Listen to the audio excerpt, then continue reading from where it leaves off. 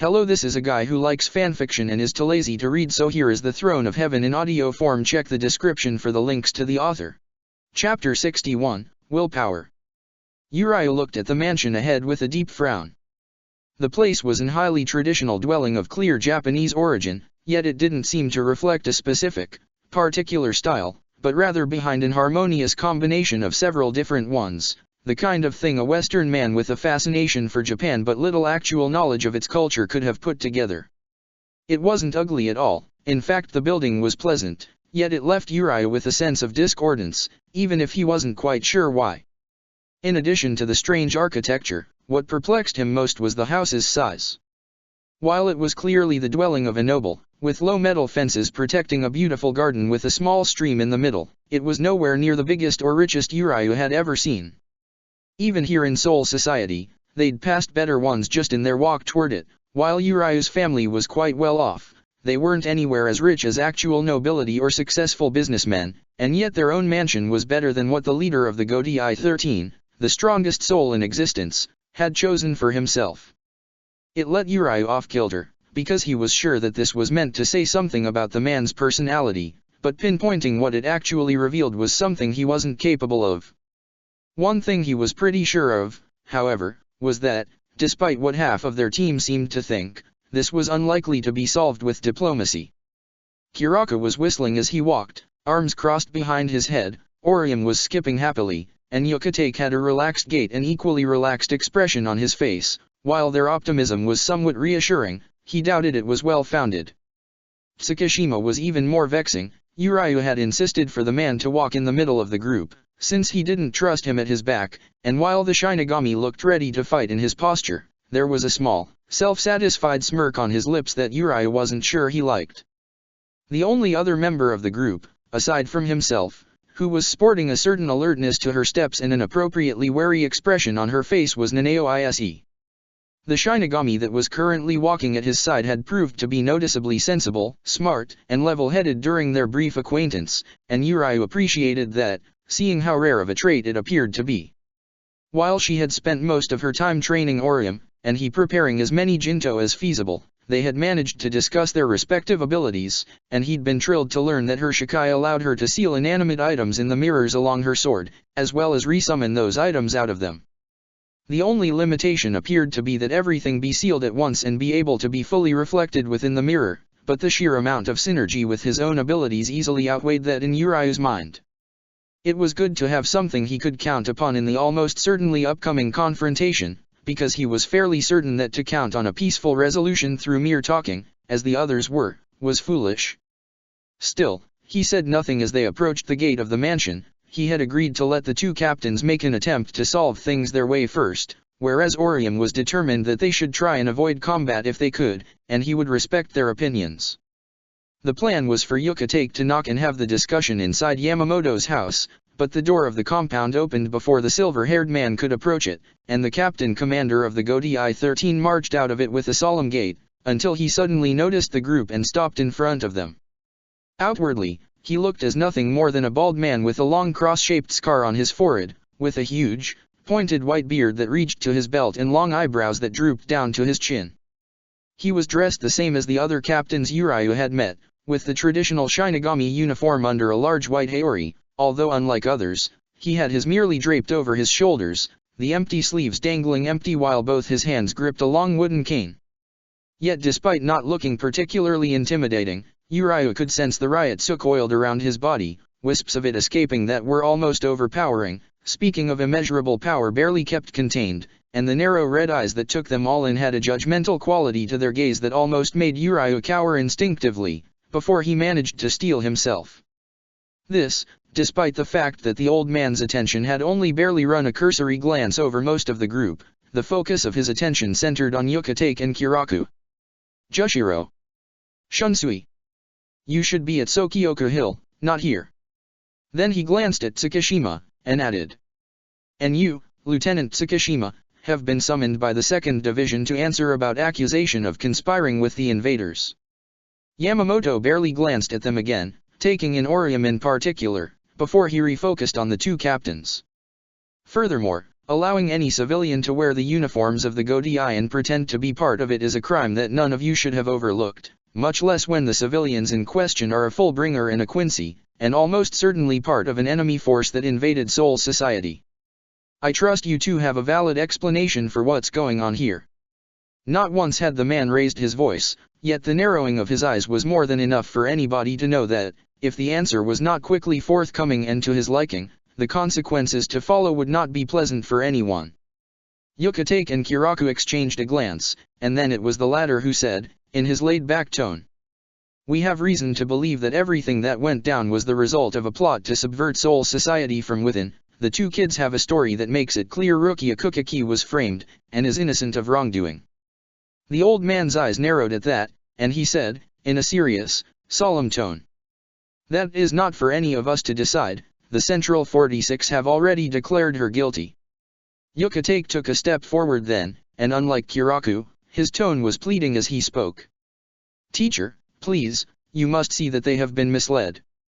If you suspended the execution and asked them to examine this new information, I'm sure they, too, would agree that it was for the best. That will not be happening.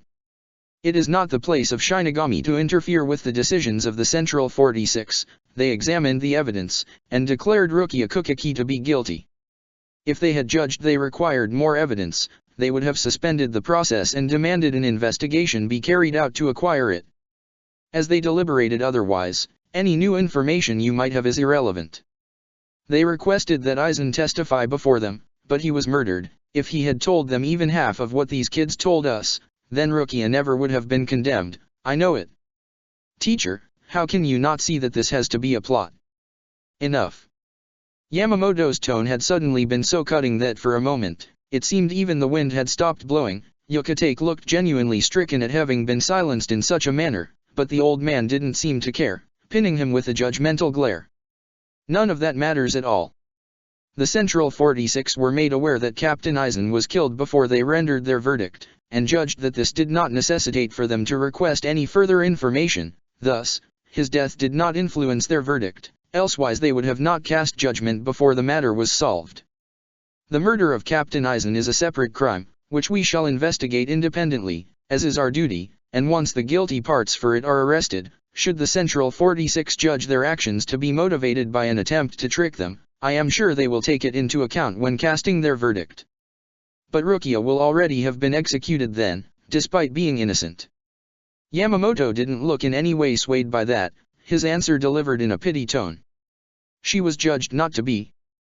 Orium, who had been looking more and more angry as the Shinigami spoke to each other, with her cheeks puffed and her fist clenched in obvious rage, suddenly spoke up at that, shouting, "That's just stupid. You can't say that something is false when there's proof it's not, and letting somebody innocent die because somebody else thinks they're guilty is just evil." Uriah knew he was the only one who wasn't surprised by Orium's sudden outburst. Certainly, Yamamoto's eyes flashed with annoyance as he focused all of his attention on her. "When I created the Godiai 13, I swore a vow that its strength would only be used to protect Soul Society, never to rule over it. The Central 46 are the ones who make our laws and stand in judgment over those who violate them. The Godiai 13 is tasked with ensuring those laws are applied and respected, and with apprehending those who break them.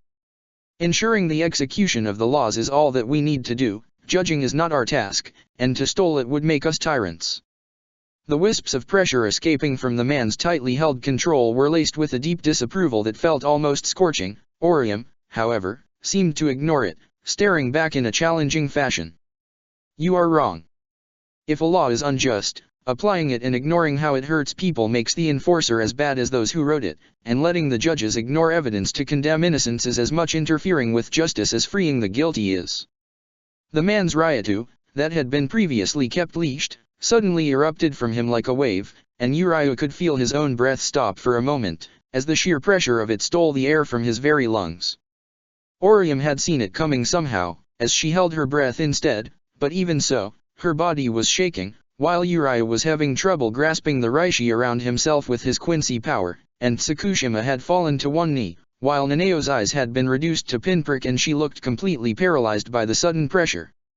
Yamamoto didn't care about the rest of them, however, only Orium, the feeling of dismissal as clear in his Ryatsu as it was in his voice. I don't know who you think you are, girl, to challenge me so, but I have no duty to justify my actions to you. Now, he turned his eyes to the two captains again, I have an important function to attend, so let's solve this matter immediately. These kids are invaders, and Lieutenant Tsukishima is suspected of cooperating with them, so you two will subdue them and hand over custody of them to me, as is your duty, before following me to witness the execution, which is your duty as well. Afterward, we shall discuss punishment for the insubordination in your attempt to support their actions. Is that clear? Yuka-take took a long breath at that, and his Ryotsu suddenly rose to contest Yamamoto's, allowing everybody else to start breathing again, as he closed his eyes and said, sounding incredibly sad. Forgive me, teacher, but I cannot stand by and let Rukia be killed. Kiraku chuckled, his tone lackadaisical as he added his own efforts to Yuka-take's to ensure that any lingering effects from Yamamoto's Ryotsu had been dispersed. And you know me, old man, where Jushiro makes a stand, I do as well. A note of anger entered Yamamoto's Ryotsu, so hot Uriah was immediately left sweating by it despite the captain's protection, as the old man glared at the two, sounding disappointed as he spoke. Ungrateful brats, after I personally trained you myself, now you try to destroy all that the Godai 13 stands for. Your actions are a stain on my honor that I shall cleanse with purifying flames. Every member of the group drew their swords then, yet Yamamoto was somehow faster as he raised his cane, the wood at the top splitting open to reveal a katana with a dark purple handle and a circular, golden handguard, which he drew while shouting, "Burn all creation to ashes, Ryujinjaka." This caused the dark gray blade to suddenly change color, turning crimson, before a pillar of roaring flames taller than the houses around them erupted out of it, rushing at the group even faster than his Ryotsu had before. Uriah heard the Shikai being called, shield like waves, Sogyo no Kawaitari, coming from Yuka-take, return, Ion, from Tsukishima, reflect, Shinkanhaki Oken, from Nanao, and two different ones, play, Karamatsu Shinju, and, hide and seek, Katen Kyakotsu, by Kiraku, but Uriah could see that none of the swords would finish transforming before the fire reached them, until it slammed against a translucent, transparent barrier of white light in the shape of a triangle, so wide and large it covered the entirety of the road. He blinked as he saw the way Orium had called forward the barrier with just a gesture of her hand, and could see the furious determination in her face as she shouted back. You can't intimidate people into doing bad things just because you're stronger than them. That's just being a bully, and nothing more. It won't work if we stand up to you. Uriah couldn't help his own grin at his friend's defiance. Yamamoto clearly disagreed, if his expression was anything to go by. The old man swung his sword, causing a new wave of fire to erupt vertically, in an arc obviously calculated to make it overcome the barrier, but Orium sent another of her fairies to do something Uriah hadn't seen her ever do before, form a second barrier at angle with the first by letting the fair be linked to only two of the existing barrier's corners, rather than forming a pyramid by connecting to all three. With the fire stopped once again, Uriah looked at the others around him, seeing how they too now seemed to be ready to go after Orium had blunted Yamamoto's opening attack. He took notice of the fact that Yuka-take's sword had transformed into two identical katana connected through their pommel by a long red chain rope with 5 metal charms dangling from it, and each of the two swords had a second blade juts out from the inside of the main blade, parallel to it but extending back towards the hilt, with the cutting edge facing inward instead of outward. Kiraku's pair were instead very different from each other, the right-handed one being a huge, curved dao with a black blade and a silver edge, with red tassels dangling from the pommel, while the left-handed one a thin but quite long jian with a golden sheen and a pink handguard in the shape of a swan's wings. Despite this difference, the fact that both of them wielded twin blades did make their claim they were used to fighting together more believable, but what really sold it was the way they stood next to each other. They were closer than usual for people fighting together out of formation, and yet they moved within each other's space with a level of comfort and familiarity that made it clear they were already putting together a plan of attack together, without needing to even speak. Tsukishima, meanwhile, had moved to the side with the smooth gait of a predatory cat, the long silver katana decorated by a motif of interlocking white feathers along the hem in his hand matching the suddenly arrogant light that had entered his eyes, suggesting he too had a plan of action already, and that he would carry it out on his own. With Orium currently keeping the flames at bay, that left Uriah to team up with Nanao, and a glance to the girl saw her nod, so he created a Rishi platform with enough room for both of them to stand on and a set of rails for it that led them high above the battlefield. As soon as he had a line of sight to the enemy, Uriah put his bow together and let an arrow fly, but Yamamoto barely seemed to notice, a ribbon of fire rising from the growing curtain of flames around him and intercepting the arrow before it could reach its target. The old man's attention was instead fully focused on Yuka-Take and Kiraku, as the two moved upwards along a stairway of golden platforms that Yuka-Take was summoning. It took a moment for Uriah to realize the captain was simply using the same kind of shields a lot of other Shinigami seemed to rely on, only he was summoning them flat and horizontal rather than vertically. The moment they cleared the top of Orium's wall, the fire immediately rushed at them, but before they could be struck, Kiraku knelt under a sudden thrust by Yuka-Take, striking in the point where the shadow of Yuka-Take's sword fell on the golden platform with his black scimitar, and they both glowed black for a moment before disappearing, just before the fire blast shoot through the place where they had been. Yamamoto whirled around, and Nanao whispered, in a hurried tone. Captain Shunsui's Shikai lets him melt into shadows and emerge from others. The captain commander is trying to anticipate from which shadow he'll emerge to attack. Uriah nodded. The flames caused a lot of the surrounding walls to project long shadows as they swirled around Yamamoto, but on the other hand, they ensured he himself projected none, protecting him from a surprise attack. In any case, Uriah was going to trust the captains to know what they were doing. He pulled a seal Schneider from his sleeve and pointed out, "Then now it's our time to strike," to Nanao, to which the girl offered a quick, serious nod. With that, Uriah propelled them forward at the highest speed he could achieve, aiming straight for Yamamoto. Once again, a sudden wave of fire rose to stop them, but Nanao tapped one of the mirrors on her sword with 2 fingers to unleash 4 of the huge golden globe that Rukia was so fond of. The fact that Nanao's sword could seal multiple already cast Kido at once had been one of the most impressive feats the girl had revealed to Uriah in their preparation for this fight. And clearly, it wasn't something that their opponent had been expecting either, as the Kido opened up a path through the flames for them. Yamamoto turned, annoyance in his eyes rather than surprise, but they were already above him, and Nanao hit another of her mirrors, releasing a dozen of Jinto that Uriah detonated the moment they impacted the man's body, unleashing a discharge of electricity so strong, he had to look away from it. When he glanced back again, however, instead of seeing the old man singed, Uriah was left astounded that he was completely unharmed, and Yamamoto caught that, scoffing at the reaction. "I've known the loneliness of being at the top for centuries, Quincy. I can isolate myself from electrical attacks far stronger than anything you could muster." Uriah was already running away the moment Yamamoto had spoken, while Kiraku and Yuka-Take took that moment to erupt from the shadow of a nearby building and charge at him. The old Shinigami spun on himself, his blade running along the ground, and as it did, the flames that erupted from it went to strike at the 2 captains from the side, but Yuka-Take turned one of his swords toward the attack, absorbing it inside the blade. However, that left him unable to do anything about the wall that erupted in front of them to arrest their charge, and when Koiraku tried cutting through it, the sword bounced back, as if the flames had physically stopped the attack.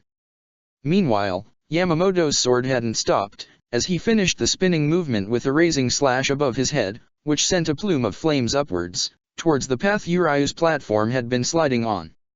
He reinforced the platforms with walls that would let them cut through the flames, and so was unprepared when, instead of going through the platforms like it should have, the fire shattered them, as if it had been a solid spear punching through it, rather than insubstantial flames.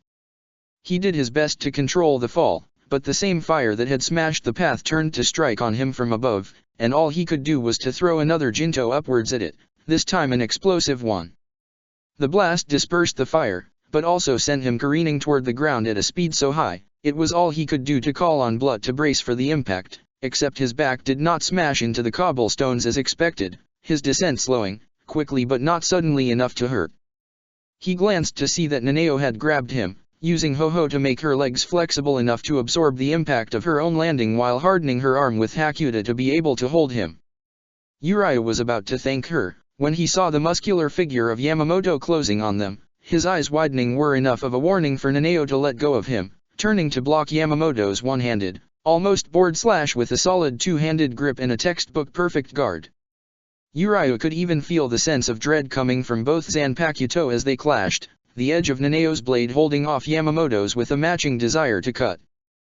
The Captain Commander's red eyes narrowed slightly at that, his cutting power increasing slightly and chipping into Nanao's blade for a fraction of a second before she immediately matched its intensity again.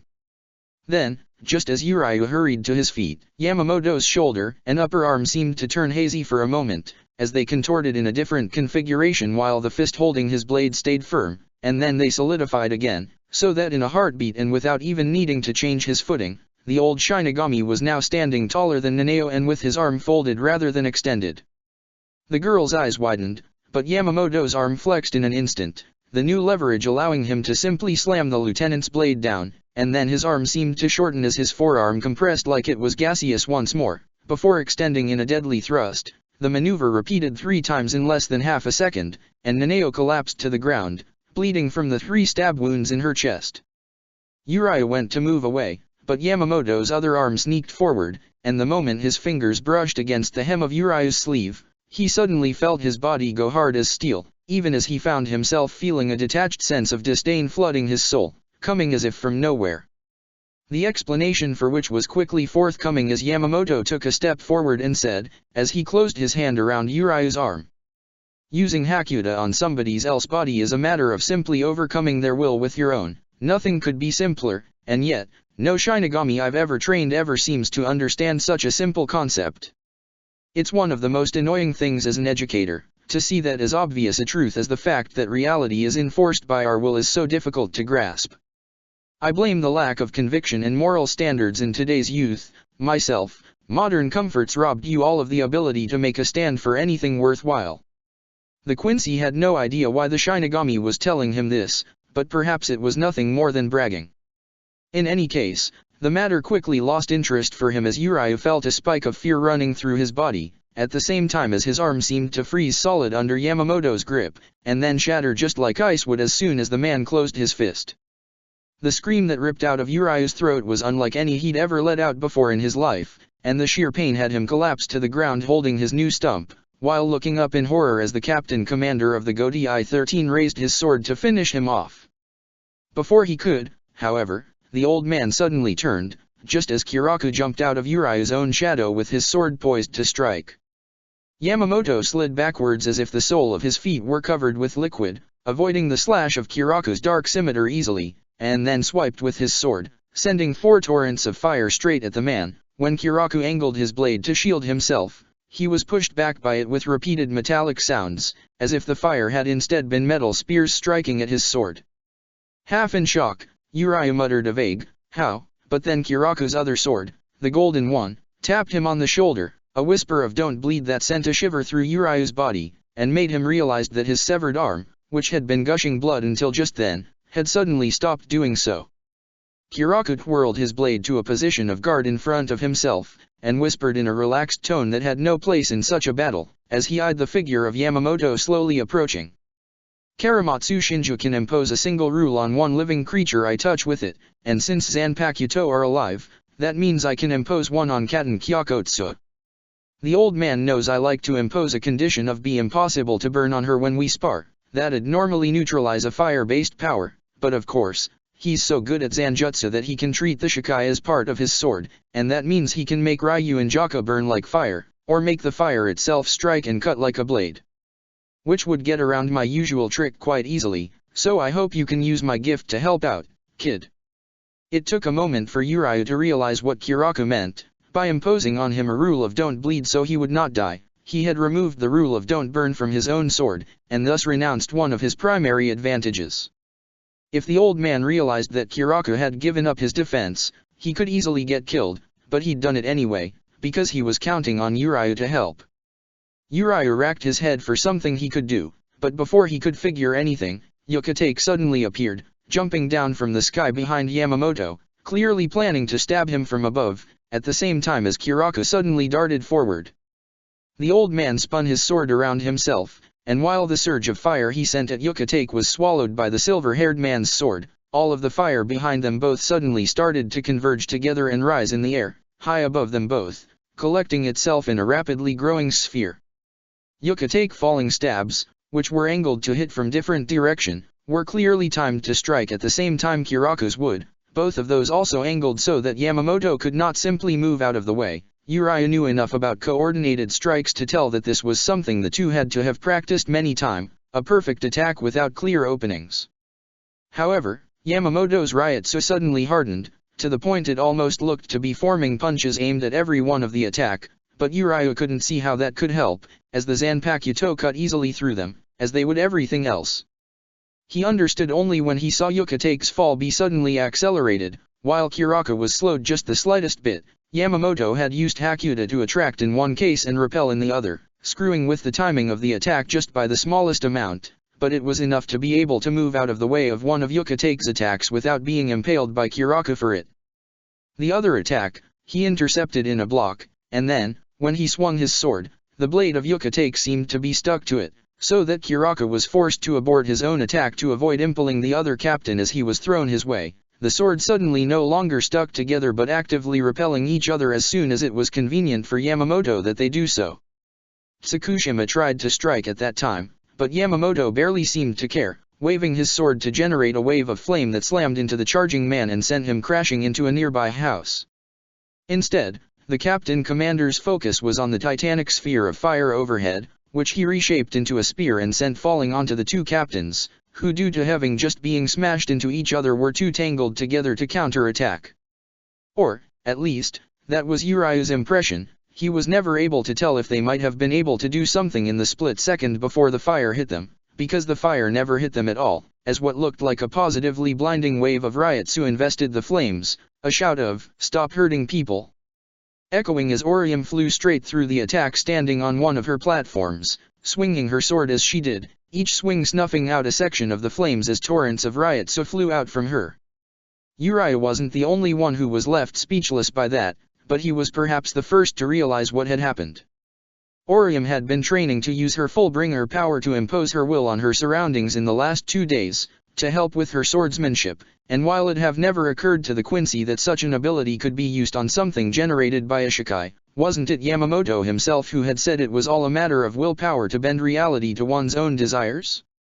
The man seemed to agree, as he glared up at Orium, especially when the girl, having dissolved his attack, ignored him entirely, as Uriah realized that, the whole time, she had been flying as fast as her platform could move toward him and Nanao. Clearly considering this a slight, Yamamoto swung his sword, a vortex of flames exploding from it, a wave of which headed straight for Kiraku and Yukatake to force them back, while the rest wrapped itself around him in multiple roaring spiral of flames which exploded from under his feet, sending him into the air, before reshaping into 6 massive wings of fire that propelled him straight toward Orium. Uriah wasn't sure if his shouted warning reached her or not, but in either case Orium spun on her heels as the platform continued forward, and raised her sword into a block when she saw Yamamoto swinging, snapping the fingers of her other, free hand at the moment of the impact.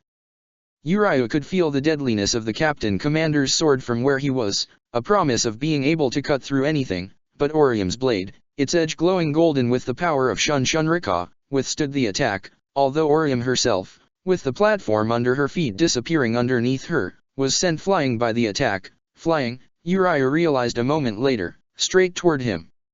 He didn't have any Jinto he could use to slow down his friend's descent, but he thought he could use Kirchenlied for the purpose, at least until he saw Orium point her sword behind her, letting out another flood of the riot so that she'd accumulated along the blade's edge erupt from it, turning the air into a cushion and the ground slightly elastic, so that she landed in a roll without getting hurt at all.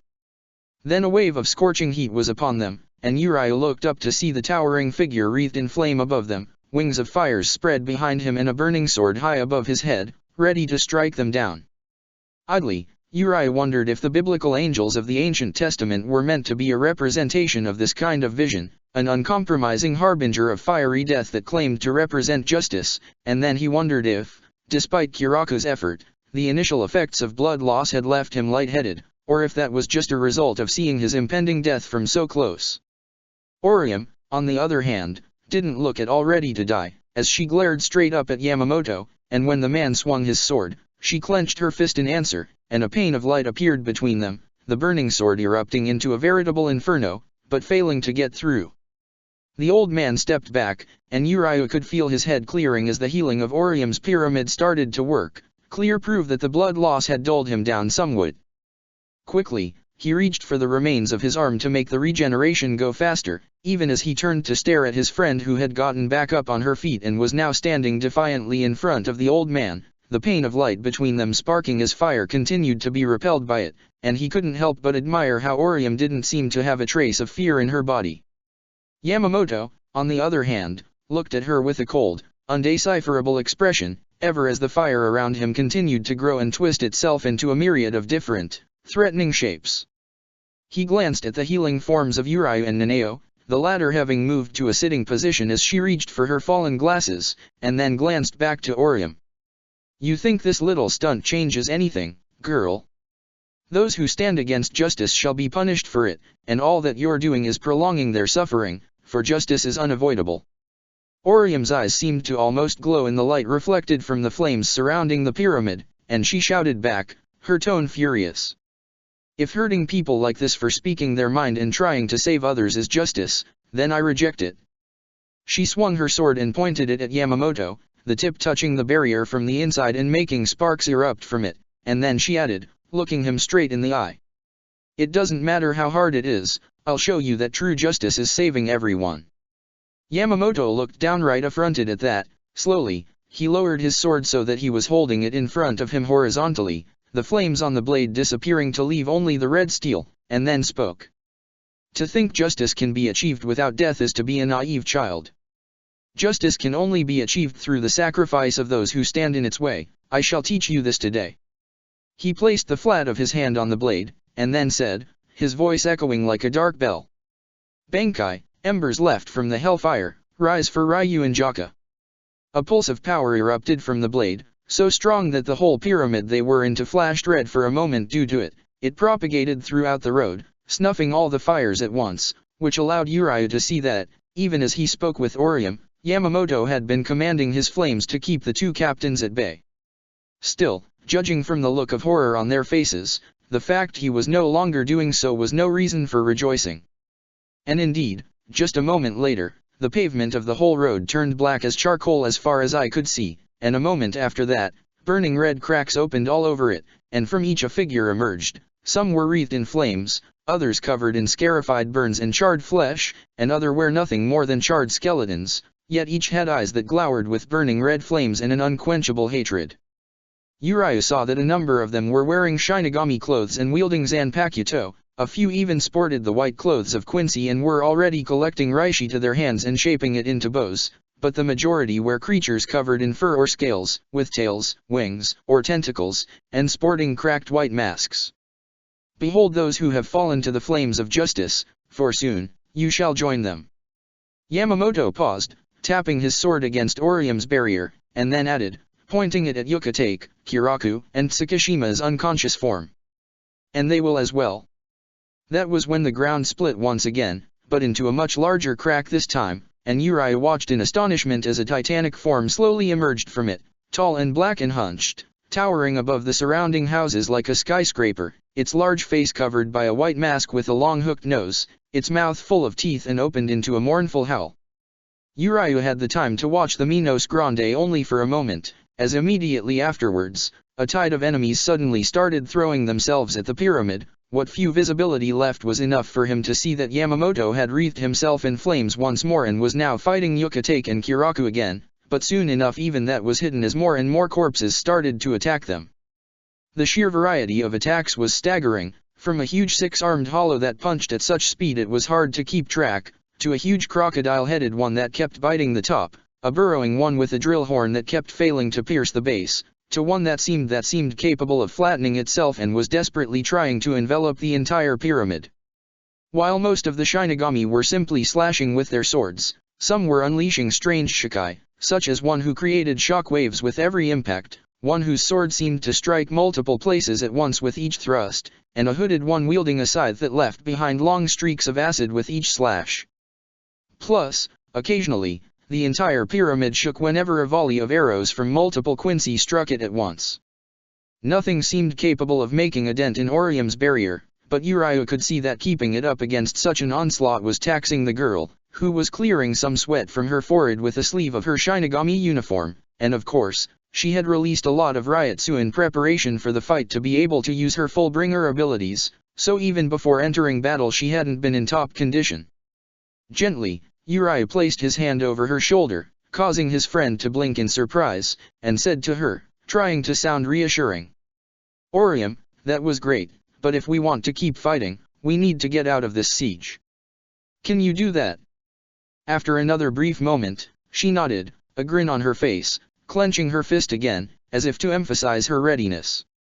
Of course. Hold on everybody, we go up. She thrust her sword high over her head with sudden energy, and Naneo bemusedly grabbed her before the pyramid suddenly accelerated upwards, the push sending a number of the creatures that were attacking it falling away. A few, however, managed to remain attached to it, including the scythe-wielding Shinigami, a large octopus hollow that was covered in scales and was gripping the bottom, and the thin, flat one that was still trying to engulf it. When the pyramid stopped its ascent, Orium fell to one knee, breathing heavily. Naneo immediately knelt next to her, waving her hands in what had to be some form of healing Kido, while Uriah took the time to survey the battlefield. From above, it was clear that Yuka-Take and Kiraku needed help. They were barely managing to keep the enemy away by using what Uriah had to surmise was one of Kiraku's two Bankai, as he kept throwing around and swapping enemies all over battlefield in a manner that was very reminiscent of the way he'd been jumping out of shadows himself. That made the battlefield pure chaos as the enemies crashed into walls, each other and the roaring flames that were once again engulfing everything, but even with that, it was clear the pressure was mounting, and the first mistake would cost them dearly. Yamamoto seemed to know this, as he was flying above the duo and unleashing torrents of fire whenever they seemed about to gain any respite. Yuka-Take was dealing with most of those by absorbing them into his sword, and occasionally unleashing the captured flames out of his other sword like a titanic flamethrower, although he was using that ability sparingly because, as Uriah quickly saw, Yamamoto was able to wrestle control of the flames back quite quickly after Yuka-Take let them free, and thus using the ability too often would risk it exploding in his face. And, of course, the Minos Grande was slashing around its arm with reckless abandon, destroying anything in its path, while occasionally letting out a hail of different projectiles from its body that tended to make ruin of anything they happened to hit. In truth, Uriah thought that the beast's wild flailing was hindering Yamamoto more than helping him, but on the other hand, the old man was clearly taking advantage of his army to only attack at the most critical times, which likely would make him able to outlast everybody else, should the multitude of creatures he'd called forth not be enough to ensure victory. Luckily, Uriah thought with a grin to himself, he was in the perfect position to finally be able to contribute to this fight, as soon as they got out of the pyramid, of course, which meant dealing with the enemies still attached to it. He glanced to Orium, who looked a bit better after whatever Naneo had done. He wondered for a moment how that interacted with the pyramid's healing power, since he knew that Orium herself was also healed by it, yet it didn't seem to help her with lasting longer, but dismissed the thought for later, instead asking Orium, "I'll need to get outside to get rid of them," to which the girl grinned and answered, "Give me one of your platforms, and I'll take care of that." She pointed her sword to the ground, and Uriah nodded, forming a smaller platform for them inside the pyramid, at a distance of about a handspan above the current floor. As soon as all three of them had stepped onto it, Orium snapped her fingers and the pyramid's floor disappeared. The octopus hollow that had been gripping it, left without its support, simply fell down, crashing into the mass of enemies below. Meanwhile, Orium pointed her sword to the wall of the pyramid upon which the hooded Shinigami was standing, which Uriah immediately answered by summoning his bow and aiming an arrow at him, and as soon as he nodded that he was ready, Orium snapped her fingers again, making that wall disappear as well while the other two, which the flat hollow was gripping, darted away behind them before breaking apart again, letting that one fall down among its fellows as well. Uriah had let his arrow fly the very moment Orium had cleared his line of fire and the enemy should have been off balance, but the hooded Shinigami used Ho-Ho with perfect timing to spread itself thin as the arrow struck its chest, and since it was just a burned-out, black skeleton, this let the projectile pass through the empty space between its ribs while barely harming it. Then, in a moment, the creature darted forward, its scythe swiping for Uriah's head. He dodged backwards, but the enemy immediately redirected the slash to cut through his bow instead, and then, before Uriah could reform it or draw a Seal Schneider, it closed in.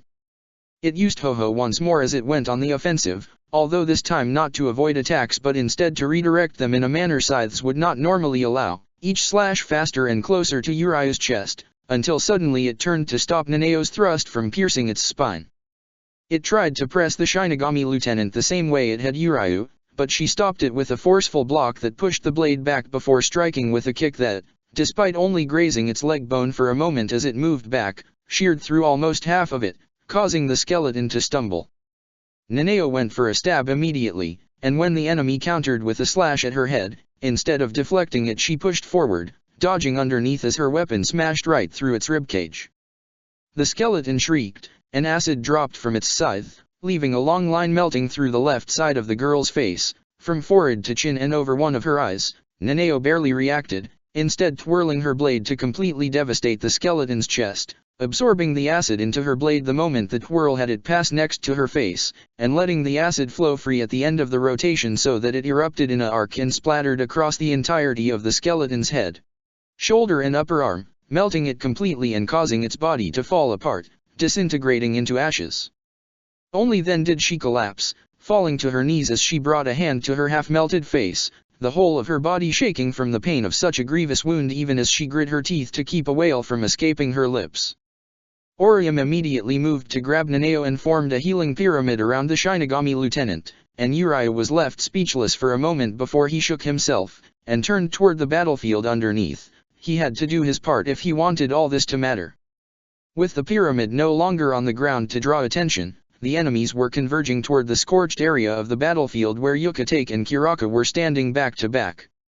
The two seemed to have changed roles from previously, with Kiraku using his black scimitar to counter Yamamoto's fires, immediately snuffing out any that it touched, while his golden Jian was constantly moving from piercing enemies who got too close to tapping Yuka-Take or one of his blades to crossing under the scimitar again, clearly constantly changing what was affected by it and in which way. Meanwhile, Yuka-Take seemed to have absorbed so many attacks that he could fire multiple different ones at once without needing to absorb anything in between any barrage, although he was still making sure to intercept any ranged attack that came the way of the duo regardless, except for Yamamoto's fire. Still, as excellent as their teamwork was, they weren't likely going to last much longer. Yuryu also noticed that Tsukishima appeared to have recovered, and to be holding his own. The man's sword seemed to be able to instantly kill any enemy it scratched, making it collapse to ashes in a moment, but even with such a one-hit kill ability, he had visibly been wounded multiple times already, and one of his arms was dangling uselessly at his side. Overall, it was clear that the situation required an extreme solution, and soon, before the enemies underneath realized Yuryu's presence and started targeting him from below, even as high up as he was, that many enemies had to have at least a few really long-ranged attack options, and besides, if Yamamoto or the Minos Grande noticed, it would all be over. He had to win this with only one strike, there was no other way. Thus, Yuryu focused, and closed his eyes. This would be difficult, but he needed to do it right if he wanted to succeed.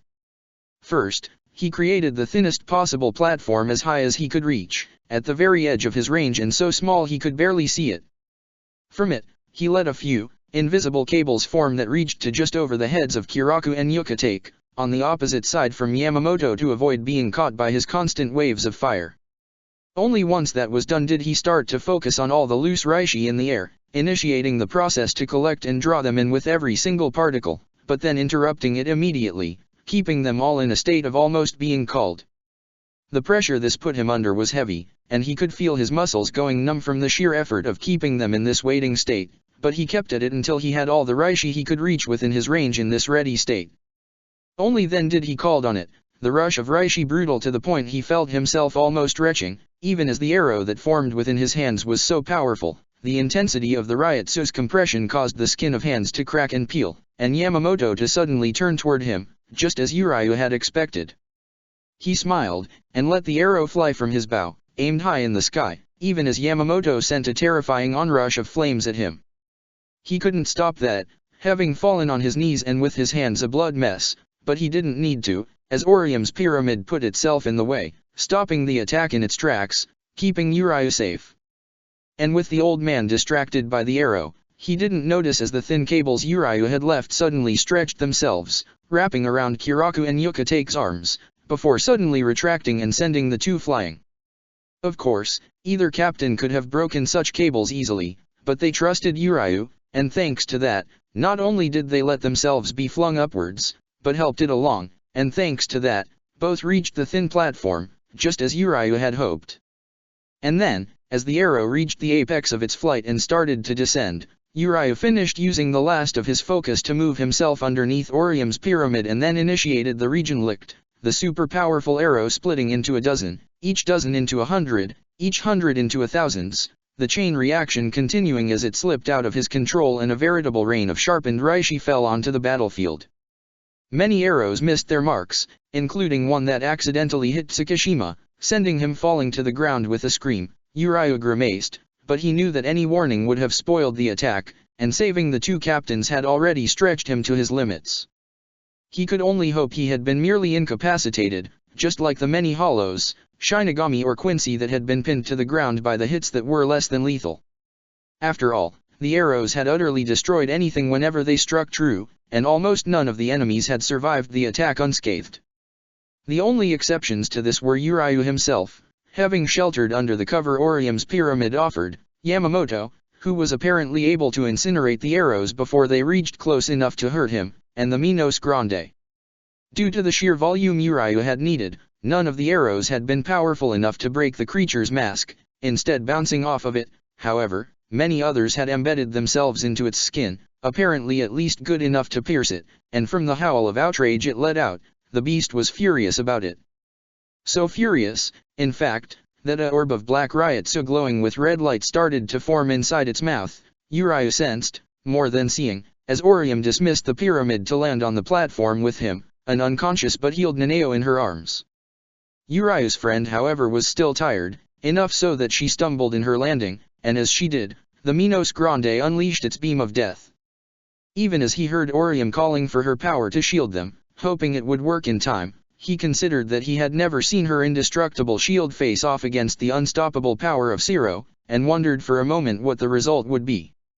Before he could find out, however, a figure appeared in front of him, long silver hairs flowing, his sword thrust forward straight to meet the dark beam, and as it struck Yukate's blade, the Zero was absorbed into it, the charms, chain and even blade glowing with red light for a moment, as if struggling to contain that power, before Yukatake struck with the other sword, the Zero erupting back from it with a roar as deafening as a hurricane.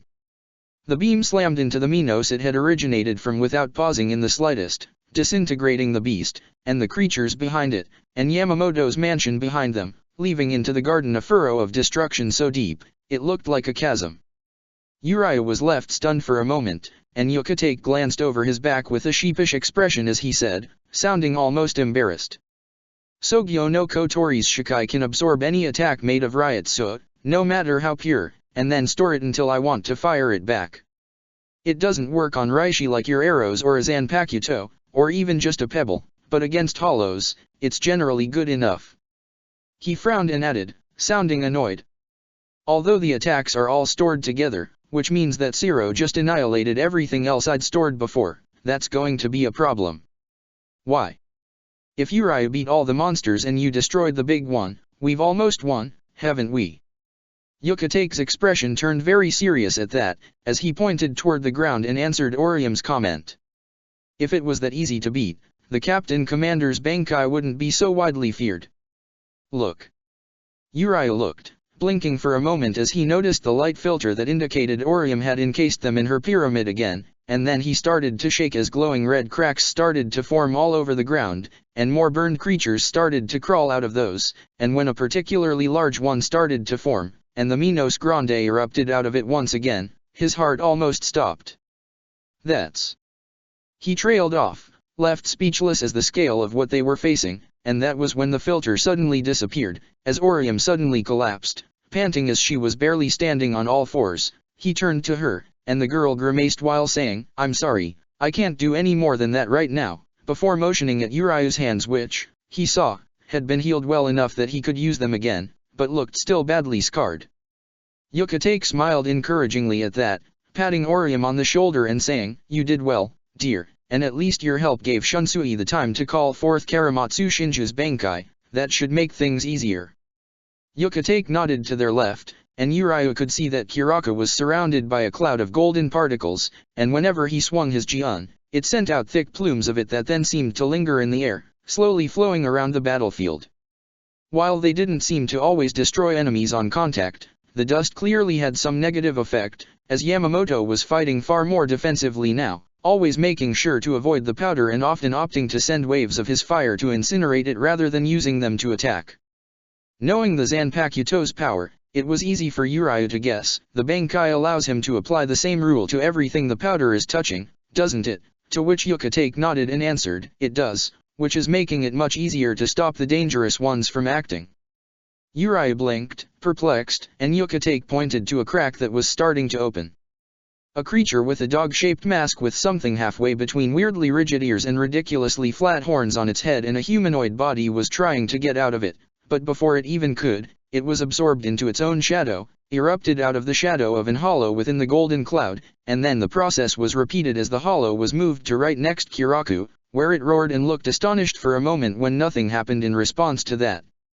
Kiraku's black scimitar cut through its head before it could do more, having started to move before it had even began to roar, causing it to collapse into ashes. Yuka-Take explained, even as his eyes were already scanning the battlefield again. The Captain Commander has killed many enemies that are just as strong as me and Shunsui across the centuries, including 2 Vastolord, one of which you just saw. I'm not clear exactly on all of the details, but we both have seen all of them at one point or another, so we already know their powers and weaknesses. Between that and taking them by surprise, I and Shunsui can kill them quickly, especially if he stops their powers from working, but we can't let any of those opponents even begin to ramp up, or we'd be overwhelmed quickly. Which is why the Captain Commander was focusing on keeping up the pressure, and your little intervention had put him on the back foot, but not enough for us to really launch a serious counter-attack. Urayu frowned, then realized that they weren't been attacked at all during the speech. As he glanced around, he realized with a start that, the whole time he had been talking, Yuka-Take had been slashing his sword back and forth, capturing attacks from down and sending them back without even turning to watch. Apparently, he trusted his sensory abilities and reaction times that much. Or, more likely, he was just that good. Which was why Urayu asked, confused. So, what do you need to launch a counter-attack then? Do you need time to release your Bankai, or something else I can help with? Yuka-Take shook his head, answering my Bankai works by contact. I stab a surface, and I can use it as if it was the blade which is touching it. It's great in cramped quarters, but on a street, I'd be a sitting duck while needing people to actually target the ground or a specific wall to make it work. I could trick somebody into that, but not the Captain Commander. Same reason we're not using Kido, really. He knows that I could usurp control of any that he tries to cast, and he would immediately use his Shikai to burn any I tried to initiate. Unless he's fully distracted by something else, it'd be useless. The only one who has ever been fast enough to cast Kido on the Captain Commander was Aizen, and being able to cast without need for even a gesture is what earned him his grand mastery. Yuka-Take was frowning, clearly trying to figure out something he could use, but Urayu thought he had an idea, so he asked instead, what if you could change the surface you were absorbing or striking from on a whim? The captain watched him with confusion, and rather than trying to explain, Urayu decided a demonstration would work better. He focused, fighting his mounting headache, to draw together the reishi from the multitude of arrows scattered across the street, and with an effort of will, he called them up to form a tall pillar, while at the same time creating a set of thin lines along the ground and connected to the various buildings, and then showing Yuka-Take that by focusing, he could cause further pillars to sprout from any of the connected pathways, like a dynamic, reactive labyrinth. Seeing the shock on the captain's face, the Quincy grinned and asked, "Does that helps?" To which the man responded by smiling and saying, in a confident tone, "Bankai, strike like lightning, Sogyo no Kawaitari." The blades shone with white light for a moment, as the reverse blade on each grew, attaching to the hilt, while the number of metal charms on the chain multiplied, from 5 to almost 50, but other than that, there was no visible change in the swords. Yet despite this, Urayu could feel the sheer power as the combined Ryutsu of the man and his Zanpakuto rose to incredible power. While not as strong as Yamamoto had been, there was a quality to it, a sense of purity, that the older Shinigami had lacked. Yuka-Take tapped the pillar, then motioned with a finger there to Urayu, and as he followed the command and caused a pillar to grow at the indicated point, a globe of acid that a hollow had spit at them smashed into it, and was immediately absorbed.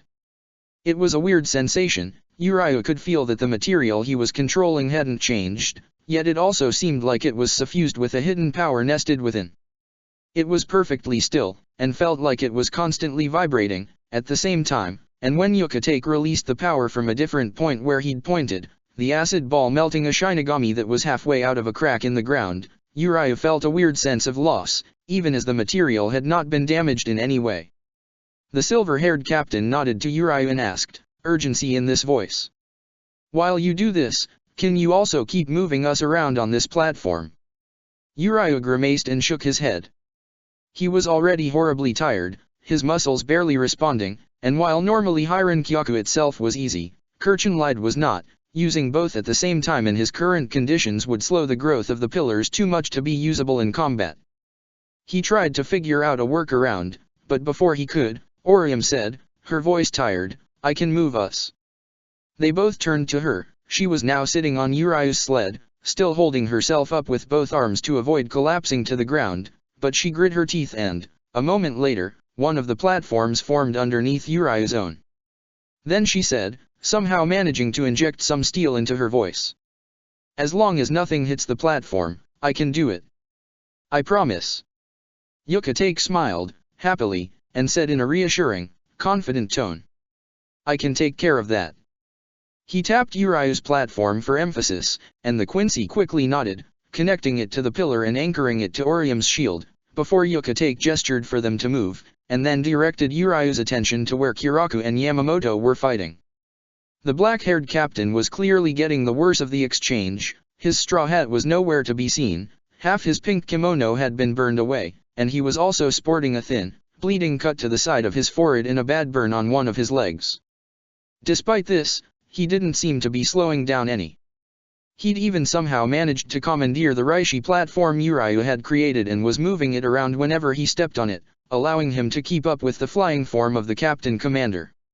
He kept sending clouds of golden dust flying at him, forcing the older Shinigami to use his fire to stop them, and constantly disappeared whenever Yamamoto put him on the back foot, only to jump out from another angle, forcing the old man back to a more defensive position.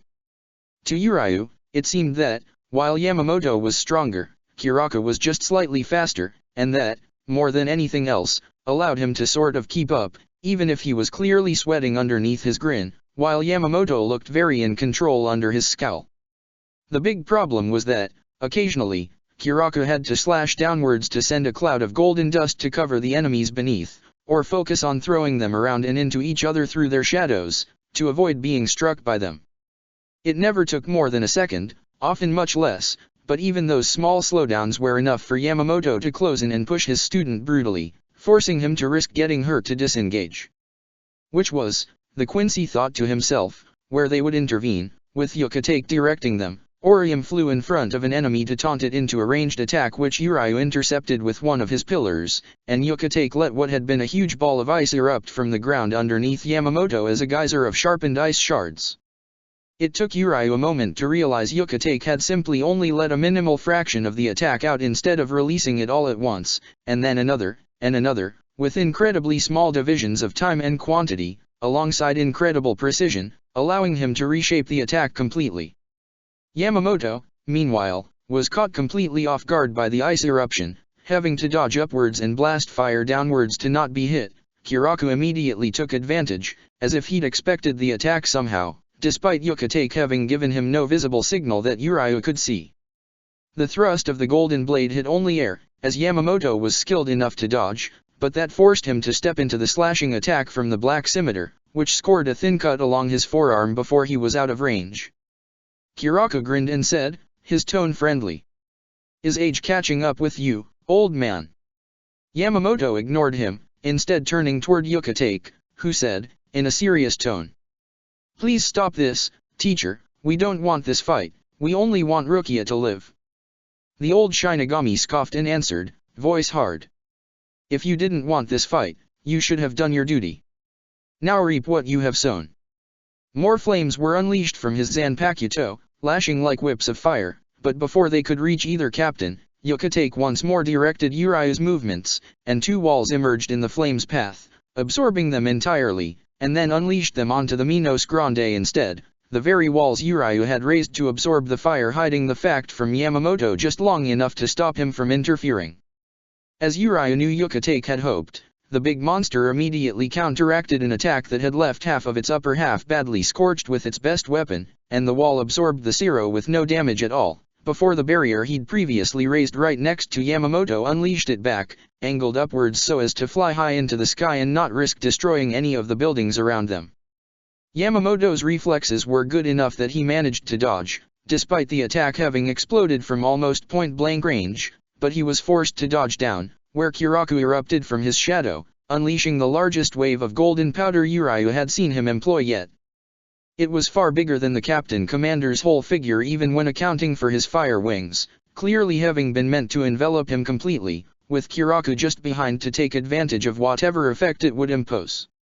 And with the Zero erupting at his back, above him, really, Yamamoto had no real room to dodge. Or so Uriah thought. However, the old man was crafty, and a moment before the wave of golden powder could reach him, the fire armor and wings he was enveloped into exploded, blasting the Bankai's dust back as well as sending him flying away to the right, although, considering he had just destroyed his wings, it was more of a controlled fall than a flight.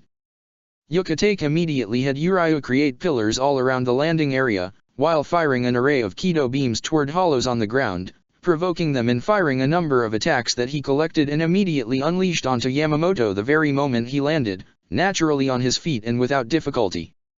The Captain Commander slid backwards, dodging the barrage with relative ease, and swung his sword to create a wave of fire aimed at forcing the incoming Kiraku back. Uriah intercepted it with a wall that Kiraku collided with but didn't smash through, instead entering his own shadow projected on the wall as if it was a portal, before emerging from the shadow of Orium flying platform as Yucatec directed it to be positioned behind Yamamoto.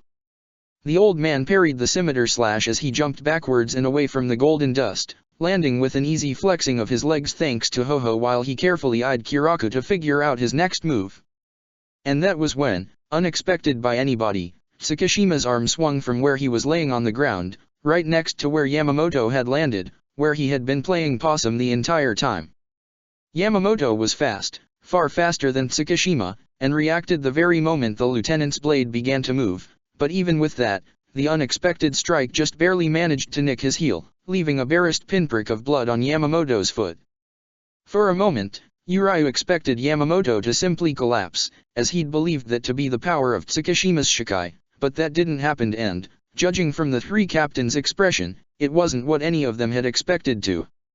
Instead, Tsukishima immediately jumped backwards and said in a triumphant tone, "It's done. I got it." Yamamoto's expression turned immediately dark, as he growled traitor. Tsukishima blanched, and his sword suddenly changed from its more refined aspect to a mere katana. He seemed to expect that to do something, but Yamamoto's expression didn't change in the slightest, as the old man said, apparently having completely forgotten about everybody else. "If you think that's going to work with me, little worm, you've overestimated yourself." Yamamoto darted towards Tsukishima at full speed. Uriah didn't have enough material to rise a wall in the way, but Kiraku was able to send a cloud of golden dust in Yamamoto's path fast enough.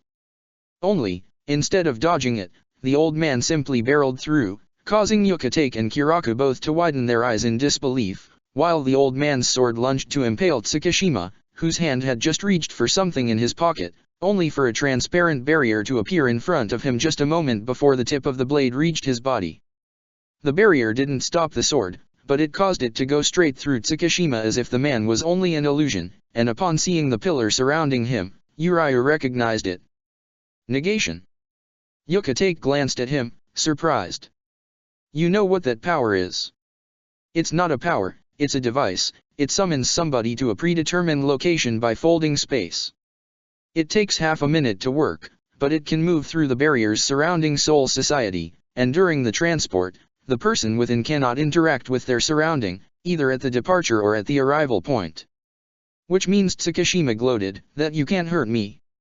Yamamoto glared at him, apparently furious. "Have you no honor, to trick my students into fighting just so you could use your power on me?" Tsukishima shook his head, and answered, looking supremely unconcerned. "The time for your honor is over, old bastard, your world is at its end." Yamamoto turned his back to the slowly fading figure of Tsukishima, looking straight at Yucatec instead, and then, to Uriah's utter surprise, The old man bowed his head slightly. You were right, Jushiro, there is a plot afoot, and to let it go through could destroy Soul Society. If you would accompany me, we have an execution to stop. Tsukishima laughed openly at that, and even as his face started to dissolve, he said, in a mocking tone.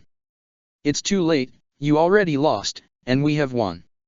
And with those words, the Shinigami disappeared, leaving Uriah with a cold shiver running down his spine at the idea that he could be right, and they could already be too late to save Rukia. Chapter 62, Trial. As they emerged from within the skeletal snake's huge body, Chad needed a moment to collect himself, the acceleration of the snake's movement having been far above what he'd expected. Tatsuki, on the other hand, rolled out of the giant vertebrae she'd been traveling into with a huge grin, something she shared with the 3 members of the 11th Division, and exchanged an high-five with Renji as she said, sounding excited. Now that was what I call traveling in style. It was amazing. Izuru, who was the only one who seemed to have shared Chad's dislike for their method of transportation, let out a grunt and gestured to the crowd of Shinigami they'd just crashed into, and who were slowly recovering from the explosion of rock and dust caused by the titanic bone snake erupting from the ground. Being crushed by enemy numbers isn't going to be. Tatsuki grinned at that, and Chad knew her well enough by now to see that her self-assured stance was no bragging. She truly believed the horde of Shinigami facing them would not be a problem. Something she confirmed as she slammed her fists together, saying, I'll take care of that, before the hollow mask appeared on her face, and as she swung her arms forward, huge waves of blue flames erupted from them and slammed into the enemies. Chad saw that this didn't set them on fire, and instead the flames acted as if they were solid, pushing the people they hit backwards and into one another, sending them toppling to the ground. Chad also could sense the fear blossoming in all of them at this, as if the fact the fire hit like a weapon instead of burning was, for whatever reason, scarier to them. While Chad was pretty sure that at least a few of those Tatsuki had hit could get back up again, considering what he'd seen of Shinigami durability, he could also sense that many didn't seem willing to try, especially as his friend sent more and more walls of fire hurling at the enemies as she charged ahead. Chad followed, because he could see a concentration of more Shinigami higher on the slope, and those seemed ready to throw the attack off. He called for the gauntlet around his fist, but before he could strike, a bird let out an almost deafening shriek. Upon checking, he saw it was the white hawk on the pink-haired girl's shoulder, watching at something behind them. Eyes narrowed, he followed the beast's gaze even as the girl shouted, sounding more excited than worried or scared. Oh, look. Magu Magu, Hissa Hissa, and Tetsu Tetsu followed us. Indeed, the 3 men that Captains Tuan and Komamura had sent after them had managed to track the snake's underground movement. Chad wasn't sure how impressive of a feat that exactly was, but he would not expect anybody a captain had trusted to recapture them to be weak, so he didn't hesitate to send the beam he had meant for the Shinigami further up the hill at their pursuers instead. The one at the front was the big guy with short white hairs, and he reacted faster than Chad had expected, drawing his very short, almost knife-like Zanpakuto, and roaring, "Blast away, Tekken," which caused it to transform in a pair of shining metal gauntlets covering both of his forearms, each silver in color and with small blades along the edges of the fingers. The movement flowed into a punch smoothly, with the practice of one who'd done it many times before, as he jumped straight into the path of Chad's beam, which exploded upon contact with the man's gauntlet. The man sailed through the explosion he'd created without fear, and clearly without getting hurt as well, and as he landed with his fist to the ground, that caused another explosion, which was followed by more, repeating themselves 3 times a second, all originating from the same focal point. That this was intentional was proved by the way the shards of broken stone caused by the explosion were sent shooting at them like Build, which displayed a clear control of the ability and the explosion's angle on the man's part. Izuru swiped his own Zanpakuto through the cloud of deadly projectiles, immediately causing them to collapse to the ground as if they weighted far too much to stay in the air, but he grimaced as he did so, eyeing the other 2 Shinigami who'd landed next to the white-haired one. This isn't going to be easy. At that, one of the 3 member of the 11th Division, the bald one, grinned madly and answered. Speak for yourself, amateur, for us professionals this is going to be amazing, and I'm calling dibs on Iba. The black-haired man with sunglasses let out a tired breath and said, in the tone of one who knew his words weren't going to change much. This is only about getting in a good fight for you, isn't it, Ikeku? What about the law? The law says I should obey my captain, which I am doing. Now get ready for a proper scrap."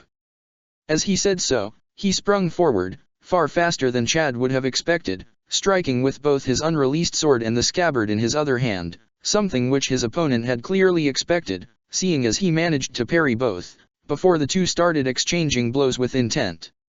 Next to Chad, Yumichika let out a sigh, then said, looking him in the eyes, "You and your friend go ahead and get the girl, we'll take care of matters here." "What if I didn't want you to?" They turned toward the ground in front of them, where a tall blond man with a bored expression in his purple eyes had just showed up. He didn't feel notable in any particular way Chad could detect, but the white haori of a captain which he was wearing suggested otherwise. In his hand was a katana with a diamond-shaped golden crossguard and orange handle, not yet released, but as he raised it, the sense of deadly threat Chad had learned to associate with a Zanpakuto's ability to cut through anything made it clear that made it no less dangerous. The man glanced at his blade, before turning his attention on them. "Perhaps you would consider surrender?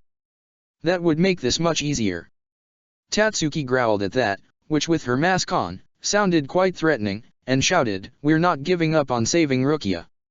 As she punched forward, a massive fireball heading for the captain. Before it could hit, however, a dark-skinned man with his afro styled into a five-pointed star jumped in front of it, swinging a kanabo that was at least twice as large and as long as the man himself into the path of the blue flames. The Zanpakuto absorbed the fire entirely, leaving nothing behind, which left Tatsuki stumped for a moment as she commented, "Well, that's gonna be tricky," to which the man replied, in a deadpan tone, "Quite. You're not the only one who knows how to play with fire, girl." And, as if to confirm, roaring flames erupted all over the weapon and then grew well past its tip, forming into a huge pillar of flames in his hand that he swung as if it weighted nothing. Before it could hit, however, a white turtle slammed into it, spinning against the flame blade for a few seconds before morphing into an elephant covered in scales not dissimilar from what a crocodile would have. The sudden, enormous weight on it caused the ground to collapse in an explosion of broken rock and sending the two new arrivals rolling backwards, although the pink-haired girl easily maneuvered to land on the elephant's head and shouted, sounding happy, "Go forward, Muscles and Maski. Ken-chan will be angry if you let yourselves be stopped here." As if in answer, the blonde captain emerged from the cloud of dust with incredible speed, the blade of his weapon having been replaced with a long, segmented golden whip whose tip was shaped like a rose with petals made of blades. He swung at them, but before the blade could hit, the trunk of Yachiro's white elephant swung on its path, wrapping around it to stop the movement. The man glanced at the kid's grinning face, then flicked a finger against the crossguard with the barest of annoyance on his face. In answer, a clean ringing sound, a single note, started reverberating, increasing in pitch for a moment until it suddenly erupted into a sound too high to be properly perceived. Chad would have compared the experience to having an explosion happen directly inside his ear, if the sound hadn't been so pure and singular. He could feel himself swaying, his balance failing him, while Tatsuki was on her knees, hand on her ears, the mask on her face having disappeared, and the white elephant, he saw, had let go and fallen to the ground, blood dripping out of its large ears. Which Chad wasn't sure made any sense, since wasn't the elephant supposed to be a sword? Were Zanpakuto sentient enough their senses could be affected like that? In any case, the captain advanced on them slowly. Chad sent a beam his way, but with his current lack of balance, his aim was off, and the man was able to avoid it simply by swinging slightly to the side, without even slowing down in his stride. No one can properly fight when their senses are messed with. This is where your invasion stops. Tatsuki grimaced, getting back to her feet slowly, and Chad shook his head, his balance returning, and the man clearly noticed, as he was moving his hand to the crossguard of his weapon again, when a sudden shout interrupted him, coming from behind him. "We won't stop until Rukia is free." The blonde captain turned, spinning on himself so fast Chad had trouble following, his golden whip swinging with a strength that was vastly increased by the power of the spin, slamming straight into the skeletal snake's head that had spoken with Renji's voice, the impact causing an explosion of displaced air that disintegrated it completely. It didn't, however, hurt Chad, Tatsuki or Renji himself, who erupted from the ground riding atop a different serpent's head, and while their opponent spun back again in surprise, already bringing his golden whip to bear, the redhead had anticipated and already pointed his sword and had it extending, the strike hitting the man in his belly and sending him backwards, smashing into the hill's ground a considerable distance away, in another explosion of dirt. Renji turned to them, speaking to Tatsuki since she was closer. "Hurry up, fire girl, I'll handle things here." She grinned, gripping his wrist with a nod as she answered. "Then see to it while I'm saving Rukia, Snake Boy, and get out of it one piece." Then she darted forward, and Chad followed. He expected that she was going to need help to make it to the top, and that was confirmed when, just as they reached the point where the hill curved into a large, flat circle covered in complex patterns, two more figures got into their way to stop them. Chad recognized the busted blonde at the back as the lieutenant that had been at the ambush to catch them, Matsumoto, and he knew she was strong, since she'd so easily defeated Izura last time they'd met, yet, he knew the real danger was her companion, given the white Haori. The two stopped in front of them, and the captain slammed her weapon in the ground, a long pole with a heavy spiked ball at one end and a large, sharp monk spade at the other, her turquoise eyes regarding them with disdain from behind her red-rimmed oval glasses. "I am Lisa Yodomaru, captain of the 10th Division, and while I don't expect it will make you reconsider, my conscience demands that I warn you to stop. You cannot defeat a Shinigami captain." Matsumoto laughed, her eyes glinting with recognition as her gaze met his, and she said, sounding amused. "I don't know, Lisa, that one there was willing to surrender last time, maybe he'll see sense again." The captain's expression went from severe to perplexed for a brief moment, although she didn't stop keeping watch on them both, and Chad had little doubt that she would react violently if they made any threatening moves. He did. Oh yeah, and it's not like he's a coward either. He had just taken down one of Captain Komamura's giants to allow Shihoin to escape. While the woman seemed to consider this, Tatsuki frowned and asked him, her own eyes also carefully surveying every action of the two Shinigami in front of them. "You met this gal before, Chad?" He nodded. "Rangiku Matsumoto. Her sword turns into exponentially growing ashes, and she has enough control on them to both direct their movement and selectively decide if they should solidify or stay liquid. She's a dangerous opponent." Tatsuki nodded at that, while Matsumoto placed a hand over her chest, amused mockery in her voice. "So flattering. It's always nice to know my strength is recognized, but that just adds more reason for you to surrender, doesn't it?" Chad shook his head, rising his fists in front of his face as he said, letting his genuine sadness show in his voice so they knew he wasn't lying. "That is not possible. Regrettable as it is, if fighting is the only way through, we will do it. We need to." "Why?" The questions was so unexpected that, even as he turned his eyes toward Yodomaru, Chad wasn't sure how to answer it. Tatsuki seemed more outraged than anything else, while Matsumoto looked confused, but that was enough to keep both from speaking, and allow Yodomaru to go on. "I understand your determination, but even if you saved your friend today, that would change very little. For something as big as this, you would be making an enemy of the entire Godi 13. We would be chasing you, forever, until all of you were either dead, or captured and executed. It's not a matter of if, only of when. You cannot stand against all of us, you're too few and we're too many. And it's not like you would have a life worth living, as you would be hunted down forever, forced to be constantly on the move, not a moment of peace, no safe time to rest, no chance to actually get any enjoyment out of being alive. Is that really worth it?" Chad wondered, briefly, whether the woman really believed her own words, or if this was just something that she felt she had to say, some attempt to demoralize them. Before he could ask the question, however, Tatsuki answered, rage in her tone. "Of course it would be worth it. But that's not what's going to happen. You think you know everything, but you've no idea what's going on." That caused the captain to frown, but rather than be offended, she seemed surprised. "What is it you think I don't know? What will happen? Once we save Rukia and she can speak for herself, we'll be able to prove that Jin was the one behind everything." Matsumoto scoffed at that, clearly annoyed as she said, glaring at Tatsuki. "Really? You're going to bring up Shihoin's conspiracy accusations again?" Tatsuki glared right back, absolutely undaunted, her fist clenching and the riot surrounding her body starting to flow in a manner that made it clear to Chad she was a breath away from summoning her hollow powers and start setting everything on fire once again. "It's not just accusation, I have evidence of his guilt, right here with me? Really? You think that's going to dash wait? Yodomaru's words interrupted Matsumoto's, as did her raised left hand. As Tatsuki moved her glare to the captain, the woman said, in a serious tone. Would you show this evidence to me? What, so you can destroy it? Matsumoto bristled at Tatsuki's dismissive answer, but Yodomaru didn't, instead looking intrigued as she said.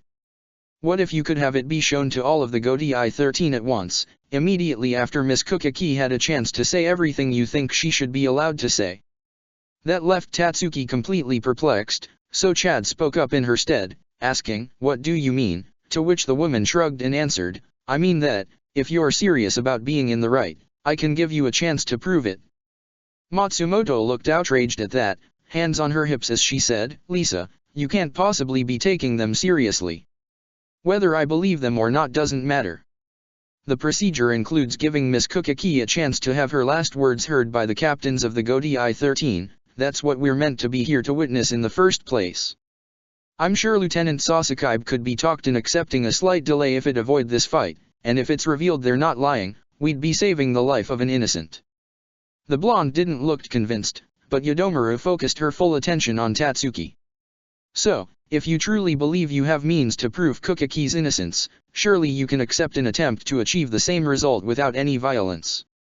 She exchanged a glance with Chad, so he offered a brief nod. Not only was this as sensible a path as they could hope for, but if things didn't work out, they'd just be closer to Rukia and better able to save her. Tatsuki clearly believed the same, as she nodded back and answered. If you're good for your word, that's fine for us, but we're coming personally, and we're not surrendering. No offense, but I don't trust you. Yodomaru chuckled, obviously amused at that. I wouldn't expect you to, but it doesn't really matter, if you are the ones lying, I can take you down just as easily, no matter where the fight takes place. So why not take them down right now? Everybody turned toward the direction of the voice, and even though he had never seen the man before, Yuriuki's and Urahara's descriptions had been clear enough that Chad was sure the silver-haired, smiling man with a white haori over his Shinigami uniform and with a tanto in his hand was Jin Ichimaru. Something which Yodomaru confirmed as she turned an annoyed glare on the newcomer and said, As I just explained, Captain Ichimaru, we might just be able to reach a peaceful solution instead. The man's smile, unnervingly, didn't change at all. Chad almost instinctively frowned at that. He himself wasn't the most expressive of persons, he knew, but because of that, he did try to communicate as much of his moods as he could with things like body language. And the thing was that Jin's body language was entirely neutral in a way that didn't just contrast with his obviously fake smile. It felt as if every muscle in Jin's body was as relaxed as it would be in a sleeping man, and when he gestured with his sword arm, the movement was controlled and smooth in a way that lacked any sign of the feeling behind it, almost as if his body only moved in response to conscious thought. It made it seem as if he was puppeteering himself, which made his seem even more creepy than his mocking smile and voice did. Why should we care about that? We have an execution to see to, and no time to waste. Yodomaru frowned, and said in a clearly annoyed tone. They've made accusations that it is our duty to at least verify, and have evidence they will show us in exchange for nothing more than a brief delay and some leeway in what Kukaki's last words should be allowed to be. To ignore something like what they claim could put Seoul society in danger, so it's our duty as captains to do what we can to learn what they have to say, and it wouldn't contravene procedure. Jin's smile turned amused at that, gesturing at himself. And that's not at all because this is more of Shihoan's rambling about me framing her, right? Yodomaru's frown grew deeper, and her grip on the long weapon at her side tightened, although unlike Jin, Chad was confident enough that for her, it was just an unconscious reaction to being nervous. Something which her next words, spoken in an almost snappish manner, confirmed. Well, if you're not guilty, that's nothing worrisome, is it? It's a waste of time when we should be doing our duty instead. If he hadn't been watching Jin's every movement, Chad might have missed the minute twitch in the man's forearm. If he hadn't realized that nothing about Jin was spontaneous or instinctive, he wouldn't have found anything suspicious in such a minimal movement of his muscles. As it was, however, Chad was into motion before Jin had finished aiming his sword at Tatsuki, shouldering her out of the way just barely before his sword cut through the space she'd been standing. The man's smile turned wry as he adjusted his aim, and as they'd both fallen on the ground due to his hurried tackle, Chad knew they wouldn't be able to dodge, but luckily, the extending blade was knocked to the side by a blast of wind. Jin's face moved to focus on Yodomaru, who was openly scowling and said, trembling with rage, "What do you think you're doing?" Jin, for his own, didn't look in any way scared, or even worried. "My duty." You, on the other hand, just attacked a fellow captain. But if you stop interfering, I will not report your actions. We can keep your ineptitude a secret. That was clearly not the correct thing to say, as Yodomaru's answer was to swing her sword, sending a huge blade of wind at Jin. The silver-haired captain parried it with his Zanpakuto, but they didn't seem to care, as she started to spin her staff and said, in a low, angry tone, "You know, I thought they were just fanciful tales, but now I'm certain there has to be some truth to the accusations against you, and I'll get at the bottom of it, one way or another. How about you get out of the way of that instead?" Apparently unbothered, Jin made a quick gesture with his fingers, sending a glowing golden ball to explode high into the air, before answering in an amiable tone that matched his smile. "I think I'll instead accuse you of having attacked a captain of the Godai 13, you can surrender at any time, but so long as you don't, I'll fight as best I can to defend myself." All Yodomaru's did in answer to that was to conclude the twirling of her weapon with a large, sweeping movement of it that sent what looked like a twister of cutting and crushing winds at Jin, forcing the man to retreat along the side of the hill. She was behind him immediately, and Matsumoto ran after them shouting, "Lisa! Jin! Stop this!" barely sparing Chad and Tatsuki a glance before obviously deciding to ignore them. Chad helped Tatsuki to her feet, and with the three Shinigami no longer in their path, they started to rush across the flat hilltop, toward the two pillars at the center. The ground was covered in complicated patterns that were starting to light up with a golden glow, as if some sort of effect was slowly spreading across the entire area. However, what captured all of the attention were the two figures at the center. One of the two was a very familiar girl kneeling, with glowing golden chains attached to the collar around her neck, and in front of her stood a Shinigami with gray hairs, a pencil-thin mustache, and a uniform which, Chad found with some relief, wasn't covered by a white haori.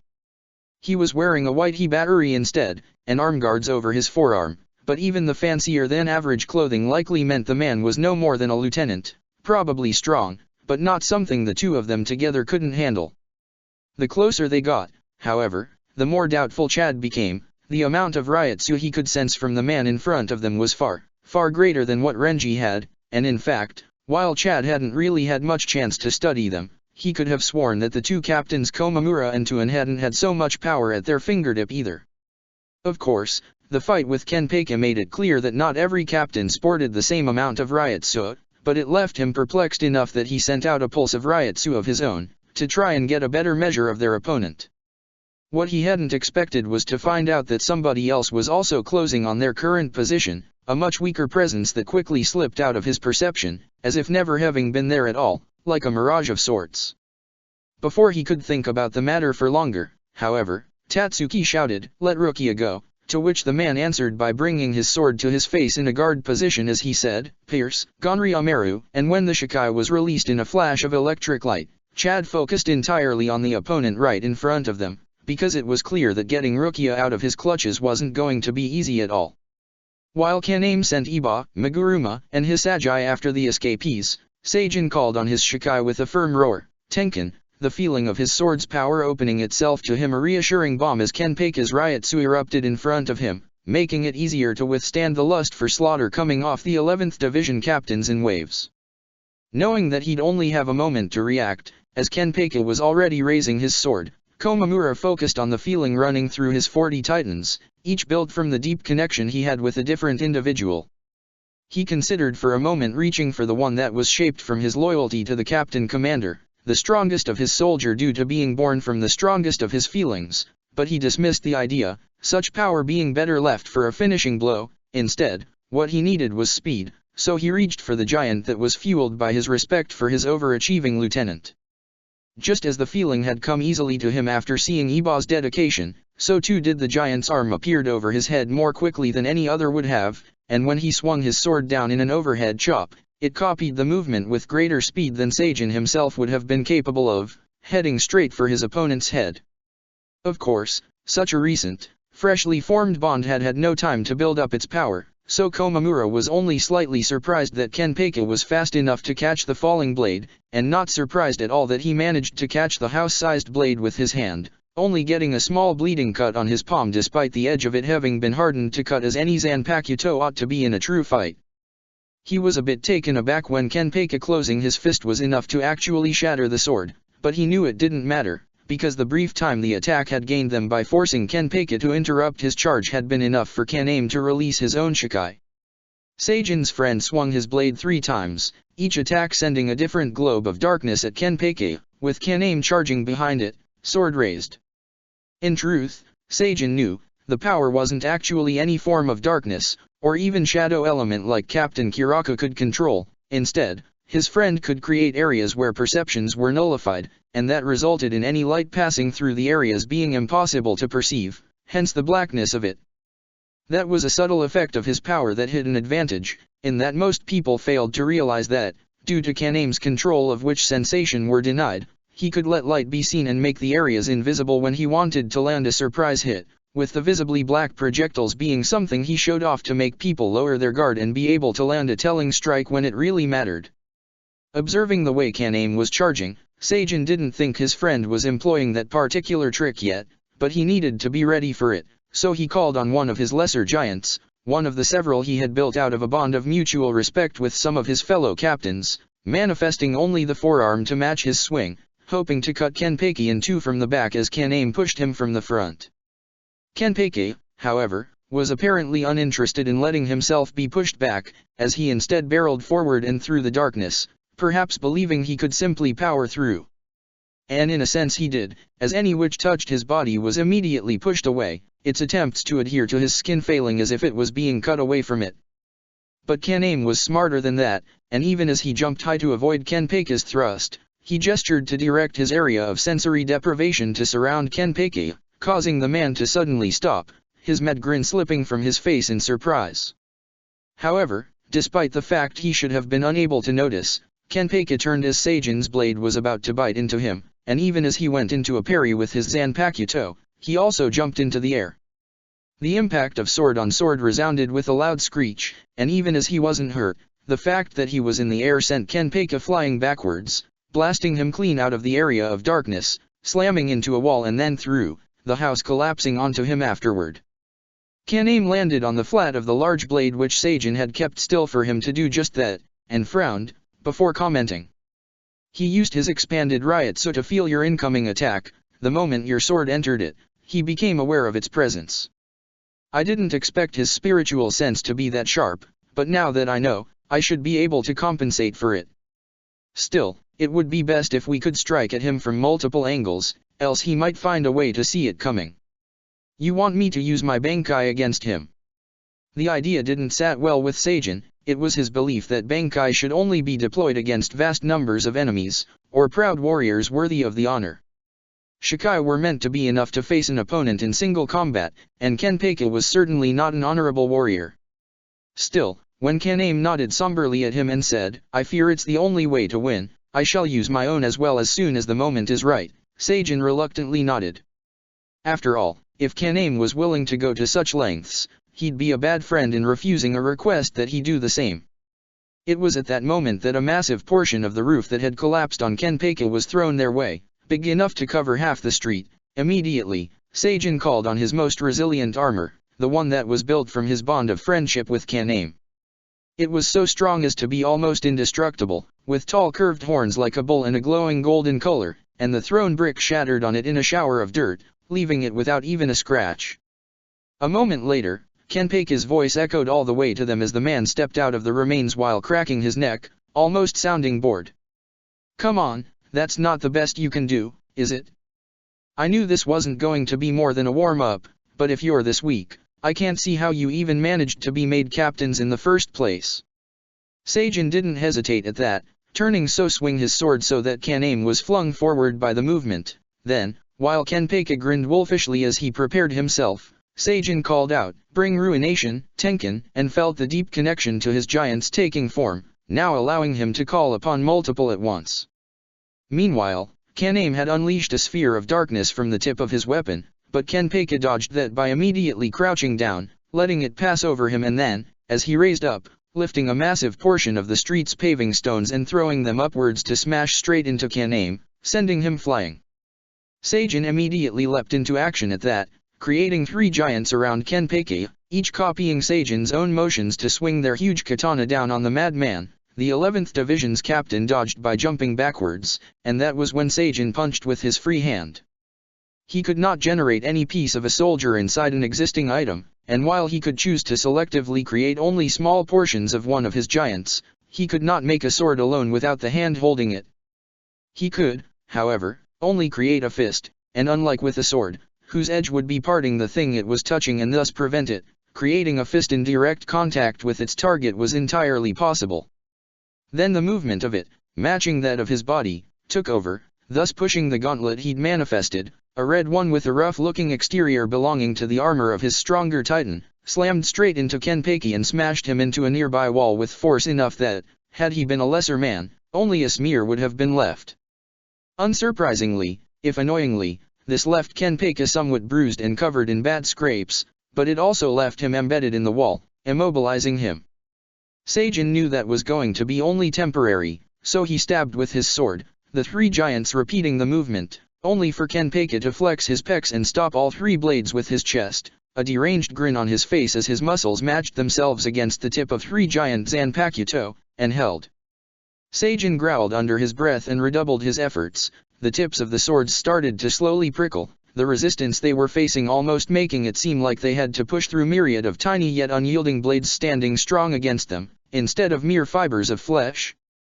Then Kenpeki suddenly freed his arm from the stone and concrete just enough to be able to twist his blade and poke away his own eye patch with the tip of his blade, and his Ryotsu surged, the sheer pressure stopping the giant's movements despite Seijin's best efforts.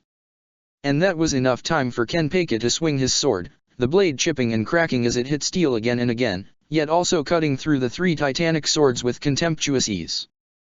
That left Seijin so shocked he wasn't ready to react when Kenpeki pulled out all of his body from the wall except for his legs, leaning forward and grabbing the arms of a giant to then lift it and bodily slam it into one of the others, sending both toppling down with their bodies breaking apart even as they caused the house they fell upon to collapse.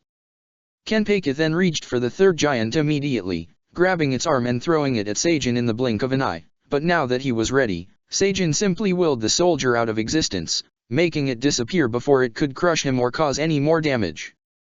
Instead he created as many sword arms as he could in a circle around Kenpeki, having them strike at once to hit him from all sides, even as he himself only had to thrust his sword forward once. For a moment, he worried Kenpeki would somehow be able to stop that as well, but luckily the man did as Seijin had expected him to, for once, jumping upwards with impossible ease. But that meant that he crashed straight into the giant boot of a rugged red armor Seijin had created above him beforehand, even as he stomped down with all of his strength. Kenpeki wasn't crushed, instead, he raised his hands above his head as if diving in reverse, and his fingers cut through the sole of the red armor's boot, tearing the steel apart as if it was tissue paper. And that was when Kan-Aim, who'd been hidden on the top of the boot, struck. Kenpeki unaware of the danger due to the invisible sense-dampening area that Kan-Aim had been working on slathering over the boot's surface, and which Kenpeki had just inadvertently moved through. Even with the advantage of surprise, Kan-Aim's stab only went a few inches into his side before Kenpeki stopped it by flexing his ABS, looking almost amused at the attempt. Kan-Aim immediately went to retreat, but the grip his enemy's muscles had on the Zanpakuto held it firmly in place as Kenpeki swung his own. Kan-Aim managed to propel himself backwards and away with repulsive Hakuta, so that the attack didn't split him in two, but it still sent him crashing to one rooftop in a roll, bleeding badly from the long diagonal cut that went from his shoulder to his waist. And, Seijin saw, the impact had made his friend lose control of the area of sense disruption around Kenpeki, so it had dispersed, and the man was already diving down toward the still shaken Kan-Aim. Seijin immediately summoned the golden armor of friendship in Kenpeki's path, while willing another titan to appear behind him and kick upwards, sending him vaulting toward the roof. He gripped his Zanpakuto in as good of a guard position as he could manage while flying, and it worked well enough, as Kenpeki's slash made the screeching sound of his ruined Zanpakuto hitting the golden giant's sword, rather than any part of the armor. The hit was still powerful enough to make it stumble back into the house, collapsing a part of the wall, but even when Kenpeka took advantage of that opening to strike at it twice more, this time hitting the giant square into the chest, the golden armor held, proving the strength of the bond it was built from. However, pushed back as it had been, the armor also gave Kenpeka something to land upon from his fall, and to use as standing point to leap forward again, the arc of his jump quickly heading into a downward piercing strike at Kan-Aim, who was coughing blood, just as Seijin's boots landed on the rooftop. He didn't hesitate, using Shunpo so fast he could feel his legs bleeding from the lost mass, but it was enough to get a wild swing in, powerful enough to smash Kenpeka's Zanpakuto out of the way. Seijin didn't stop there, continuing his charge to slam into the man with a full-on shoulder check that should have sent the man reeling, but only managed to make him slide back a few steps, and not far enough to stop him from counter-attacking with a slap from his empty hand. Seijin leaned backwards, but the attack struck him anyway, shattering his helmet and leaving deep, bloody gouges along his left shoulder and upper arm. As he grimaced, Seijin could feel the wind on his fangs and muzzle, and the embarrassment was greater than the pain. He hated the fact he had the head of a red-furred dog, and even if it'd been so long since he'd first hidden it from people, the memory of how he'd been mistreated as a kid because of it was not something he would ever be able to easily forget. At least, in the current moment, it seemed to have given Kenpeki enough of a surprise that Seijin was able to drag Kan-Aim away from him, finally helping his friend to his feet. It was not enough of a surprise to stop Kenpeki from attacking, but that first attack only ripped the edge of Seijin's Haori, and the second he stopped by creating two right arms with their swords crossed, using that to block Kenpeki's push. Which was a good thing, because between the grievous wound on his left arm and the minor ones all over his legs, he was pretty sure he wouldn't be able to contest Kenpeki with his own strength. Trying to collect his thoughts to figure a way to wound the man, and also because he really wanted to get the insults out of the way early so he could focus directly on the fight, Seijin asked, a bit of anger seeping in his tone. "So, you've nothing to say about my face?" Kenpeki laughed at that, pulling his Zanpakuto back and slamming it down on the crossed block with such strength he pushed both back considerably, even as shards of his own Zanpakuto went flying from the sheer power of the impact. Then he shouted back. "Why should I care? It doesn't matter what a warrior looks like, only what they fight like." That was a sentiment that Seijin could almost respect, at least until the man went and ruined it by adding, "It only makes me wonder if you have it in you to fight more savagely than this. You've been disappointed so far." Seijin answered that by slamming his foot down, a giant boot matching the movement to smash Kenpeki into and through the rooftop, collapsing that half of the building onto the man. Seijin panted in pain at that, since his legs were still bleeding, but Kan-Aim squeezed his arm encouragingly as he straightened, recovered enough to call on his Bankai with a whispered chirp, "Suzumushi," before they moved closer to the edge of the collapsed roof, to look down at the pile of collapsed rubble and locate their enemy.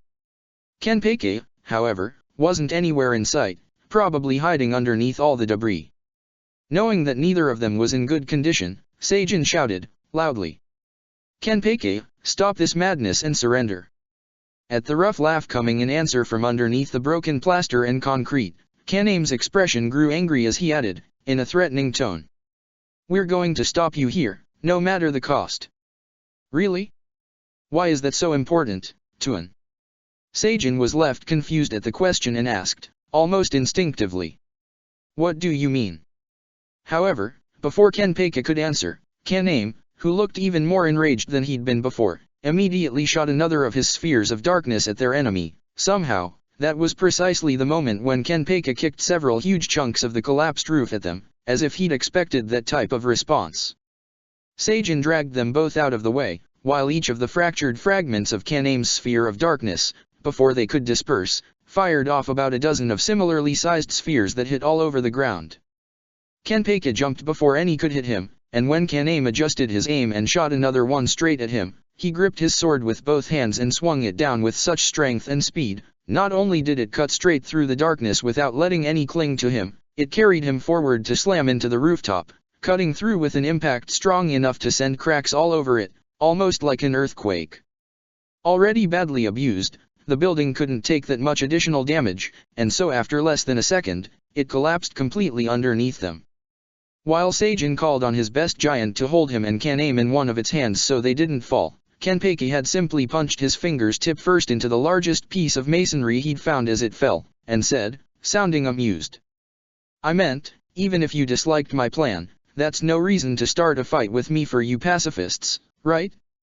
I said I could prove Jin's guilt if you just brought me to Cookaki. Even if you think I'm lying, why not follow me and check?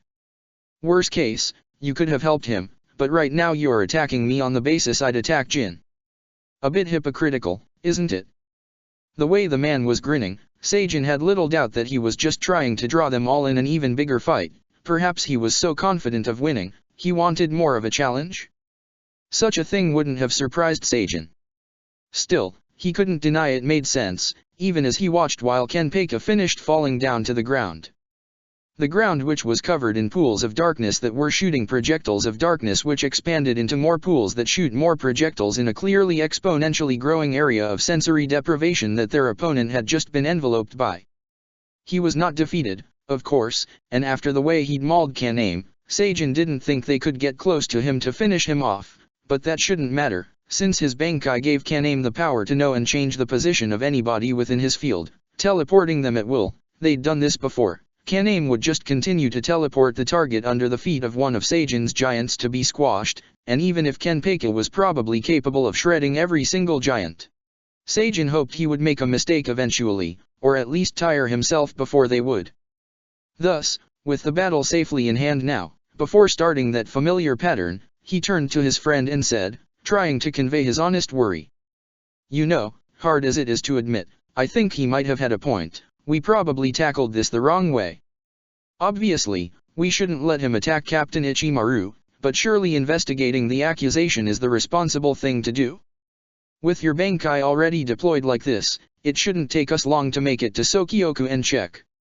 Kaname sagged slightly, causing Seijin, who was still supporting him, to sway a bit, then said, sounding sad. I suppose there's no other way, is there?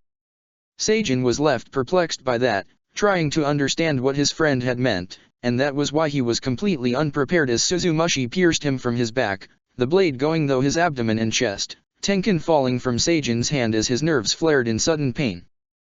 Then, as Kaname pulled his sword out, Seijin collapsed next to his sword, the hand of the golden giant they were standing upon cracking as he looked up at his friend and the bloody weapon in his hands. Kaname, why? The blind man shook his head, looking genuinely sad even as he shrugged his Haori off his shoulders and used it to clean his blade of blood. You should really have known all along, Seijin. I told you that I joined the Shinigami because of my friend, who had joined them before me because she wanted to protect the beauty of the world, but died before she could see her dream through. Seijin didn't understand, and managed to cough out, in between spits of blood. Yes, you wanted to see her dream through, for her, and justice. But Kaname shook his head again at that. No, my friend. It was a Shinigami who killed her for breaking procedure, noble members of the Central 46 who saw no wrong in his actions, evil men, protecting their own.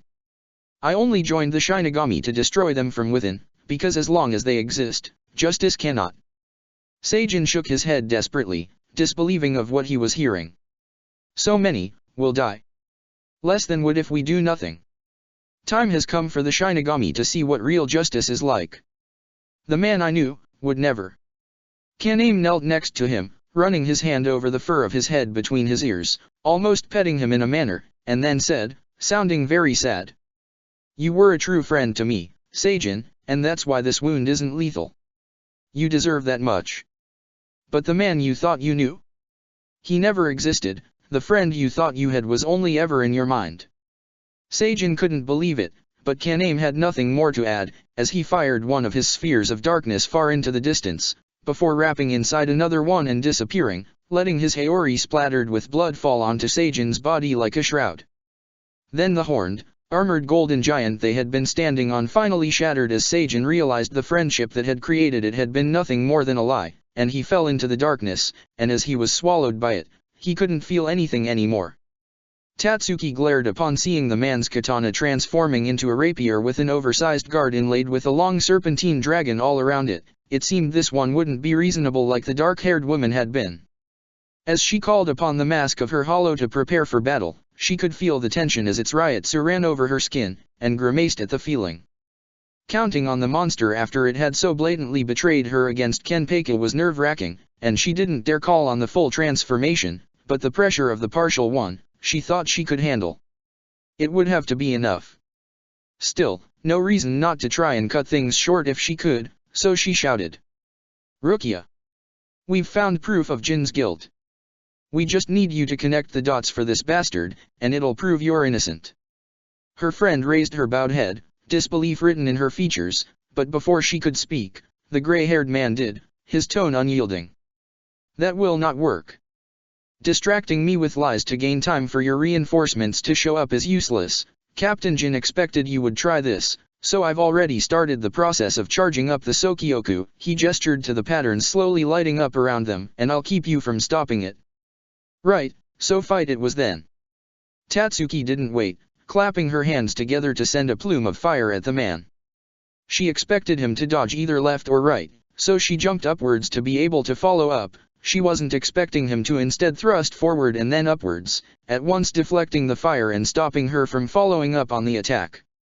Luckily, he was unable to follow up on it either, because Chad sent one of his blasts of power straight at him. The man raised a hand, stopping the beam with a wall of golden light that looked a bit like jelly as it jiggled while absorbing the blow and remaining standing and undamaged. Still, that gave Tatsuki the time to dive to the ground with just the slightest hint of Sonido. Without the full form regeneration, she didn't dare push it to the level that would shatter her skeleton, but she could still use very small bursts that'd only crack her bones lightly, so the partial form regeneration would suffice to take care of it.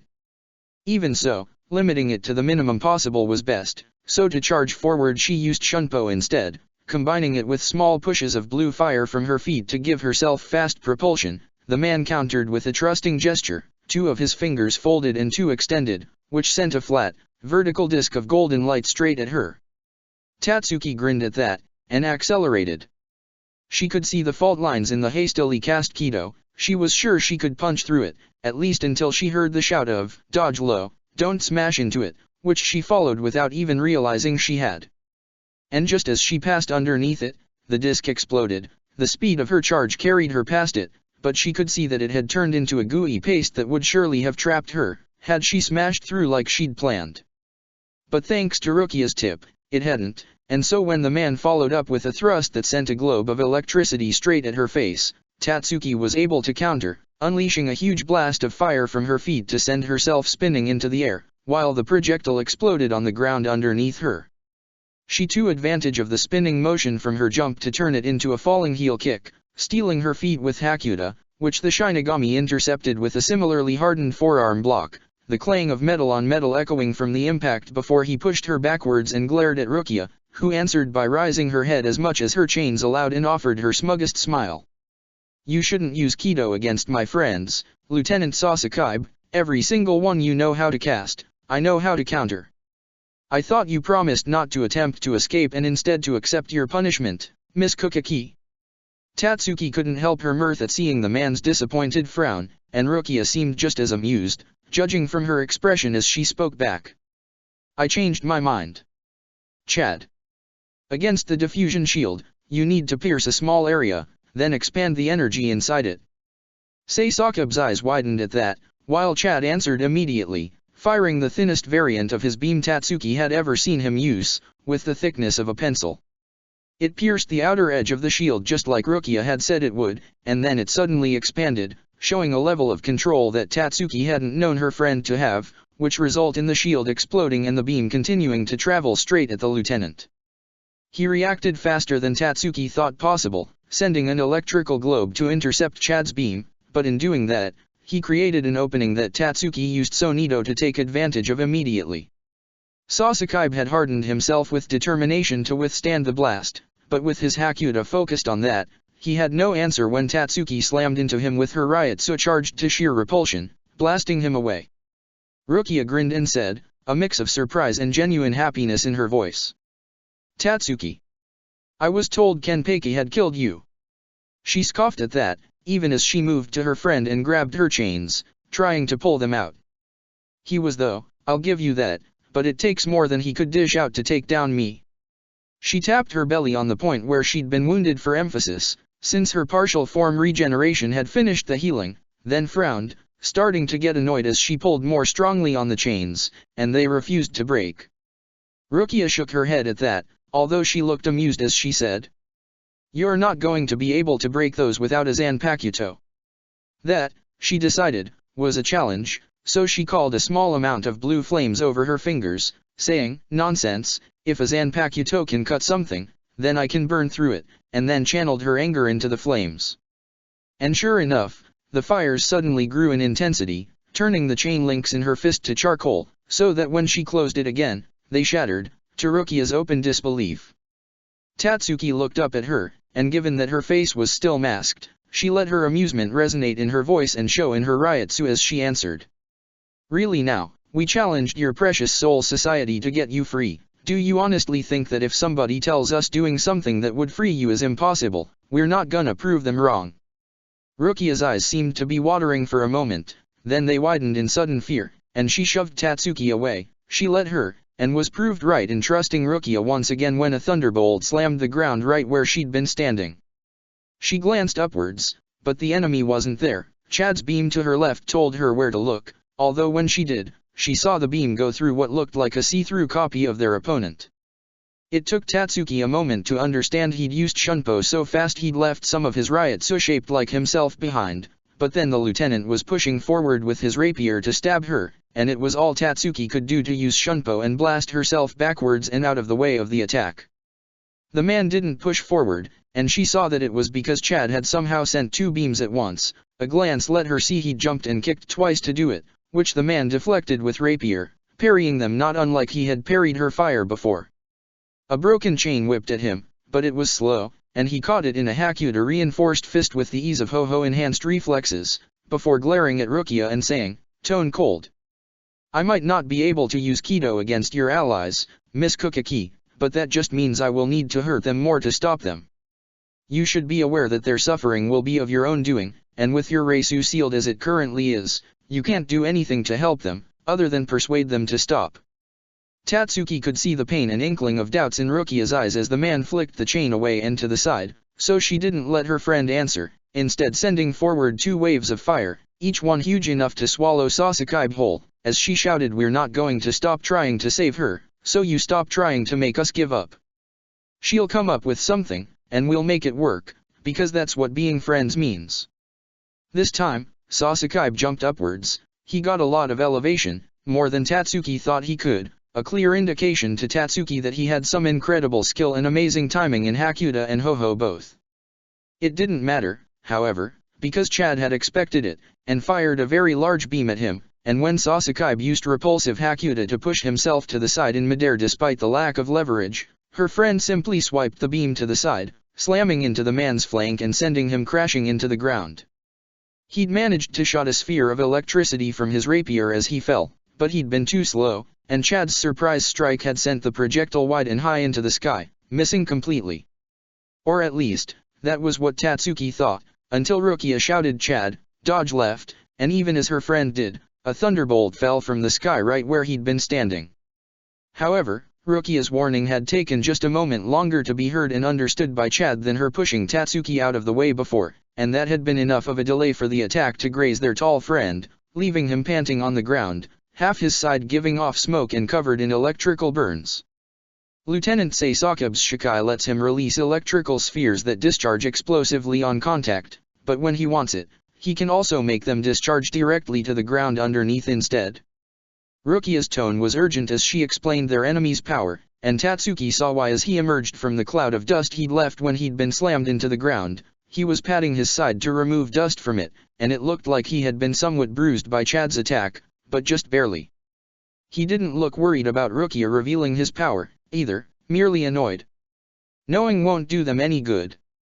Determined to prove him wrong, Tatsuki used Sonido to shot herself forward, but she hit only an afterimage as he dodged again. She punched a giant fireball his way to stop his thrust, but he quickly used repulsive Hakuta to reverse his movement and send himself backwards, even as he unleashed another electrical ball at point-blank range, so close Tatsuki couldn't avoid it, the pain racking her as lightning exploded all around, over and inside of her. She collapsed, and she could feel her regeneration going to work to heal her, but if she was limited to this partial form, she knew she couldn't take more than another 2 of these hits before she was done for. Not that Sasakaibe seemed willing to let her have the time to recover, as the moment he landed he darted forward with Shunpo, a massive beam from Chad being the only thing to stop him.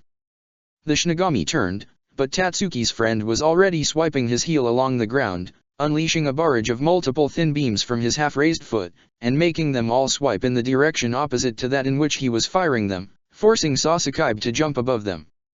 The man thrust an electrical sphere toward Chad, but he punched a beam at it to destroy the attack, and even as he did, he kept swiping his feet back and forth, so that, when Sasakaibe's upward movement unavoidably ended and he started to fall, there was no safe ground for him to land on. Except the man thrust his sword under himself, an electrical sphere appearing in his path, and the moment his feet touched it, he used it as a platform to propel himself forward, the explosion giving him enough momentum to fling himself straight at Chad but without hurting him. Tatsuki knew she shouldn't have been surprised that a man who had electrical power had perfected the ability to isolate himself from such attacks, no matter how difficult it was, but somehow, she was anyway. More worryingly, Chad appeared to be as well, for even as he was scrambling backwards, he didn't seem to have a defense prepared. Thus, even if her body was only halfway recovered, she still used what she could, unleashing as huge a breath of fire toward Sasakaibe as she was capable of. The man almost reflexively moved his hand circularly a few times, alternating between clockwise and counterclockwise, and what looked like several shields chained together, each made of golden light and thicker than a human torso, appeared in the path of the attack. Tatsuki hesitated for a moment, unsure if this was some sort of trap, but when Rukia's voice shouted, "A Zanpakuto can punch through that," Tatsuki couldn't help the feeling of triumph as she pumped as much of her anger into the fire as possible, and she watched it burn straight through the defense as if it wasn't there. Sasakaibe's eyes widened, clearly not having expected Tatsuki would be able to do that, and he once more created an electrical sphere as a pivot point to push himself out of the fire's path, landing on the ground in a roll and then springing toward Chad as if his legs had fully absorbed the impact, likely due to more ho-ho use. Chad dodged away from the man's rapier, but Tatsuki realized his knife hand was glinting, and that he was going to use it to strike Chad's chest, and the Zanpakuto had only been a diversion.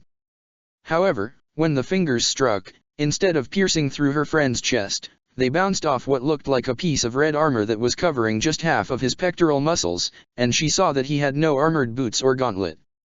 That was enough to give pause to Sasakaibe, which Chad had clearly expected, as a beam erupted from the small portion of his armored chest, hitting the Shinigami from point-blank range and blasting him backwards with enormous force, the impact from where he hit the ground creating another explosion of dust.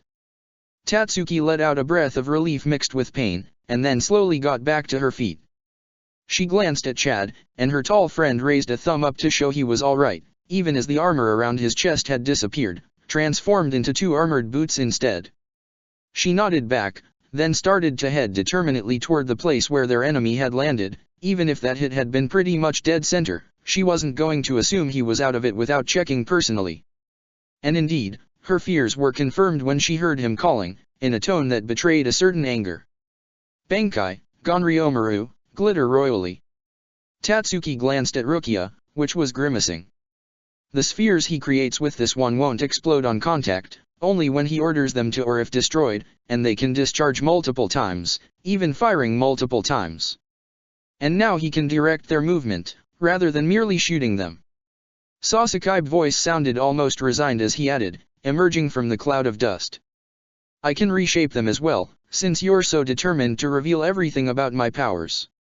His golden eyes glared at Tatsuki and Chad both, and he said, in a warning tone, "Knowing this will in no way save you, it will just make your defeat more painful."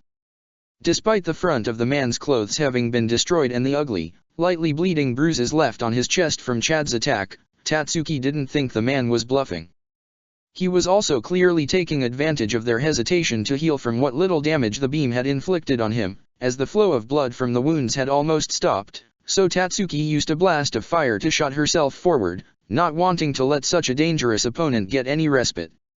Sasakaibe didn't hesitate a moment to swing his sword, sending about a dozen of beach ball-sized spheres at her. Tatsuki waited until they were almost on her before using Sonito to send herself upwards, so that the discharge of a multitude of arc of electricity missed her.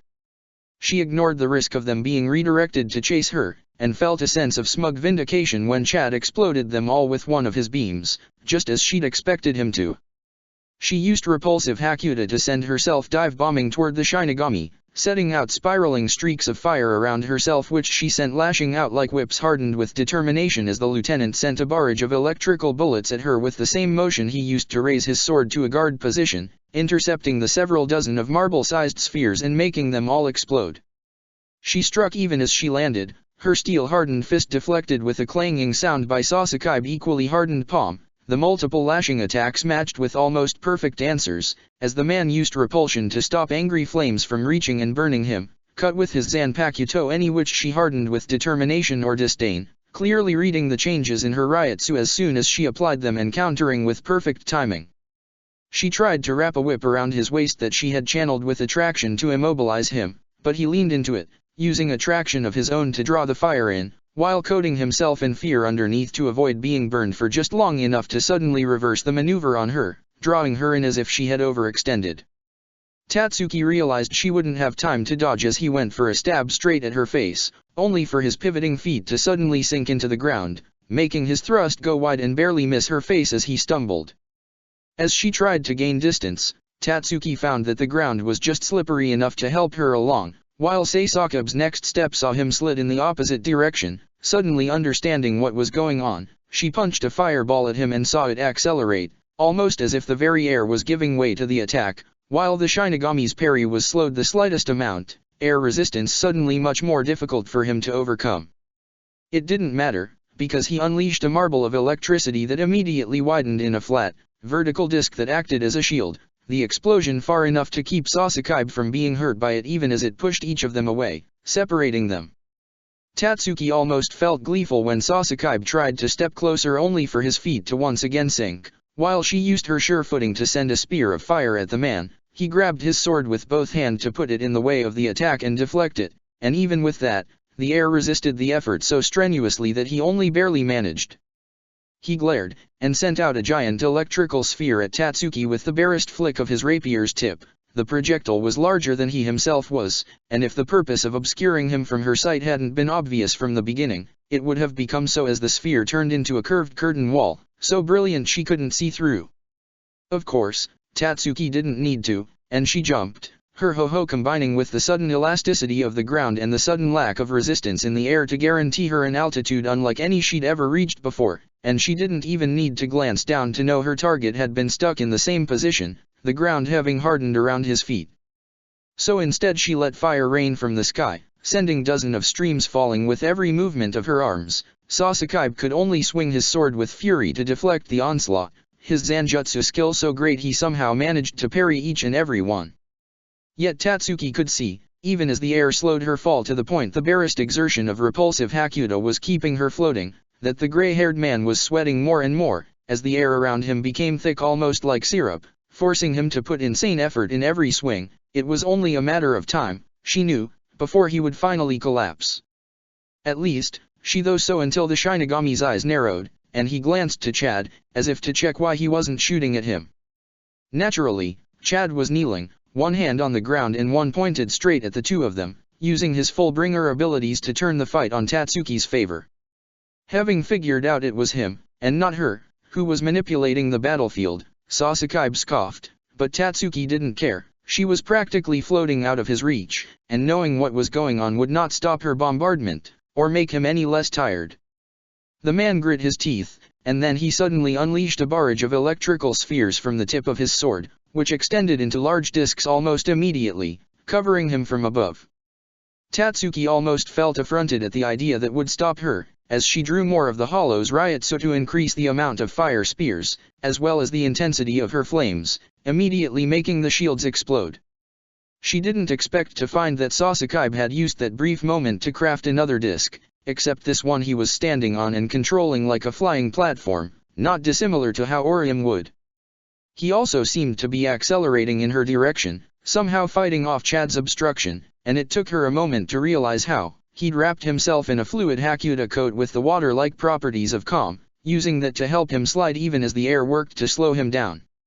It wasn't clear what he hoped to accomplish, however, as even while he moved closer to her, she was still far in the air above him, Rukia had said his spheres only discharged downwards, and she could destroy any sphere he tried to send her way with sheer firepower. It seemed like a reckless, desperate charge with no purpose. Tatsuki realized her mistake at almost the same moment. Sasakabe's expression turned to grim satisfaction, as she felt her body almost seize, her breath hitching, as the man unleashed his Ryutsu to its full extent, like a pillar expending up from his position and all around him and striking at her from underneath. In truth, it was a little thing compared to what Kenpeki had been capable of, barely a fourth of the battle-crazed captain's power, and yet it was clearly being wielded with far more precision and refinement. And, most importantly for Tatsuki, as Sasakabe's Ryutsu inundated the area, it flushed away Chad's almost effortlessly, and suddenly, the air stopped preventing her from falling, and Tatsuki knew the ground wasn't going to let her have a soft landing either. She released a blast of fire to slow herself down, but Sasakabe swung his blade above his head in a circle several times in the space of a second, the movement absurdly smooth and fast with the air no longer resisting him, and almost 100 of electrical spheres erupted from it, several of which smashed into her fire, while most of the rest floated higher in the sky. She kept trying, and each blast she unleashed managed to slow her down a bit before being destroyed in an explosion of lighting, enough so that the landing was only painfully hard, instead of breaking her apart. And she had just finished touching the ground before a thunderbolt struck her from above, leaving her an electrified husk on the ground, pain running through all of her body, her muscles barely twitching as it was. That was quite pointless. A beam flew in Sasakabe's direction, only for a set of thunderbolts to fall from the sky and disintegrate it. He glared in Chad's direction, and since Tatsuki had collapsed with her head turned in his direction, she could see as several of the many discs in the sky began unleashing thunderbolts in quick succession, moving almost like a set of concentric waves that surrounded her friend from all sides, so that he was quickly penned in and struck down. That done, the Shinigami returned to glare at Tatsuki, slowly advancing toward her. She saw that he'd not made it through unscathed, as his arms, hands, and legs all sported several light burns from near misses and stray sparks as he'd deflected her rain of fire, but overall, he had clearly plenty more power left to fight, while Tatsuki wasn't even sure if her regeneration would be enough to get her back on her feet from his last hit, let alone quick enough to do something before he finished her with his next thunderbolt. Sasakabe didn't seem in a hurry to do that, however. Instead, she saw, he seemed more interested in moralizing, as he glared at her in a very judgmental manner. As I forewarned you all, pain was the only possible result of such a path. I am not pleased that it had to come to this, but there is no other outcome to defying Soul Society. Tell me, was it worth it? Either the man wasn't aware that she couldn't answer, or he was willing to wait. For her own, Tatsuki could do no more than glare at him impotently, as the silence stretched. Or at least, she thought it would be silence. Instead, what she heard was the voice of Rukia, speaking in low tones that wouldn't have carried while the battle was ongoing, but were now extremely clear, especially since Rukia seemed to be taking care to verbalize everything very clearly as she spoke. S1, and thus we beseech the sky for the boon. L9, that all suffering be brought to end soon. R3, for the power eternal springs. V7, that forever captures the northern wind. There was a pause, and Sasakabe turned to watch Rukia with confusion. She took a long breath, ignoring the man completely, and then started to speak again, in the same clear, almost patient tone. K2, we call upon the bounty of the land. L9, that we might partake of with full hand. R5, for plentiful is the table. V7, which feeds again those who are unable. The gray-haired lieutenant seemed genuinely confused at what was going on, speaking over Rukia's weird poem as if trying to puzzle out its meaning. That sounds like a Kido chant, but not one I've ever heard before, and why is it broken down with numbers? I don't know what you're trying to do, Miss Kukaki, but with the Sokioku chain sealing your Ryutsu, there's no way you can cast any Kido, no matter how good you might be with it. Rukia continued to ignore him, and continued to recite, L9, that we might have the peace we deserve. R3, for we long for the warmth of your embrace. V5, without which no cradle would be safe. N4, we seek the shadow of your branches. L9. Right then, Sasakabe said, seemingly having reached a conclusion of some sort. Even if I don't know what you're trying to do, I am going to stop it anyway. I am disappointed, Miss Kukaki. I would have expected more dignified conduct than these desperate attempts at escape from a scion of such noble a family. And with that, the man started to head toward the pillars, while gesturing for all of the lighting discs hovering high in the air to head toward Rukia. Tatsuki panicked. She didn't know what Rukia was trying to do either, but whatever it was, she had to help her achieve it. Thus, she called upon her inner hollow, and let its full Ryotsu envelope her, the transformation ripping a brutal howl out of her as her body grew a tail and scales, a crest, and blades, and she felt her ability over fire expand so that she could control and direct its path. Sasaki turned in absolute shock, then gestured both for the lightning discs closer for Rukia to accelerate while the rest converged on Tatsuki again. However, she was already charging forward before they could hit, even as every single flame converged on the electrical constructs, causing them to explode all over their heads. Her attempt to slam into the Shinigami wasn't as successful, as he dodged with almost contemptuous ease, and while she managed to unleash multiple waves of fire directly onto him, he used his Zanpakuto to push her backwards, scoring a minor hit on her side in the process. Normally, a wound like that would have barely qualified as a scratch, but the moment his blade parted her flesh, Sasaki had released a dozen of small electrical pearls and made them explode inside the wound, the whole thing so fast she had no time at all to brace for the results.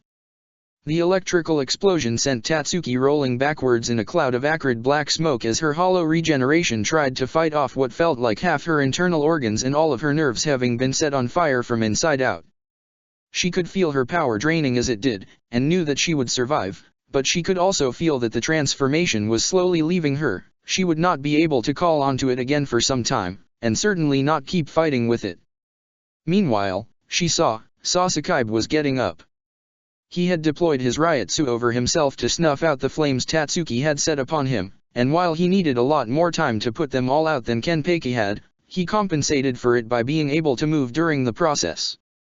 He also, Tatsuki noted with some satisfaction, looked much worse for wear than Kenpeki had, with horrible burns all over, grimacing as he moved and standing slightly hunched from the pain.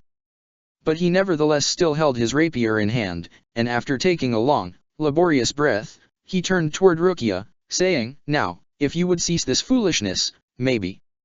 And that was when a golden crystal suddenly arose from the ground, encasing the man quickly and completely, an expression of shocked surprise on his face. At the same time it happened, Tatsuki felt the flare of a lot of Ryotsu being unleashed at once, and as she followed it at the source, she saw a short girl with black hairs secured in a bun above her head, wearing a Shinigami uniform and a Zanpakuto secured at her side, had appeared next to Rukia, almost as if from thin air.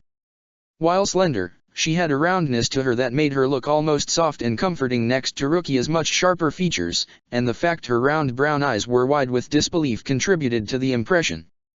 The surprise was quick to disappear, however, replaced by a triumphant joy as she took Rukia's hands in her own and said, incredibly excited, "I did it! Rukia, you saw that?" No, we did it. You lead me into casting a completely new Kido. You formulated the chant on the spot and managed to coach me through the instructions, and I was able to cast something nobody has ever cast before." Rukia's expression had initially been relieved, but it had softened into fondness at the other's girl enthusiasm, and then she noticed that Tatsuki was watching, so that she called upon her most confident smile and said, "Of course we did it, Momo, that's what friends do, isn't it?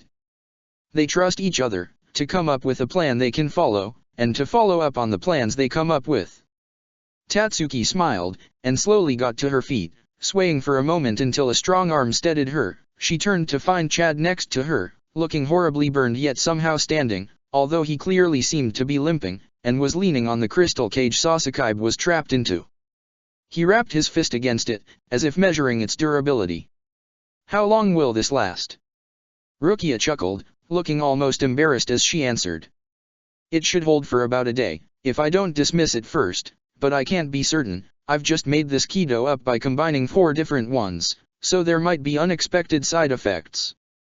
Tatsuki shook her head in disbelief. "Then maybe we should hurry up and leave then." "Oh. Right."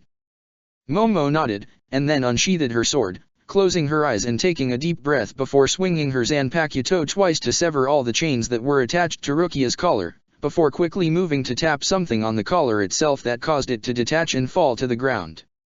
Rukia ran her hands over her neck, almost as if she couldn't believe she was free. Momo was grinning, while Rukia's purple eyes almost started to fill with tears before she shook her head and said, her tone full of confidence. So, I guess I missed a lot of things, You'll need to tell me, but later, we need to go now. That was when there was a sudden crash as something plummeted down from the sky, everybody's head snapped to the point of impact, and when the dust disappeared, Tatsuki's blood froze in her veins, as she saw that Captain Yodomaru was lying in the dirt, coughing and clearly unable to move. A moment later, two figures landed next to her in a much softer manner, and while Matsumoto ran to her fallen captain, taking her in her arms and clearly making sure she was still alive, the silver-haired man with her turned to watch them all, an unflinching grin on his lips. I would rather you all stay, to say the truth. Rukia's expression turned to pure fury as she hissed, fist clenching. You think I'm ever going to listen to anything you say again, Jin? The man shrugged, and answered in a relaxed tone. I think that you don't have much choice, Rukia. Your Zanpakuto isn't at your side. Hinamori saw me defeat Toshiro, she can tell you herself how useless she'd be against me, and your friends there, he motioned with his head to where Tatsuki was standing next to Chad, are in no conditions to put up a fight, either. As usual, you only succeeded in putting those you love into danger, nothing more. He pointed with his sword at her and concluded, his smile and tone both turning menacing. That's why you will give me what I want, because I'm stronger, and you are alone. Chapter 63, Shinigami. Ichigo was surprised when Byakuya didn't immediately react to his challenge. In truth, he wasn't sure how good of an idea it was to let the Shinigami captain have the initiative, but since the plan was that he'd keep Byakuya occupied while Momo used invisibility to sneak in close and free Rukia, he wasn't going to hurry this fight along. Even if both he himself personally and Shiro in his mind were really looking forward to taking the man to task for arresting his sister, Ichigo held back, since saving his friend came before his own desire to beat sense into him, or Shiro's desire for revenge. Byakuya cocked his head to the side very slightly, as if considering Ichigo with great attention, until eventually he asked, his tone so neutral he suggested he didn't particularly care about the answer. Is that true? Ichigo's grip on Zanjutsu's handle tightened at the fact the man was doubting his determination. You think I'm not ready to cut you down to reach Rukia? Why don't you try me and find out? Byakuya raised an eyebrow, and his Ryutsu tinged itself with a sense of disbelief and dismissal. I see you are easily offended, I shall remember that. The meaning of my question, however, was whether you truly were here to save her, and not rather to ensure she did not reveal the location of the item of power your group has custody of. How do you? Ichigo trailed off, without completing his question. There was only one possible way Byakuya could know about the Hujioku, without knowing about its location. Ichigo's anger suddenly grew at that as he let out, barely managing to keep his voice from becoming a growl, you're working with Jin? Is that why you are willing to let your sister be killed, because you are seeking power? Once again, the Shinigami seemed to consider the matter, as if there was anything in the idea that merited deep consideration, instead of just a sharp rebuttal. That's interesting, but doesn't really answer my question. Ichigo had had enough of trying to reason with the man, especially if he was an ally of Jin. He shook his head, refusing to answer the question, and decided that he'd given Momo enough time already. So instead of answering he just said, letting his tone of voice go lower. And I really don't care, get out of my way, now. No. That denial, especially delivered with such an absolute disdain filling the man's Ryutsu, as if to make it clear he would only let things proceed if they followed his wishes, was the last straw, and Ichigo simply charged forward, his sword already poised for a direct thrust. Blade petals rose in front of Ichigo like a wall, and he could see each individual piece was rotating on itself. Going through that would be the same as willingly jumping into a meat grinder. So it was a good thing, he thought as he called on the power of his Shikai, that he wouldn't have to. The moment the tip of Zanjutsu hit the wall, he unleashed the power he'd absorbed from his impact on the ground, directing it to propagate as a circular shock wave. The petals were scattered with ease and too far away to be redirected at him as he punched through. He enjoyed the blink of surprise in the man's eyes at seeing his defense being circumvented that easily, but it lasted only a split second before the tip of the blade reached Byakuya's torso, and then the man simply disappeared. Ichigo could feel a blade biting in his belly as his own charge pushed him forward, and he called on his mask almost reflexively, the additional strength in his legs letting him stop himself before he could split himself in two on the captain's blade, his regeneration trapping the sword there for a moment before he felt it dissolve inside of him as Byakuya disappeared again, to reform his body just a few steps out of Ichigo's reach. Ichigo could see he was being evaluated, his opponent's eyes on his regenerating belly and the slowly closing wound across its length.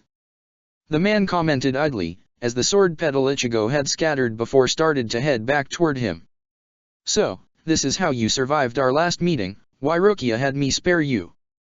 Before the Shinigami had finished speaking, Ichigo was already reaching for the broken sword at his side, and so, when Byakuya suddenly disappeared to reform at his side, blade swinging as he said, "She's not here to save you this time," he was barely able to spin the hilt in his hand and then awakening Getsuga Tensho, the black blade stopping Byakuya's swing as it appeared out of nowhere.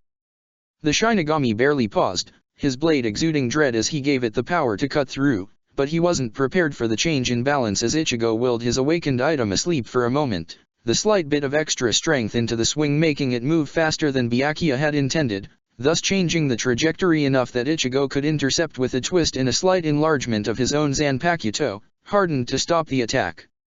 Then he twisted Getsuga and willed it to grow a blade again, but Byakuya managed to avoid by discorporating and reforming once again, rather than letting the blade growth impale him as Ichigo had planned.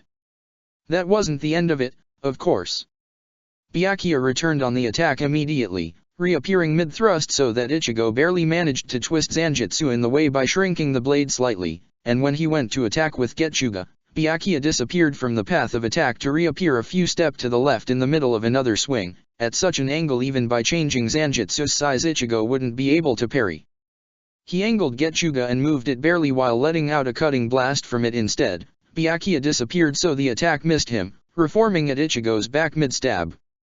With Zanjutsu already aimed to the ground, Ichigo filled the blade with Ryutsu to make it grow into the ground and then released the energy from having intercepted Byakuya's slash before. It was little, but enough to cause a tremor that ruined Byakuya's footing but, thanks to the strengthened hollow muscles of his legs, not his own.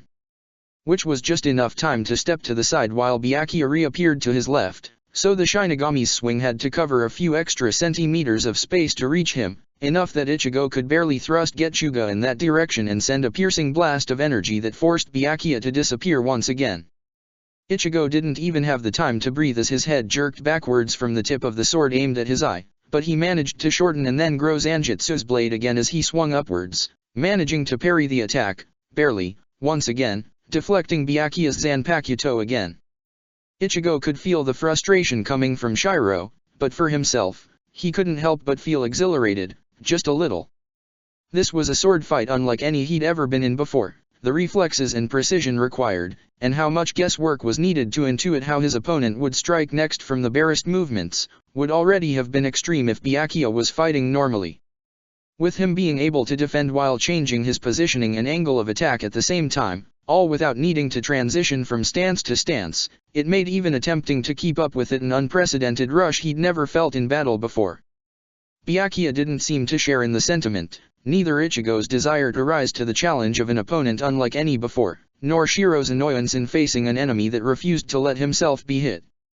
Instead, there was nothing but unyielding seriousness on the Shinigami's feature as he appeared in front of him with his sword poised to strike at Ichigo in a rising slash. Which was the same moment as his inner hollow shouted the warning in his mind of the attack coming from behind him. Ichigo didn't hesitate for a moment, let no doubt slow him down, but instead trusted the hollow, tasked with watching his back, and jumped, the power of the hollow's strength enhancing a jump already empowered with repulsive Hakuta.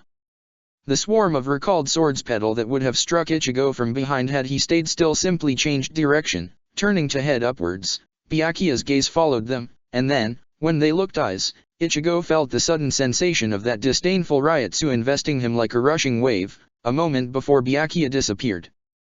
Knowing what was coming, Ichigo let his hollow's power flood him, and even as his reflexes immediately slowed to the point he couldn't match Byakuya anymore, he felt his strength and regeneration growing exponentially, giving him muscles that could hold the Zanpakuto headed for him in place for the brief moment he needed to use Hakuta to flood his Ryutsu with as much affection as he could.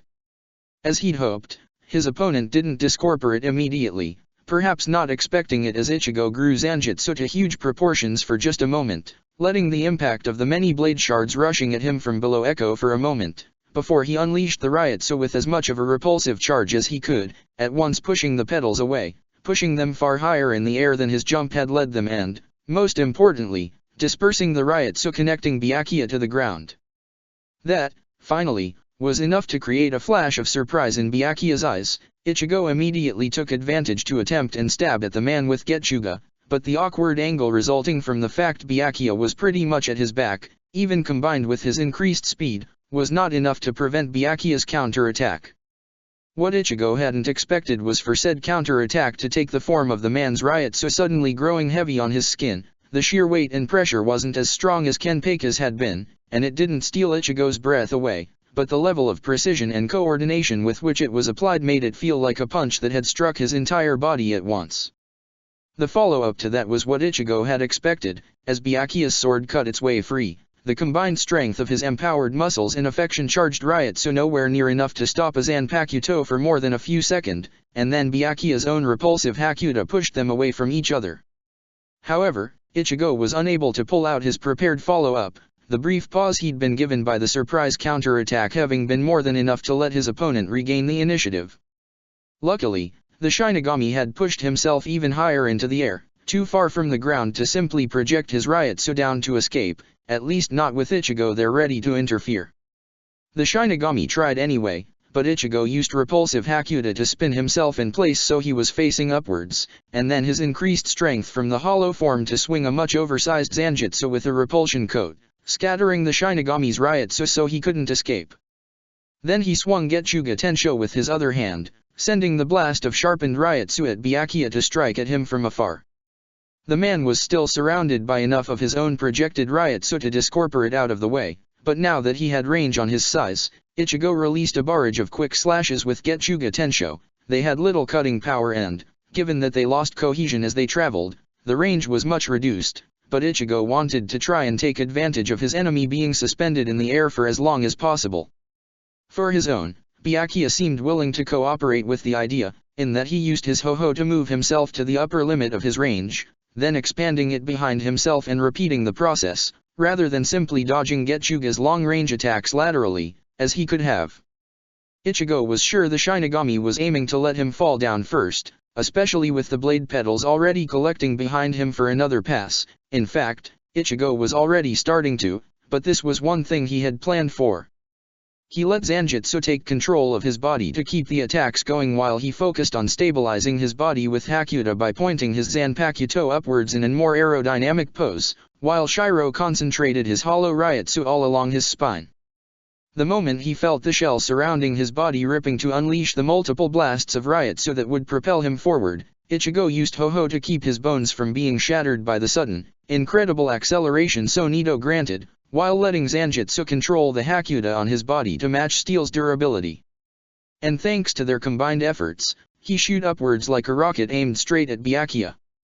The man's eyes widened in surprise once again, and even though he managed to teleport himself out of the way once more, Ichigo could see the blood on his side where Zanjutsu's tip had managed to puncture him. It was barely a wound, in truth, but it was better than all the failures at landing a strike he had collected thus far, and Ichigo immediately pressed his advantage by slashing with Getsuga Tensho. Byakuya's frown didn't disappear, and his body didn't either, as he instead swung, blade shards erupting from his blade like a cutting slash of his own in a pink replica of Ichigo's own Getsuga's attack, intercepting it. Having not expected that, and with his reflexes slowed by the full hollow form, Ichigo took a moment too long to react, to which Byakuya simply reacted by saying, his tone colder than Ichigo had heard it yet. Slaughter, Senbonzakura Kage Yoshi. And that was when the space around him exploded with steel. Ichigo felt Getsuga falling more with his spiritual sense than with his body, as the blades shredded the arm holding it so fast it disintegrated before he could feel it.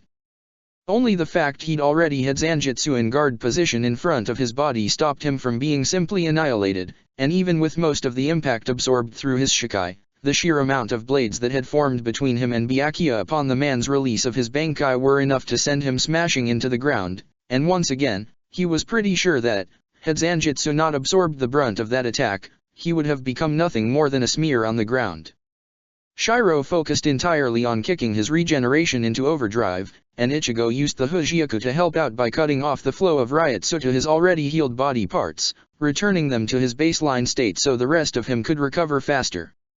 A moment later, one of the blade shards next to him was replaced by a Byakuya already midway through a descending swing, so Ichigo drew on the energy Zanjutsu had collected from the thousands of blades striking at it and the descent to the ground and, instead of releasing it as an impact, he released it straight into the muscles of all his regenerated muscles to make them all move with a speed matching that of each strike combined into one, for a brief moment moving faster than even Sonito would have made him, so fast in fact even his spiritual sense was confused for a moment by it. Byakuya turned to watch him, but didn't move, instead studying him for a moment before speaking. I see. Not only did Master Yoriyuki explain my powers to you, but you have a transformation Shikai that absorbs the energy that would harm you, and lets you convert that energy for your own use. Your first use made me think it closer to Captain Yukatakes Shikai, learning an attack and then replicating it through a mind-type Zanpakuto, but instead your power enhances yourself, even as it lets you counter what others bring to bear. A good counter to my speed, even if you need to steal my own strength to achieve it. For a brief moment, Rukia's brother had almost sounded impressed, but it was there and gone so quickly, Ichigo wasn't sure whether he'd imagined it or not. If he could, he would have asked why any of this mattered at all, but with the Hujioku in his mouth, he couldn't. Regardless, it didn't seem like Byakuya was actually looking for conversation, as the tone of dismissal that entered his voice afterwards was clear enough. Ichigo had no cause to wonder its presence to be very real. Now that I know of it, you won't really be able to use it against me any longer. Answering my questions might spare you a lot of pain. Ichigo glared back, standing straighter. The regeneration had finished putting him back together, letting Shiro direct his body to raise his hand while he focused his Quincy power to slightly redirect the falling path of Getsuga Tensho, so that the blade fell into his hand handle first, his fingers closing around it as he took control of his body again, pointing it straight at Byakuya. The Shinigami immediately disappeared, but Ichigo unleashed a blast of Ryutsu in the sensory manner a Fullbringer would, except he had Zanjutsu apply repulsion to it with Hakuda. It was enough to push away the onrush of Byakuya's Ryutsu, forcing him to materialize further away than he would otherwise have, so that Ichigo's answering attack with the growing Zanjutsu would have cut the man in two, if he'd not swapped himself with a clump of blade petals. He dispersed the shards immediately, but unlike before, all that resulted in was the moving shards being replaced with different ones, moving in the opposite direction and much faster than Ichigo had anticipated, so he had to roll out of the way, eyes wide in surprise.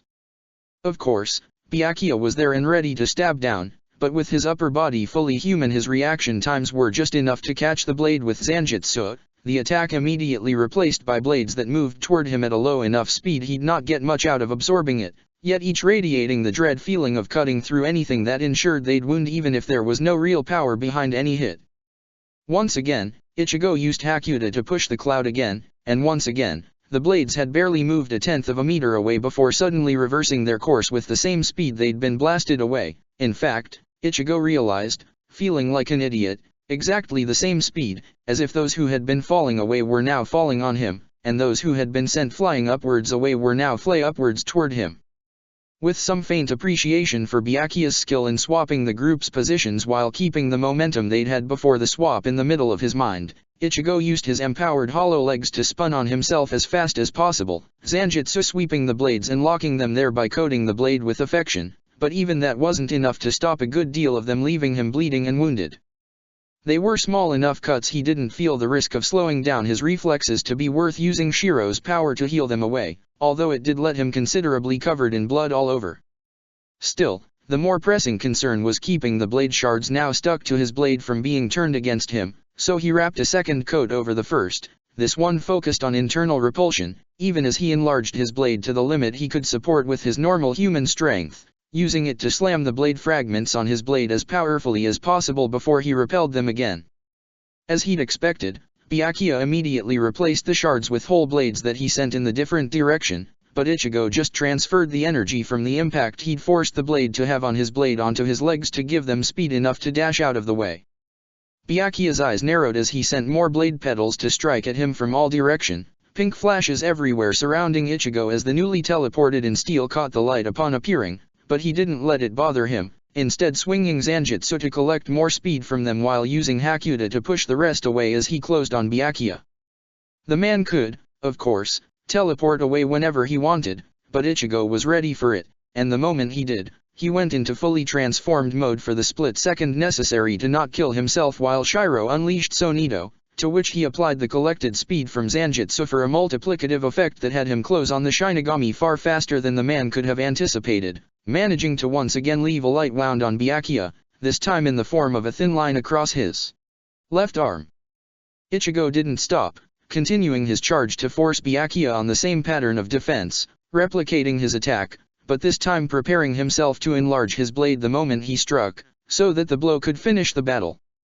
Ichigo had expected that to be enough to defeat anything Byakuya could have tried, since he'd already proved he could hit faster than Byakuya could teleport, and the only other possible defense, a direct block, would not withstand the sheer force Ichigo could bring to bear if he turned Zanjutsu gigantic. He'd not expected for his blade to suddenly bounce back mid-swing, a sound not unlike a chainsaw almost deafening him as petals upon petals had somehow managed to appear exactly along the edge of Zanjutsu and were replacing themselves every second, each new group having just enough upwards momentum to slow down the Zanpakuto's descent. And at the same time, instead of running, Byakuya slashed at his leg. With his reaction times slowed, the Shinigami managed a glancing blow, and that was enough for a nail-sized chip of Senbonzakura to enter the wound and then multiply into an explosion of petals that shredded everything under the knee before Ichigo could increase Zanjutsu's size and swing through the steel fragments and push them away. Meanwhile, Byakuya had teleported high into the air and, Ichigo noticed, was standing still high above him, rather than using his teleportation to keep himself afloat as he had before. It took Ichigo a moment to notice the almost imperceptible pinprick of pink light coming from under the man's feet, and realize Byakuya was using normal Shunpo to stay over the flat to two-blade petals, but before he could consider what the fact that his opponent actually had full maneuverability in the air would mean, the man spoke. "You overestimated yourself, Kurosaki. I couldn't anticipate your movement, but when you struck me, it left my blood on the edge of your blade, and thanks to my Bankai, I can perfectly feel the precise position of every individual part of my body, so that I can swap it with any piece of Senbonzakura." He raised his arm to show the thin wound on his arm that Ichigo had been so satisfied to inflict, then went on, his tone inexorable. "That let me know when you would attack, so I had my counter ready, and you fell for my trap." That was when the whole ground underneath him suddenly started to glint with pink light, and Ichigo realized with dread that, all throughout the fight, Byakuya had dispersed some of his tiny blade shards all over the battlefield, lightly buried underneath the dirt, and now, suddenly, they were being replaced with whole swarms of swords, and due to his shredded leg still recovering, Ichigo didn't have the mobility to get out of it. He watched the multitude of blades rising from the ground around him to encircle him and ensure he was trapped, and decided the only way he could possibly survive this was by going all out. He could almost feel Shiro's exhilaration as it unloaded as much purified Ryutsu into Ichigo's awakened sword as possible. The moment the blades began to move, he swung, using his one working leg to spin on his leg, keeping the blade aimed slightly upwards so that, as he unleashed the power of Getsuga Tensho mixed with Zero and overloaded with as much Ryutsu as his inner hollow could feed it, the blast of black energy rose to the sky rather than striking his surroundings. The pink blade were intercepted and disintegrated by the unstoppable attack, the spiral of ascending Ryutsu devouring the swarm of sharpened Reishi without any visible opposition, trapping both Ichigo and his opponent within its confines as the world around them was bathed in the Zero's red glow. The shock in Byakuya's eyes told Ichigo he was never going to get a better chance than this, and thus, even if his leg was still far from regenerating, he shooed himself into the air with Sonido anyway. A partial transformation of his upper body barely made it possible for his body not to be shattered by it, and even as his opponent realized his presence, Ichigo struck. Byakuya's sword erupted like a geyser of steel, shredding through many separate pieces of Ichigo's body even as Zanjutsu absorbed a great deal of the attack, Shiro going numb from the pain as Ichigo shunted most of it to the hollow, which still left him feeling as if every nerve of his body was being dissolved in acid. Ichigo pushed through regardless, ignoring the parts of his body that went numb. He had kept just the barest amount of Zero energy along the edge of Getsuga, so the blade cut through the Zanpakuto blades shielding Byakuya as if they weren't even there, despite how clearly Ichigo could feel that they'd been empowered to cut through opposition. Once again, there was shock in Byakuya's eyes, and even as he teleported away on pure reflex, at such a short distance, it wasn't fast enough to keep the thin Zero blade from cutting a thin line across his body from shoulder to waist, enough that, the moment he reappeared, Byakuya plummeted to the ground with a scream, leaving a trail of blood behind. Ichigo didn't have the time to be happy about that, as he fell to the ground himself, his body in shambles, and only the power of Zanjutsu saved the impact from simply tearing his already ruined body to pieces. Even so, he could feel that, despite Shiro's best efforts, the Hollow's Ryutsu was abandoning his body, having reached the limits of what it could handle. Since letting that happen would kill him, Ichigo grit his teeth over the Hujioku, the sphere unyielding to the bite but the more intense contact letting him focus more on its power. It was even more painful than the blades which had cut apart half his body had been, but he forced the Ryutsu to continue its work, blood and tears falling from his eyes together as he suffered through it until finally, blessedly, the pain started to abate, and he could let most of the Ryutsu retreat, although he kept a minimal amount on himself. It wasn't even enough to form a partial transformation, his mask missing, the traces of remaining Ryutsu more like sizzling red stripes along his chest, abdomen, and leg on the left side where he'd been left protected, but he held on to the power, because he knew that otherwise, he'd not have the strength to move. As he used his Zanpakuto as a crutch to lift himself forward, while Zanjutsu himself took over some of the pain to let him move, Ichigo felt himself stepping on something sharp and, when he raised his foot, he found one of Byakuya's blade shards. The thing glinted with pink light, hovering for a moment before flying toward the small crater the Shinigami captain had formed upon crashing, and as Ichigo slowly headed toward it, he saw the figure of his opponent slowly, impossibly, raising back up. Ichigo stared. Byakuya's clothes had been ripped apart by Ichigo's attack, and there was a startling difference between the upper right half of his chest, completely pristine and unmarred, and the other half, completely red, with the line where he'd been cut, separating the two, making the delineation almost unnaturally sharp and clean. The red of the blood only stopped where he had a belt of steel petals glinting pink, and that was when Ichigo realized Byakuya had similar if smaller ones around his wrists and ankles, holding him upright through his Zanpakuto's power rather than his body's strength.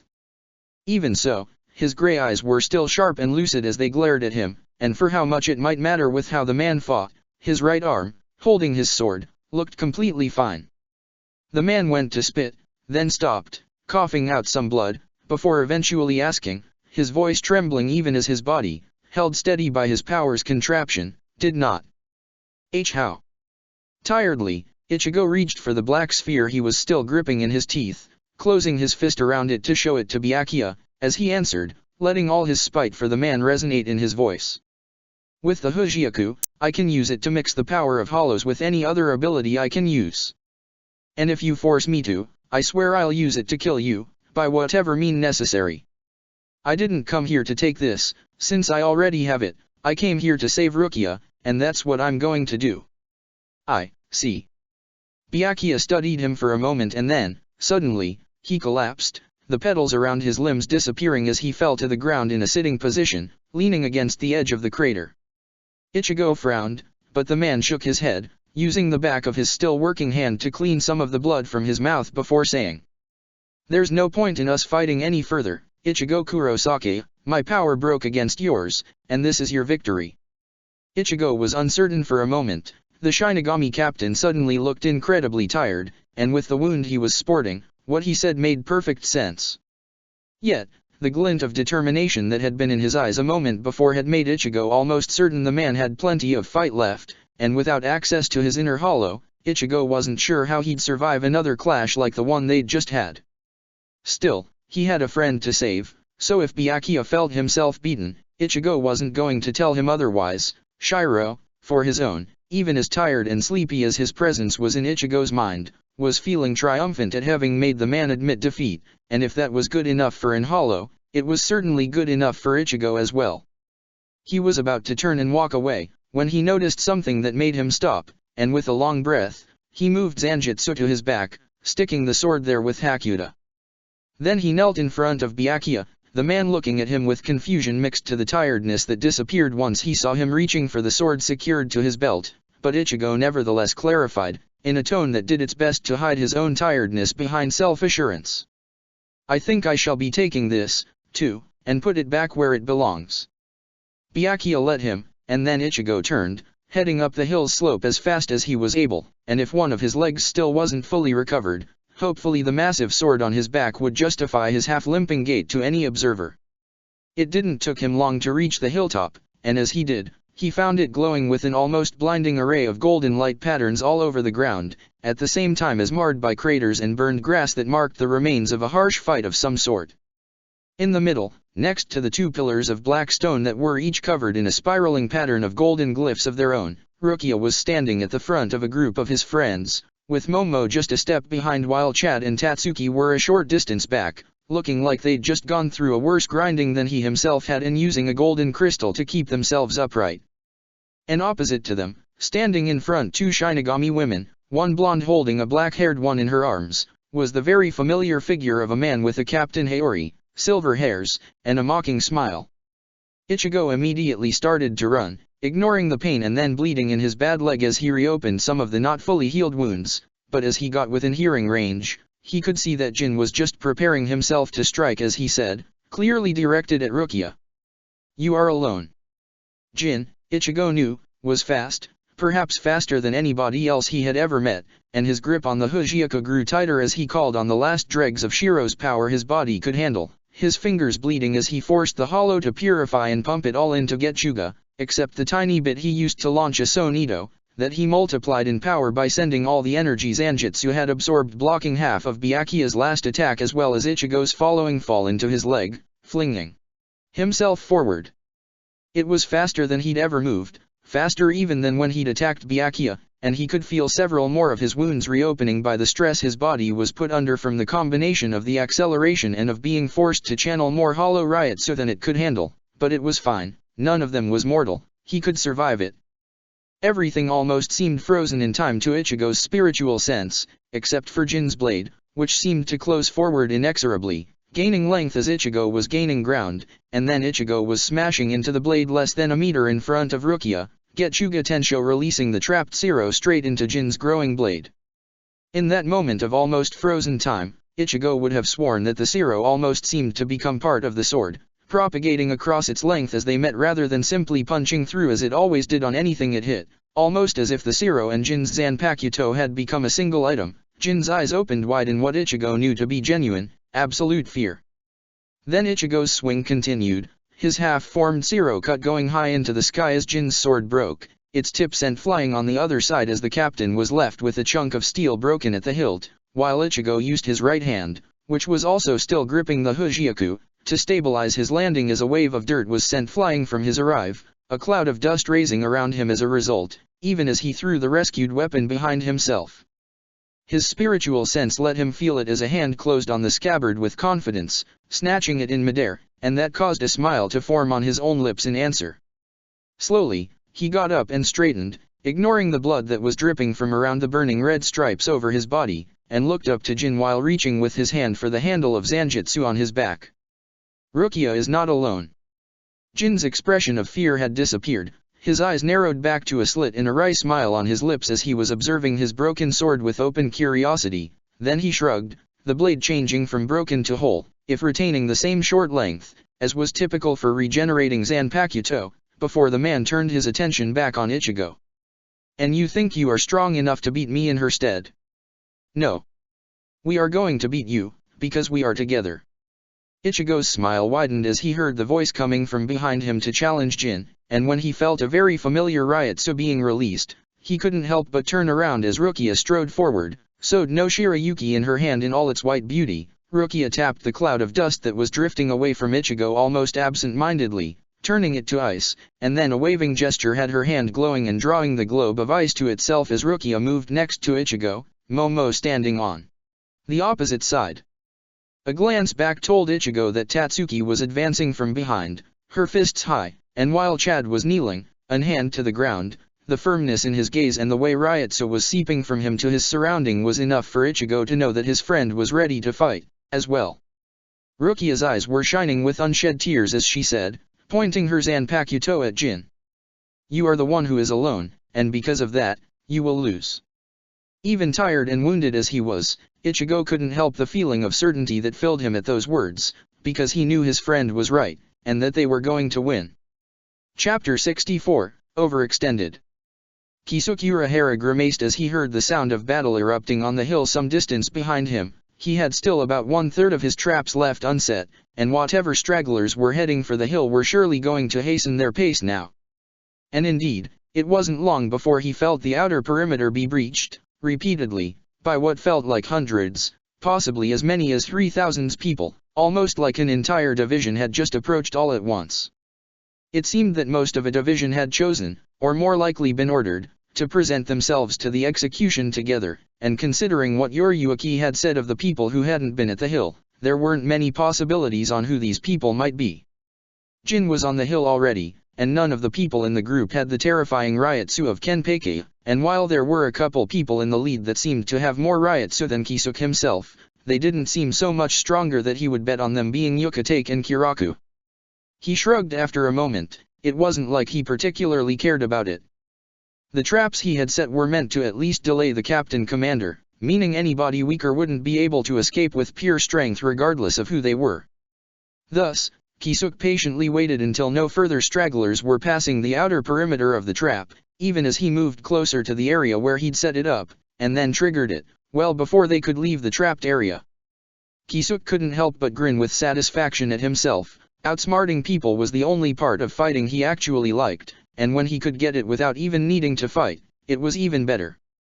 As good as the interface he'd included in his earbud was at interpreting the data from the traps, however, it couldn't send visual data, so he headed to the area to check what sort of fishes he'd caught in his net.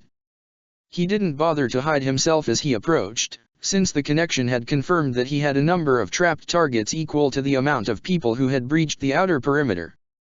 Which was why he was surprised when he heard voices coming. The trap was based on Benihim's Shikai, and supposed to capture people in a status of slowed time very close to stasis. With their mental processes slowed to such a degree, none of the prisoners should have been able to speak. Instead, what he found was two people in the middle of a conversation, even if one of the two was clearly doing the lion's share of the work in maintaining it. Which definitely proves the superiority of detachable limbs with multiple connection points. Also, be sure to mark that the turbine-propelled flight device, while functional, puts increased stress on the first vertebrae sufficient to cause mild discomfort, so more testing is necessary to properly balance the comfort to efficiency ratio. Yes, father. Very good. Now, let me study this trap to see if I can. The man trailed off when he saw Kisuke, who for his own was taking in the scene, trying to make sense of all the details. A man with a face painted chalk white, golden teeth, the uniform of a Shinigami captain, and a beak-like cap over his head that was spinning at very high speed like an helicopter's blade was floating in midair, as well as affixing a new leg to his knee joint, while the purple cables from Kisuke's trap had only ensnared a very similar leg up to the knee. That leg was falling very slowly, and in fact Kisuke knew it would take about a century for it to reach the ground. All of the other Shinigami behind the flying man had been caught in the trap properly, and were wrapped in purple cables all the way to the head, yet one of them, a black-haired girl that was at the front, seemed able to still follow the flying man's comments and, somehow, even answer. In fact, he realized, she'd spoken without moving her mouth at all. Kisuke Urahara. Was this setup you're doing? Kisuke very carefully didn't let out a long sigh, even if he really wanted to. While he couldn't deny a certain amount of satisfaction at having tricked the entire 12th Division, the fact that nobody had been able to see through such a simple track didn't speak well of their intelligence. And, of course, having to deal with Mayuri Kuratsuki in particular was going to be an headache, no matter how satisfying putting him in his place by proving himself smarter once again would be. Mayuri's antics hadn't been particularly entertaining back when the man was the annoyingly competitive first seed constantly scheming to take the place of lieutenant from him. He doubted they'd become any better since he'd somehow managed to get himself promoted to captain. Truly, the mere fact that the man had already gained the required certifications when Captain Aizen had been killed was perhaps the biggest indicator yet that Rukia's theory he was the spy might be correct, but Kisuke didn't like jumping to conclusions without evidence. It was deeply unscientific. That didn't mean, however, that he couldn't use the current situation to collect the needed evidence. Mayuri was many things, but rarely subtle. Instead of letting his emotions show, Kisuke moved a hand to scratch the back of his head as he answered, in a self-deprecating tone. I wouldn't call it my setup, really, a little trap I contributed to, nothing that revolutionary.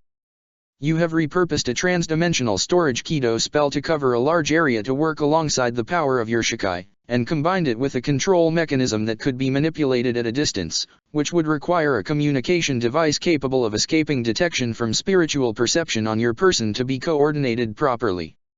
Such a combination of feats would easily allow for application in the field of communication and static defense that could easily obsolete over 70% of our current military doctrine, making a qualification of them as revolutionary the most correct applicable. Kisuk frowned at the girl's words, and not just because of their content, but because she'd spoken without moving her lips at all once again, and quickly enough to preempt any comment Mayuri might have been about to make. This, when she should instead not even be able to properly perceive what was going on. Kisuk had to admit he was curious despite himself, so he pointed at her. How are you doing that? You shouldn't even be able to understand what's going on.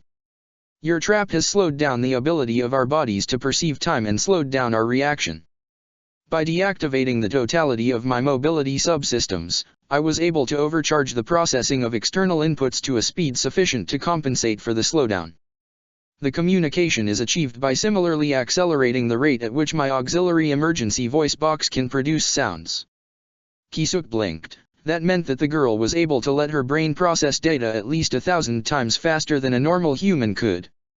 Even if she had to redirect energy from all her other body processes to the brain in order to achieve it, the feat was astounding, especially because she didn't seem to have lost any sense of self-awareness.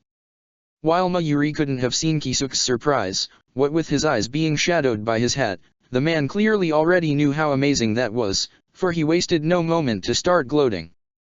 That's but one way in which Nimue is vastly superior to all other Shinigami, and Kisuk waved his hand dismissively, interrupting Mayuri's spiel by saying, I was informed about your experiments, no need to walk me through them all. The man glowered, then pointed his Zanpakuto at Kisuk and said, threatening. Well, since you're so well informed, let me inform you that I decided to make the entire division walk with me because my estimations told me the invaders would assuredly show up, so I came prepared. And since I prepared for much tougher opposition than a washed-up, exiled lieutenant, I'm now going to obliterate you. Rip, Ashisaji Jizo. Even as Mayuri's sword was still transforming, the man's arm shoot forward, extending along a cable of sorts. Knowing the man's Shikai, Kisuk had little doubt he'd already chosen which sort of poison he would inject him with, if he managed even just a scratch, which meant he didn't just need to beat a captain, but doing so without getting hit even once, or he'd be unable to stop anybody else who showed up after Mayuri was dealt with. A tall task, but he fancied himself smarter than Mayuri, so it should be possible, especially if he kept the man from using his Bankai, which would require putting him under constant pressure. Doable, with the traps he had set up, but it would require some finesse work. For the moment, he kept his eyes on Mayuri's Zanpakuto, dodging to the left as he swung Benihime, unleashing purple whips of slowed time in hope of wrapping them around the extended arm, to lock it in place. However, two small holes at the base of the hand put off small plumes of riot soot, something which made Kisuk think the man had installed some form of propulsion inside it, making the arm spin on itself while Mayuri used repulsive Hakuta to push the attack away. At the same time, Mayuri threw something with his free hand Kisuk's way, so he used his left hand to call forth a Kido shield and, when the device bounced off of it and slammed into the ground, grinned as his monitoring device let him know it was meant to be a paralyzing net of sorts. With a flick of his finger, he triggered one of his emergency traps, originally meant to counter Kido, to instead be ready to trigger the device, dodged under a swiping swing of Mayuri's sword as the man rewound his arm back, and then sent a barrage of Kido rays at the man, aimed high so he would move to land, or at least get low enough to be within range to be ensnared by his own trap. However, just before Mayuri could get low enough, Nimue's voice echoed, warning him of, Father, he's seized your trap, and the scientist managed to turn upwards just in time that Kisuk's hurriedly activated trap missed his feet by an hair. The man glared at them, asking Nimue, how did you know, since there had been no outward sign of his interference with the device. The girl's answer was delivered in the same inflectionless tone as all she'd said so far had been, clearly, the voice box she was using didn't have the ability to give tonality to her voice the way her normal vocal cords and mouth would have, and yet, Kisuk couldn't help but feel that, if she had been able to, the Shinigami would have shrugged, as if to imply it was no big deal. Every device that Father prepared transmits constantly on its state to me, for monitoring purposes. Mayuri grinned, his own smugness quite clear on his face, as he bragged, yes, my Nimue is an incredibly successful project, isn't she? Kisuk's eyes narrowed, he wanted the man to make mistakes, and while overconfidence could achieve that, anger would be better. Thus, he asked, with a surprise that wasn't entirely faked. And here I thought you would try and prove yourself smarter than me, rather than having to rely on somebody else helping you do it. Mayuri scoffed at that, apparently unconcerned. Don't be daft, you wouldn't think yourself lesser for needing a microscope when analyzing the impossibly small, would you? A scientist uses all tools at their disposal, and the fact I made Nimue into the perfect tool to assist me just prove how much smarter I am than anybody else. Right, of course Mayuri would see it that way. Why he had expected anything resembling decency from him, Kisuk had no idea. He would have to use the man's overconfidence to win this, apparently. He immediately sent a new barrage of Kido beams at Mayuri, while focusing on Beniheim to create more whips of slowed time to attack with from the side. Mayuri dodged to the left, as Kisuk wanted to, and then, as he once again attempted to strike back with an extended thrust of his arm that Kisuk only barely managed to dodge, Kisuk triggered another trap, the ground glowing brightly where Mayuri's Zanpakuto was about to hit. And once again, Nimue spoke, loud and clear. Father, that glyph corresponds to a freezing Kido. And just like that, instead of whatever countermeasure for another stalled time trap Mayuri might have had, the man instead unleashed a poison that set the ground on fire upon striking, completely neutralizing Kisuk's trap. Then, while Kisuk glowered at Nimue for her interference, Mayuri clicked his golden teeth together loudly, which caused a small, glowing dot to appear over his ear and gloated. Now, I've connected Nimue's voice box to transmit her messages into my ear directly. This way, I'll be able to benefit from her enhanced perception in a manner you cannot counteract. You're defeated, now it's just a matter of making it official. Kisuk let out a long breath and, sure enough, as he tried to lure or force Mayuri into trap after trap, the man kept switching to countering them, likely thanks to his daughter's help. Still, Kisuk was at least drawing out the man's counters. When he used an explosive trap, Mayuri was too close to dodge and had to separate and replace his limbs again. When he unleashed a trap that created a cylinder of void from wall to wall for a few seconds, it caused a device on Mayuri's person to crack open while creating a sphere of air for him to hide into. When a wall trap released a barrage of metal spikes primed to explode, and a single swing of his sword filled with some acidic poison wasn't enough to cut through them all, Mayuri threw a magnetic device high into the air to redirect the other traps into. When he triggered a sonic trap that should have let him stumbling, Mayuri's legs shoot harpoons that kept him anchored for a moment while he reconfigured himself to withstand it. The one time Kisuk managed to activate two traps at once so that Mayuri was forced to let a handful of thin Kido beams rip the skin away from his limbs, leaving him bleeding profusely. He popped a blood-refilling pill of some sort in his mouth that made him look quite red for a while as he recovered, something Kisuk was certain the other man wouldn't be able to do again. Of course, with every trap triggered and countered, Mayuri was getting ever closer to Kisuk's own position. In a sense, it was frustrating, as each of his best traps were being countered and his enemy inexorably moving closer with an ever-growing smile, especially because he was sure that, without his daughter's help, at least a couple of them Mayuri would not have been able to counter. On the other hand, this was working at least in making Mayuri overconfident. This was especially true because, throughout the battle, the man had unleashed his own counter-attacks whenever he could, his sword leaving whole swathes of the road melted, burned, frozen solid, turned to quicksand or, in one case, slowly releasing what looked like a carefully contained geyser of radioactive waste, while other times, the poisons had been more subtle ones that were still persisting in the air as red, blue, and pink cloud that Kisuk had only barely managed to catch into nets of Benihim's power woven tight enough to stop their spread. Overall, the street was littered with the remains of Kisuk's failed traps, while the room Kisuk had left to dodge upcoming attack was vanishingly small. To an outside observer, and hopefully also to the current 12th Division captain, as unearned as that title was, it would look like Kisuk had fought with all that he had to stop Mayuri, and failed because the man had a counter to all of his tricks. And in a sense, it was true. Kisuk would have loved to be able to win with an early surprise, rather than having to unleash almost his entire arsenal just to lure Mayuri into a false sense of security. The key difference, however, was that Kisuk hadn't really expected to succeed, and so, his morale wasn't broken, he was merely ready to finish this.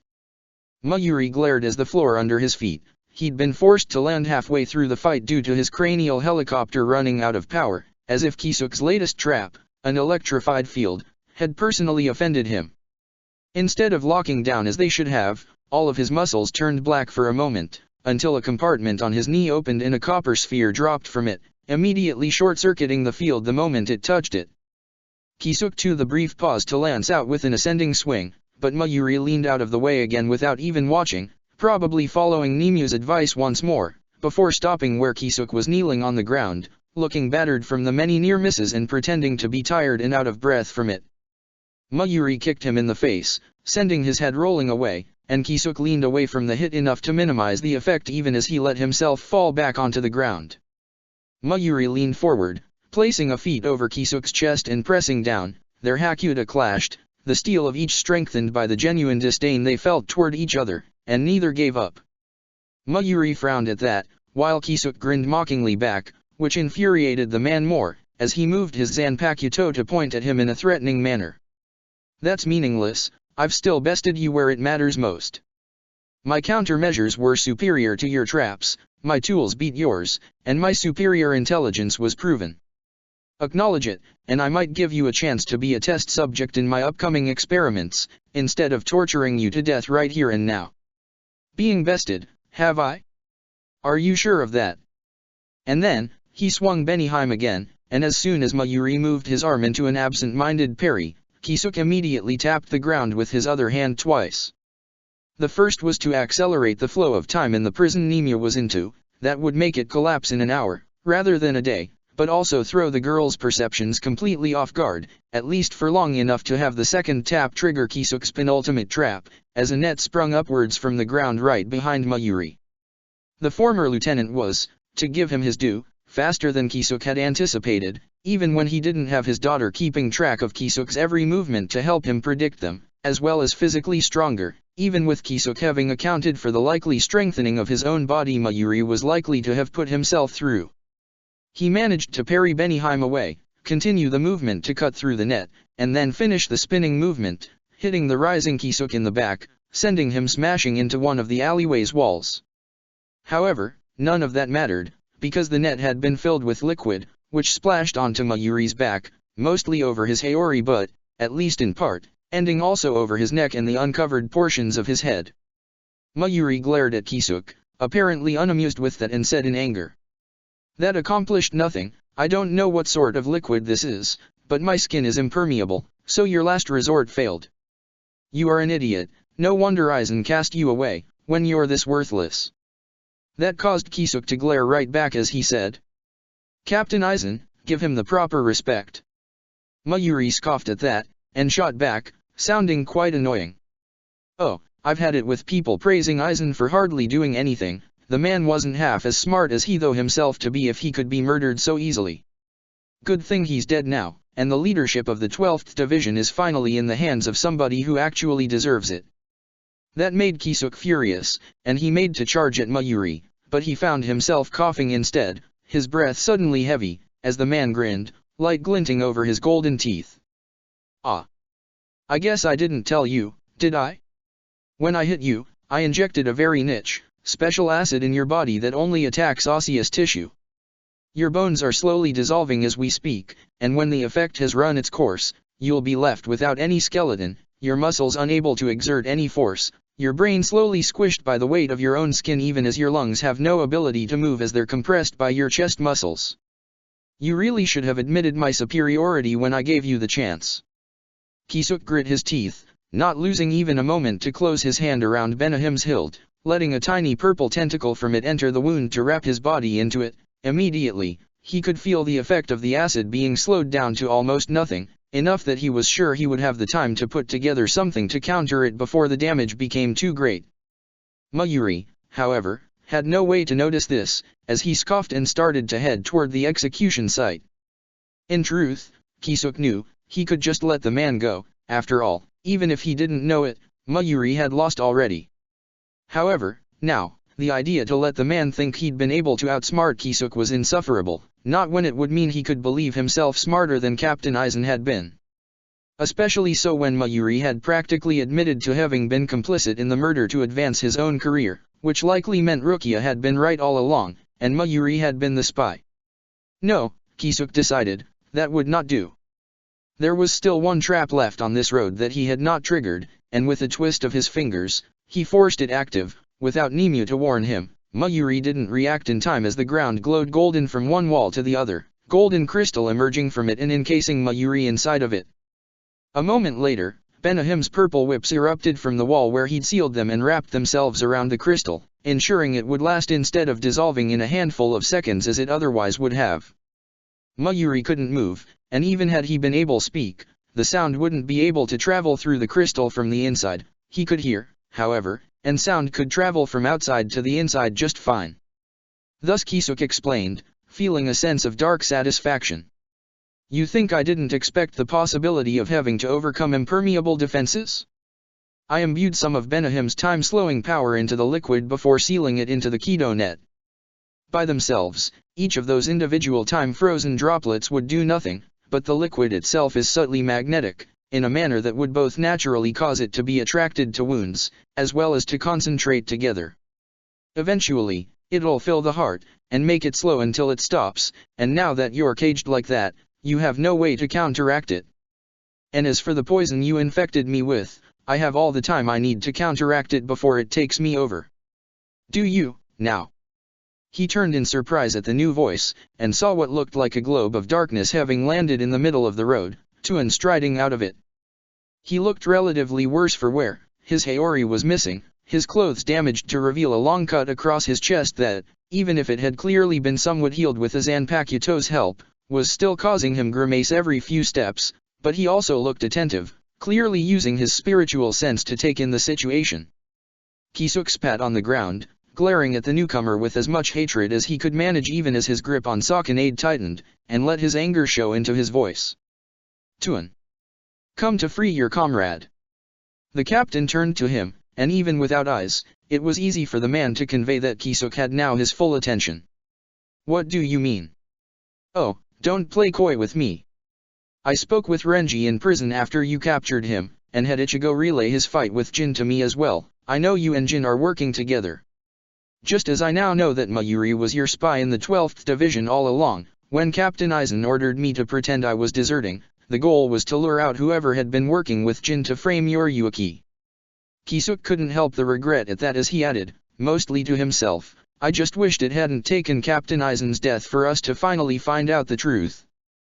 Then he swung, sending Benahim's whip at Tuan, but the man dodged so fast Kisuk had trouble following, and this despite being wounded. He also counterattacked with an almost lazy swing of his sword, a barrage of black spheres smacking into each of Kisuk's limbs, removing all sensation from them, so that he couldn't move them. Tuan shook his head, and said in a dismissive tone. You didn't understand a single thing, but then, that was always the point.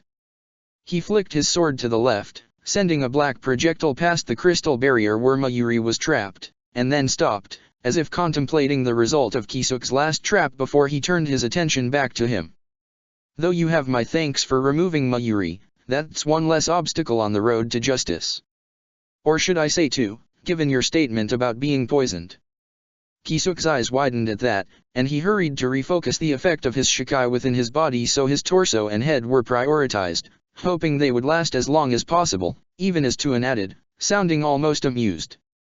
I guess it is poetic, for one like you to die due to your own incompetence. I only regret I don't have the time to see it through personally, but Jin sent the signal that meant he needed help, which is why I'm in a hurry toward his position.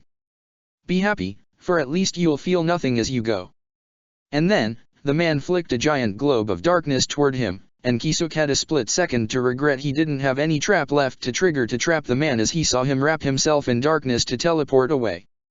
Then the darkness slammed into Kisuk, enveloping him completely, and he lost all sensitivity to his body, even internally, he was vaguely aware of the very tip of his hairs moving in the breeze, but other than that, the entirety of his body was encased with Intuin's power, and he couldn't feel it at all.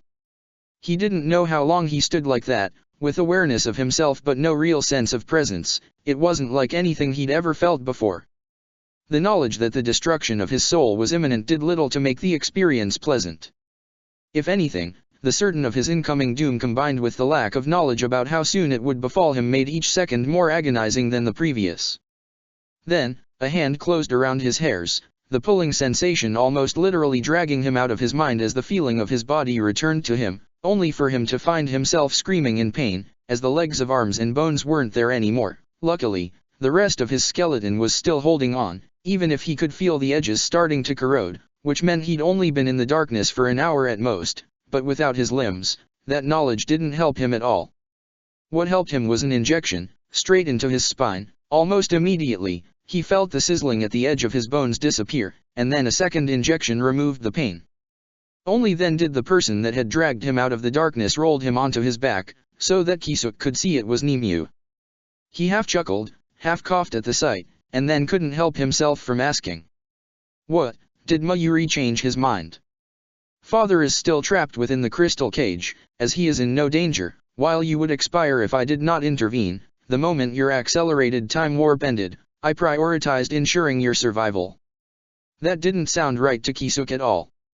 My attack dash will not prove lethal, as Father can survive for over a day with only his head functional, even if lack of blood flow would cause paralysis of every other affected body part. Which meant the trap had been a winning strike, after all. If he had just let Mayuri go, the man would have collapsed long before he was able to interfere with the others' efforts to save Rukia, and he'd have had one trap left to try and stop Tuan with. Kisuk pushed the thought and related recriminations away, and instead focused on his rescuer, whose eyes seemed to be glowing. He guessed she was performing some sort of scan of his conditions with whatever analysis device Mayuri had implanted into her body. Why save me at all? Your words made it clear you have information that make you believe your actions were in the best interest of Soul Society. I am exercising my judgment independently as an agent dedicated to the protection of Soul Society in preserving that information, by keeping you, its only source, available to provide details. And yet, Mayuri seemed very determined to see me destroyed, and he called you his tool many times. Aren't tools supposed to help their wielder perform their goals? She nodded, apparently unfazed, and answered they are. Then, her eyes stopped glowing, and she reached for her abdomen, and pressed something that caused a small portion of her skin to peel away to reveal a compartment, from which she retrieved a blue syringe before closing it. She knelt to press it to Kisuk's chest, and then concluded. But using me like a tool caused Father to be defeated, and the following events caused me to believe that a conflict might not have been the correct approach to solve the problem at hand. As a protector of Soul Society, I believe that exercising my judgment independently might be a superior approach to a number of situations where I let Father's superior experience and rank dictate my actions in the past. I shall revise my parameters to ensure that such is possible as soon as the current crisis is resolved. Kisuk didn't have the time to determine if that was a good thing or not, as the girl proceeded to inject him with what had to be a powerful sedative, because in the time of one heartbeat, his whole body had numbed down, and in the time of two, he was fast asleep. Chapter 65, 2nd. The moment she saw Shinigami being turned into insects, Swaifon knew her chance for finally taking down the traitor had come. She glared at the sky, quickly identifying the figure of an hawk darting through the air faster than anybody could follow by turning part of its body to lightning. Swaifon clapped her hands together and opened them to release an upwards eruption of glowing golden darts. This particular Kido was on a timer, so that the darts exploded in a conflagration of thunder and a flash of light at about the same height her former master was flying at, just like Swaifon had planned. The range of Yoryuki's Bankai was limited by her perceptions. As long as she could hear, see, or spiritually sense an animate target, she could transform them, wholly or in part, into any animal she wished, so to limit her senses before sneaking up on her was a crucial step to victory. It made the former captain paranoid and thus difficult to surprise, but the benefit of having being trained by her meant that Swaifon knew how to deal with that. With the large streaks of light from the exploding darts left hovering into the sky, both visibility and spiritual sense would be impaired, so that the traitor had to move out of the area, which she immediately did, veering left. Swaifon followed, using her Shunpo to jump as high as she could, before focusing on her Hakuda. Combining shaping with emotional manipulation was always tricky, more so when using mixed coatings. However, Swaifon had drilled on it relentlessly in her efforts to catch up with her former master, so it wasn't especially hard for her to extend two long, thin blades along her arms and armoring her head with a covering that sharpened into a tip, hardening them with disdain while coating the back of her legs with repulsion to push herself forward. The combination of it with her lightened weight from Ho-Ho kept her almost buoyant, and while she didn't have anything to push off of, small adjustment in the repulsion from her feet gave enough of a propulsion that, even as she lost altitude, she continued to glide forward, getting closer and closer to her former master. Swaifon frowned as she realized she was gaining ground, that reeked of a trap, but she couldn't not take the opportunity to strike at the traitor. She muttered, "Sting to death, Suzumibuki," to herself, causing the black and golden bracer to encase her forearm while the long golden spur grew over her hand, twice the length of her middle finger. Ready to strike, Swaifon clenched the fingers of her other hand to create a golden sphere of glowing light in her fist which threw at her target, while letting her hardened Hakuda wings go to instead turn the entire coating to pure repulsion, the sudden release and propulsion combining to send her spinning forward. The Kido grenade exploded to the left of her target, forcing the traitor to dodge on the right, putting herself straight into the path of Suzumibuki's attack. Swaifon didn't smile when she went through an Utsasimi clone, but she did feel smug for having anticipated it, maybe even a bit disappointed that coating herself in loneliness, which she'd done as precaution, had been unnecessary. Still, she wasn't surprised when slender black fingers closed around her wrist, her former master underneath her, and simply flexed her fingers and then let the Kido grenade fall down on her opponent, coating herself in a dual layer of determination and disdain as she did.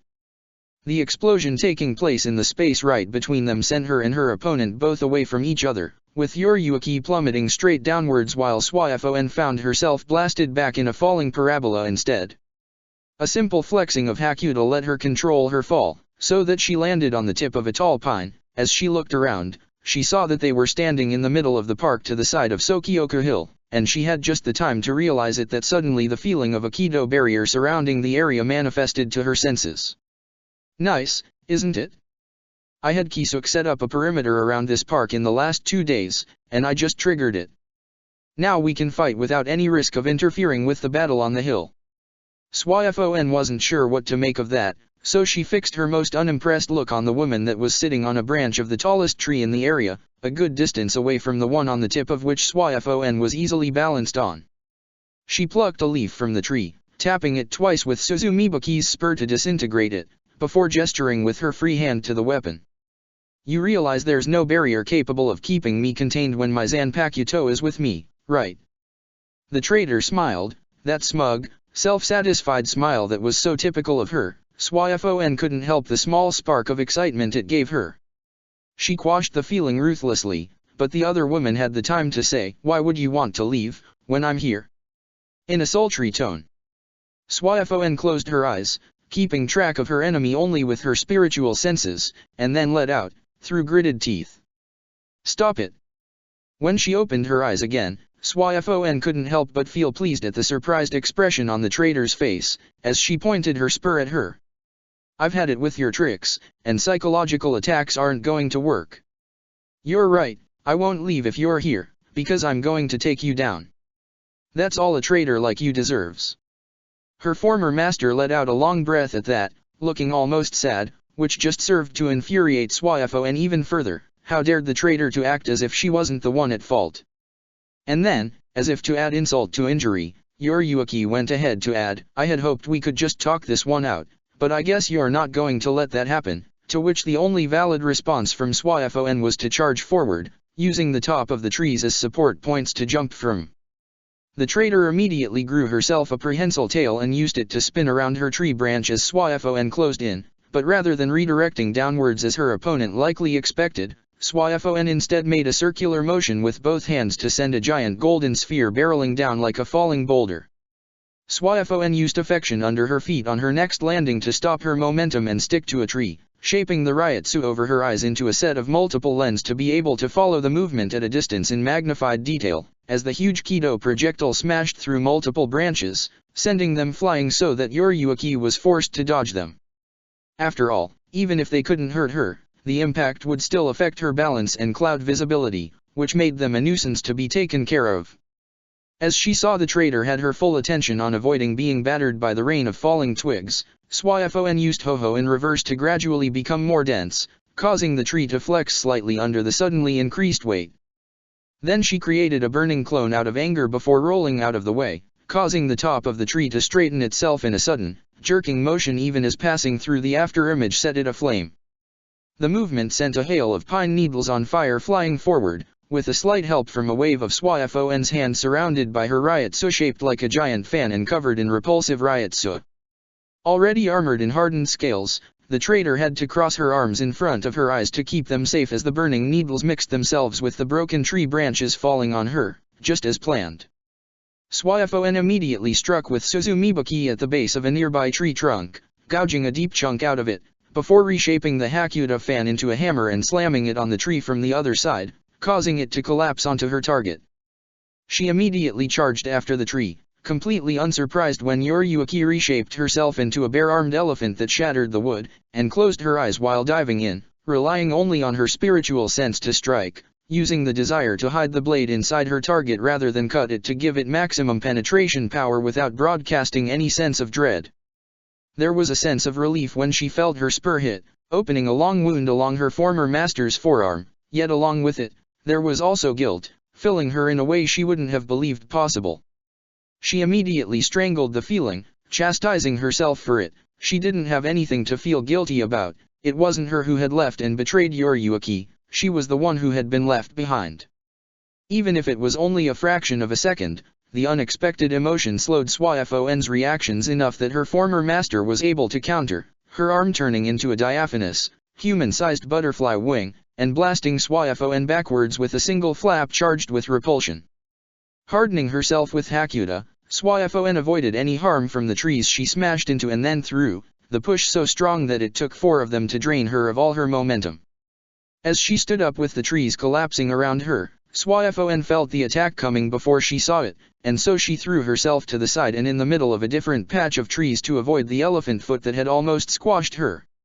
She refocused, watching as Yoriyuki returned to her human form with the huge butterfly wings, the left one now sporting the large black butterfly mark on the portion Suzumibuki had affected, and for a moment she found herself stuck by how well such a regal look fit her former master, before quickly shaking her head and trying to focus on the movements instead. Yoriyuki seemed to be studying her as well, the expression in her eyes indecipherable. Swaifon assumed she, too, was trying to guess at her opponent's next move. Which was why Swaifon was incredibly surprised when she felt claws striking at her from behind. She rolled out of the way, dodging the attack while cutting with her spur at what looked like a bear trying to take her down. And then she was almost deafened by roars, finding herself surrounded by bears that were acting quite unnaturally as they charged at her, claws bared and teeth slavering, trying to assault her.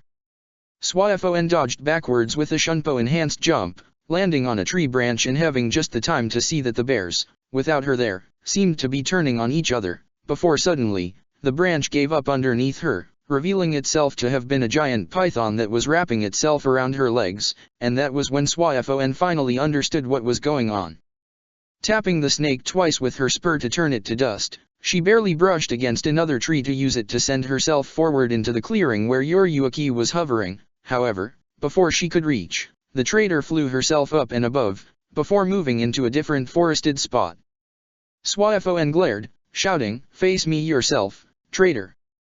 But the other woman looked amused, shaking her head and answering, "Come now, if you can't even overcome my Bankai, clearly you don't deserve to test yourself against me in hand-to-hand combat, do you?" Before flying further into the thickest area of the woods, even as the trees closest to Swaifon turned into beasts that immediately charged at her. Normally, the fact that Yoriyuki's Bankai only affected the body, and not the mind, was something of a detriment, but plants had so simple a brain, with no other desire than to feed, that they degenerated into patterns of behavior far more aggressive than any normal animal would have. Of course, Swyfon should have expected this. Obviously her former master had trapped her on a battlefield where she was at an advantage, when she had the chance to pick the battlefield. However, Swyfon wasn't going to let herself be defeated like this, and even as she jumped backwards, away from the charging beasts and to the top of one of the tallest trees, she called out her Bankai. Suzumibuki, Thunder Whip. Swyfon felt the rush as her soul and that of her Zanpakuto mixed together, her wishes giving shape to Suzumibuki's power. The golden armor encased her left arm from fingertips to shoulders, and above it formed the face shield marked with black stripes, while over the forearm was the flat, empty bed of the launcher. Behind her back, she felt the thin golden and black chains that connected the launcher gauntlet to the still-present bracer on her right hand, which had gained 6 other chains, dangling from her wrist. Adapting to the sudden weight was something she did with ease born from long practice, and then she took a moment to make sure her footing on top of the tree was stable. Once she was confident that the ground wasn't about to turn into a living creature under her feet, Swyfon took a long breath, then raised her left hand to aim the launcher at the animals below, and focused.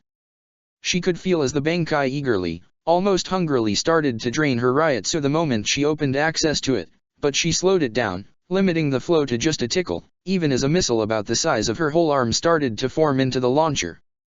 Swyfon made sure to minimize the drain as much as possible, keeping the missile's shell thin and only leaving a small spark within, and as soon as the missile was fully formed, she let it fly, the yellow projectile flying forward faster than she herself could move.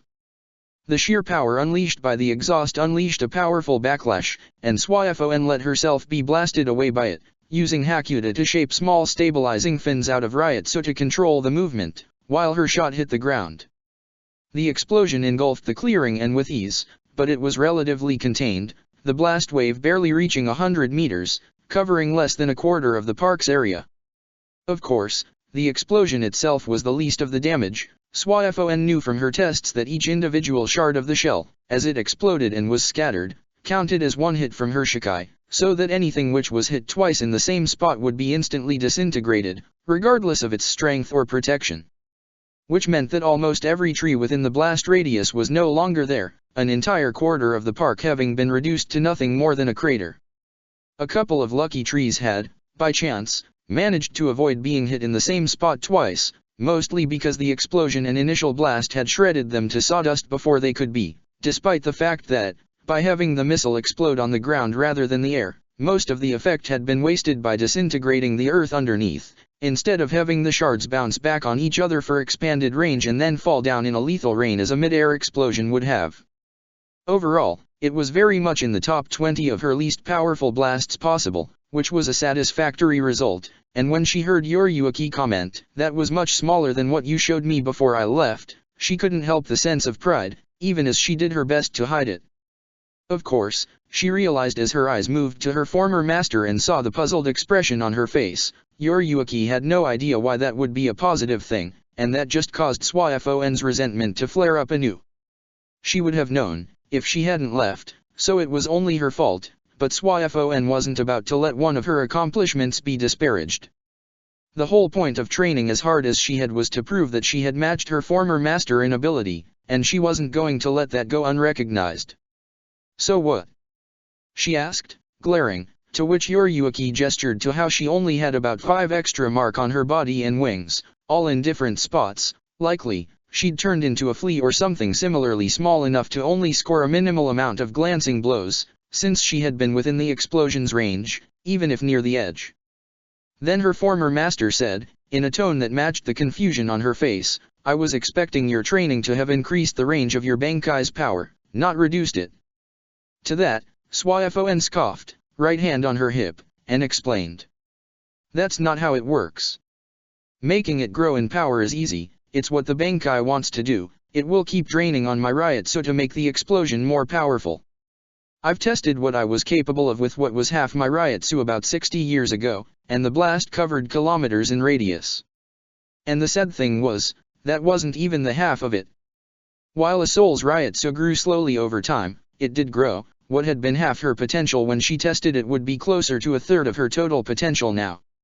If that wasn't enough, the power of the missile didn't grow linearly as she fed more Ryotsu to be the trigger within, but rather exponentially, as did the missile's size and thickness, both of which provided far more shrapnel for the bomb to disperse.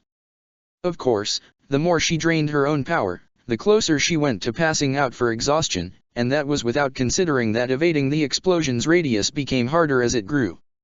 Perhaps firing a single shot at her full power would be enough to destroy the entirety of Seoul society, but she'd fall unconscious from the effort, and do so right in the middle of the detonation zone. It wasn't something she was eager to test out.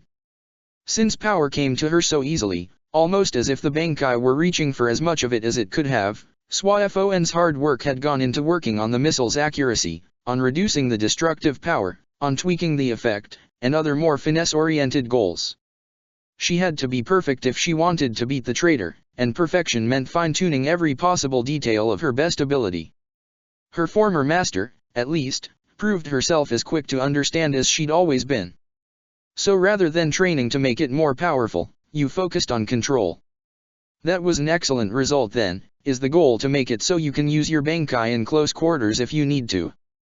That, and also learning how to do things like this. As she spoke, SWAFON aimed her launcher at her former master, forming the missile as quickly as she could even as she tweaked the internal structure, and made the detonation on a timer of just 1 second before firing, rather than on impact. The traitor's eyes widened as she flew upwards, which was good for her, as when the missile exploded again, this time the shrapnel erupted forward in a straight line, easily covering the entirety of the park in length, the wave front smashing into and through the barrier at the edge and causing it to fall apart.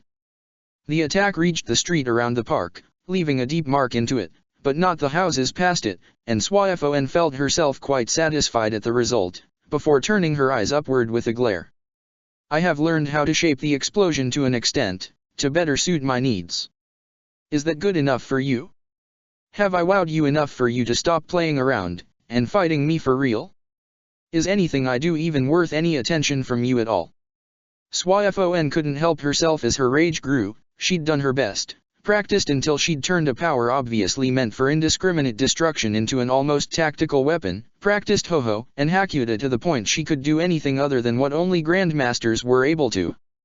And she was pretty sure that they all cheated somehow, since she knew Byakuya had at first only managed to learn how to do his full discorporation by using his Bankai's ability to sense every individual particle of his soul, and only afterward refined the trick until he was able to use it outside of it. While it was known that every Grandmaster was granted the title by virtue of having an understanding of their disciplines that others couldn't match even if they were walked into it, it would not surprise SWAFON at all if that understanding was a result of something they were only able to personally experience through their unique Zanpakuto powers. If Byakuya's Ho-Oh skill that correlated to that special understanding were ignored, then SWAFON knew she was better than him in Ho-Oh and Kido both, as she'd proved to herself in their spars many times.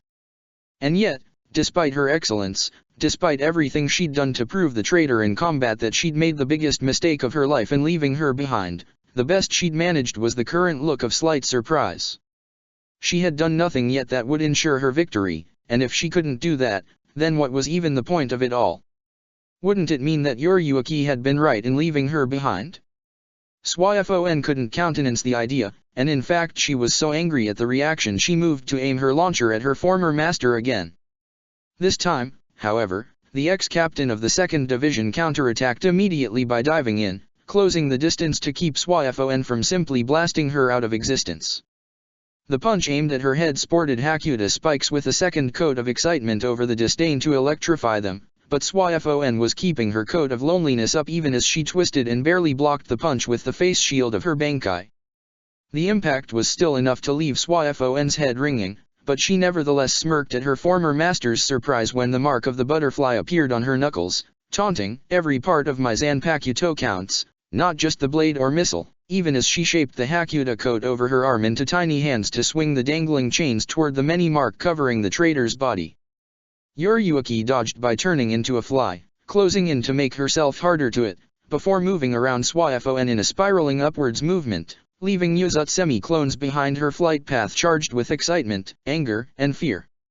It was almost like being wrapped in a chain of lightning, ice, and fire, but SWAFON was prepared for it, calling on an inner coat of determination underneath the loneliness to minimize the damage from the attack, since the mix of hot and cold would have hurt more if she tried to use disdain. She tried to reach for the traitor, but before she could focus on that, a flock of birds charged at her from the sides, forcing her to swing her launcher through the flock to fend it off. The blade edge cut through a number of those with the typical ease a captain's Zanpakuto would cut through most things, and those who only took a glancing hit and were left stunned were disintegrated when Swaifo simply swatted at them with the gauntlet, hitting the butterfly marks on the wound her first swing had left behind. That was followed by a straight kick in her back from the traitor, sending Swaifo plummeting down. However, the moment she was hit by the elephant-sized foot, Swaifo shaped Hakuta to tiny hands once again to manipulate the chains behind her back and wrap them around her former master's leg, dragging her down with her. Knowing what the counter to that would be, Swaifo let go of her loneliness coat, instead letting her love feel her, flooding both coats with a clinging strength many times greater than what mere affection would. And thus, even as she changed forms, Yoriyuki was unable to free herself before they both slammed into the ground, a smaller crater forming inside the bed of the one Swaifo's previous attack had left behind. The sheer pain of the impact, even as she used Ho-Ho to minimize it, left Swaifo winded and painting on the ground, coughing blood, and with many visible portions of her body badly scraped and bleeding. The impact had been worse than usual because she had not been able to use Hakuta to protect her body, since if she had, Yoriyuki would have made it away. Even as it was, the pain of the impact had caused her focus to waver and let her opponent get free, but at least this way she'd only managed to do that after the hit, rather than before. And indeed, when Swaifo turned, she found the traitor sitting in the dirt, her dark skin marred by scrapes and wounds, if nowhere near as many as Swaifo had collected. But that wasn't as much of a downside as it would at first appear. After all, she knew that her former's master ability to drain her Zanpakuto of power to heal herself were noticeably inferior to her own, due to the particular way her Shikai worked. Thus, there was defiance in the way she slowly lifted herself back on her feet, using her launcher as a crutch while she glared at her opponent. For her own, as she got back to her feet, Yoriyuki looked genuinely confused. That was much stronger than I expected. Less like a memory or impression, and more like it was something you were actually feeling, and had been holding back for a long time. The question was implied, but Swaifo was furious that it was even asked and shouted back, "Of course it's real. Unlike you, I don't lie to those who trust me," and charged forward. Her anger was so strong she made the snap decision to coat herself in it, and let the trickle of healing she was draining from her Zanpakuto counteract the light scorching of her own skin the flame was causing, using the constant sting of pain from it to spur herself forward with greater energy. Yoriyuki dodged with inhuman sleekness and elegance, which seemed such a natural fit for her, even if Swaifo knew it was just the result of switching her joints with those of panthers.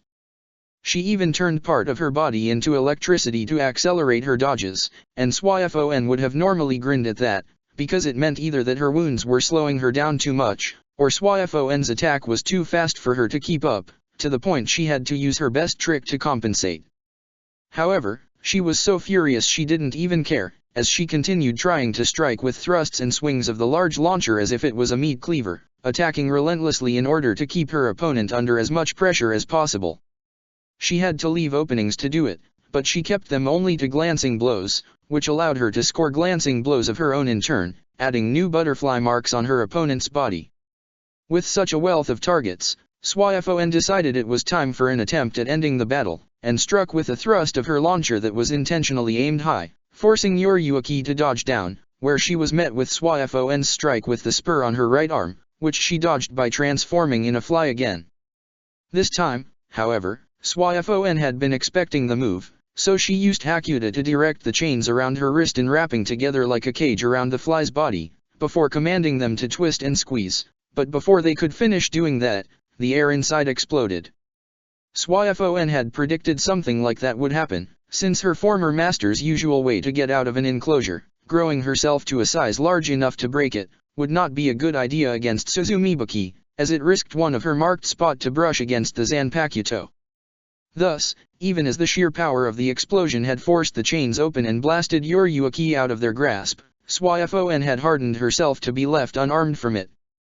She immediately moved her arms in a circular motion to send forth a huge golden sphere at her opponent's flying form, which she dodged by moving lower while still in her fly form. Swaifo forced her out of that by clapping her hands together and sending another barrage of explosive Kido darts, which Yoriyuki had to change back to a human-sized form to counter, raising her hands to form a wall for the darts to crash into. As a result, she left her back open to be hit by the giant golden sphere as it had bounced back on the edge of the crater, just like Swaifon had planned for it to do. Pushed by the huge projectile that had hit her in the back, Yoruaki was slammed into her own barrier, and left bloodied and confused for the smallest moment, just as Swaifon hit the barrier with her launcher and spur at the same time, immediately turning it to dust and continuing through where it had been without pause.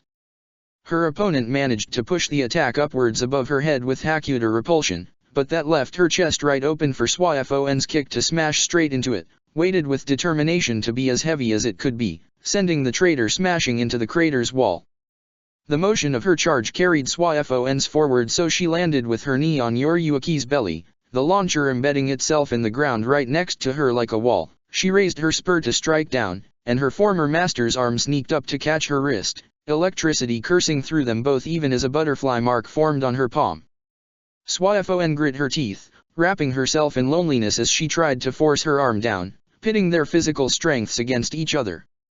Then the former captain suddenly coughed blood, her arm trembling and letting Swaifon gain some ground, her spur inching closer to the mark on her cheek, before Yoruaki suddenly looked up, leaving Swaifon completely dumbfounded as she found herself looking down on an affectionate smile. "I never lied," Swaifon shouted back, her fury and anger mixing up in her. "You betrayed me?" Understanding seemed to dawn on Yoruaki's face as she said, in a sense of wonderment. "Then, you didn't really care if I really was guilty of framing Jin or not, did you?" Swaifon kept her tears of rage from escaping as she shouted back. "I care, but that was never as important as the fact you left me behind. Whatever happened, you didn't trust me, either to be at your side or with your confidence to stop you. I trusted you so much, but that didn't matter at all to you." The sheer outrage gave her arm a bit of extra strength, letting her push her spur closer to Yoruaki's face, but the woman herself didn't seem afraid. Instead, her eyes had filled with tender warmth for some reason as she said, her voice soft. "But don't you see? I had no idea that would happen, and you didn't come to me. You thought I wasn't strong enough to be at your side, and so sacrificed what we had for the sake of your mission." That seemed to strike a nerve, if the expression of pain in those beautiful golden eyes was in any way genuine, but Swaifon closed her own eyes, squeezing them to keep the tears from escaping as she shouted, "Well, I'll prove by beating you right now. I'm more than strong enough, I'm stronger than even you are, and you'll regret betraying me rather than keeping me by your side."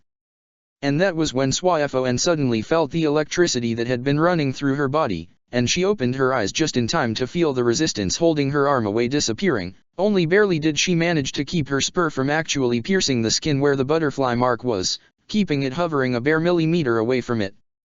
Swaifon watched in disbelief when she realized Yoruaki was openly crying, and wasn't expecting it when she said, her voice shaking.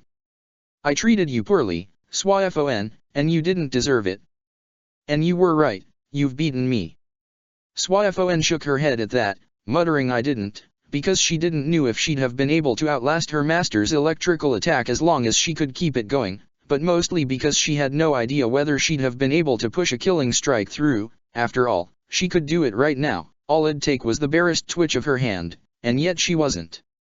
She was brought out of her hesitating mood by the feeling of a cold hand on her cheek, and realized Yoruaki had reached for her face and was brushing it softly, even if that put the back of her hand, knuckles marked with the butterfly symbol, a mere twitch away from her Bankai's face guard. Swaifon felt the tears starting to fall from her eyes down her own cheeks as she asked, voice breaking down. What about your mission? Are you just going to let yourself be killed like this? Let it fail." A wheezing cough escaped Yoruaki's mouth, then she smiled and countered. "You said it yourself, you don't really care, don't you? If it makes up for how much I hurt you, if it might help me stop sacrificing people for my goals, if it's you, then, I think, it'd be alright." Swaifon was left speechless for a moment, and then closed her eyes as she lunged forward, her Zanpakuto sealed away, disappearing before it could even graze Yoruaki's skin, as she put her arms around her master's shoulders and her head on her master's chest, her tears devolving into full-on bawling after she said, in a whisper, "It'd not be alright for me. I don't want to sacrifice you, just to be right. She wasn't sure what else to say, and so simply didn't. Laying there, she didn't outwardly react even as she felt Yoruiki's other hand on the back of her head, brushing her hairs hesitantly, merely letting herself be soothed by the contact. Then the soothing sensation suddenly grew stronger, letting her muscles relax. Swaifon would have said it was like a warm embrace, except she was already within Yoruiki's arms, which was what suddenly made the sensation feel weirder, if in a not unwelcome way. It was only when a kind, matronly tone reached her ears that Swaifon realized what was going on. "I see you've managed to capture Shihoan, Captain Swaifon, and are holding her still to ensure she doesn't slip away from you again. Quite the achievement there." Even if there was a note of amusement mixed with understanding in the voice, Swaifon's body still stiffened as she raised her eyes toward Captain Anohana. The older woman for her part merely smiled, nothing in her expression or body language to suggest any sort of disapproval or other negative sentiment. The sensation of soothing calm grew in intensity, almost forcibly making Swaifon's muscles relax against her will, and in her arms, she could feel Yoruiki's body doing the same. Meanwhile, Captain Anohana cocked her head to the side lightly as she explained. "You don't need to worry. I had quite the long discussion with my division's 7th seat, Hanataro Yamada, and he helped me shed some light over a few matters that had been troubling me. It seems that a few people are trying their best to outsmart all of us here, and in the process are causing quite a lot of chaos for everybody all over Seoul society. And that just won't do." Swaifon wasn't sure what to say, and she could feel that Yoruiki was equally uncertain, but Captain Anohana didn't seem particularly worried or even looking for any answers, as she merely leaned forward and gently patted each of them on their head once, as if the captain and former captain of the 2nd Division were simply cute little babies to her. "It's all quite complicated, and right now you two are both far too tired and emotionally compromised to be of any help, I think. I shall have Minajiki take care of you both and deliver you to Isane." She gestured to the giant, green, one-eyed manta ray-like creature that was hovering just behind her, before turning toward Sokioka Hill and adding, in a thoughtful tone. "It does mean I shall make my way there on foot, I suppose, but I should still make it in time." Then she motioned from the manta ray to where Swaifon and Yoruiki were, and before either of them had the time to do anything, the creature had swallowed them whole, and in the darkness, the sense of peace and relaxation filled every fiber of their body, and Swaifon lost consciousness. Check the description for the links to the author.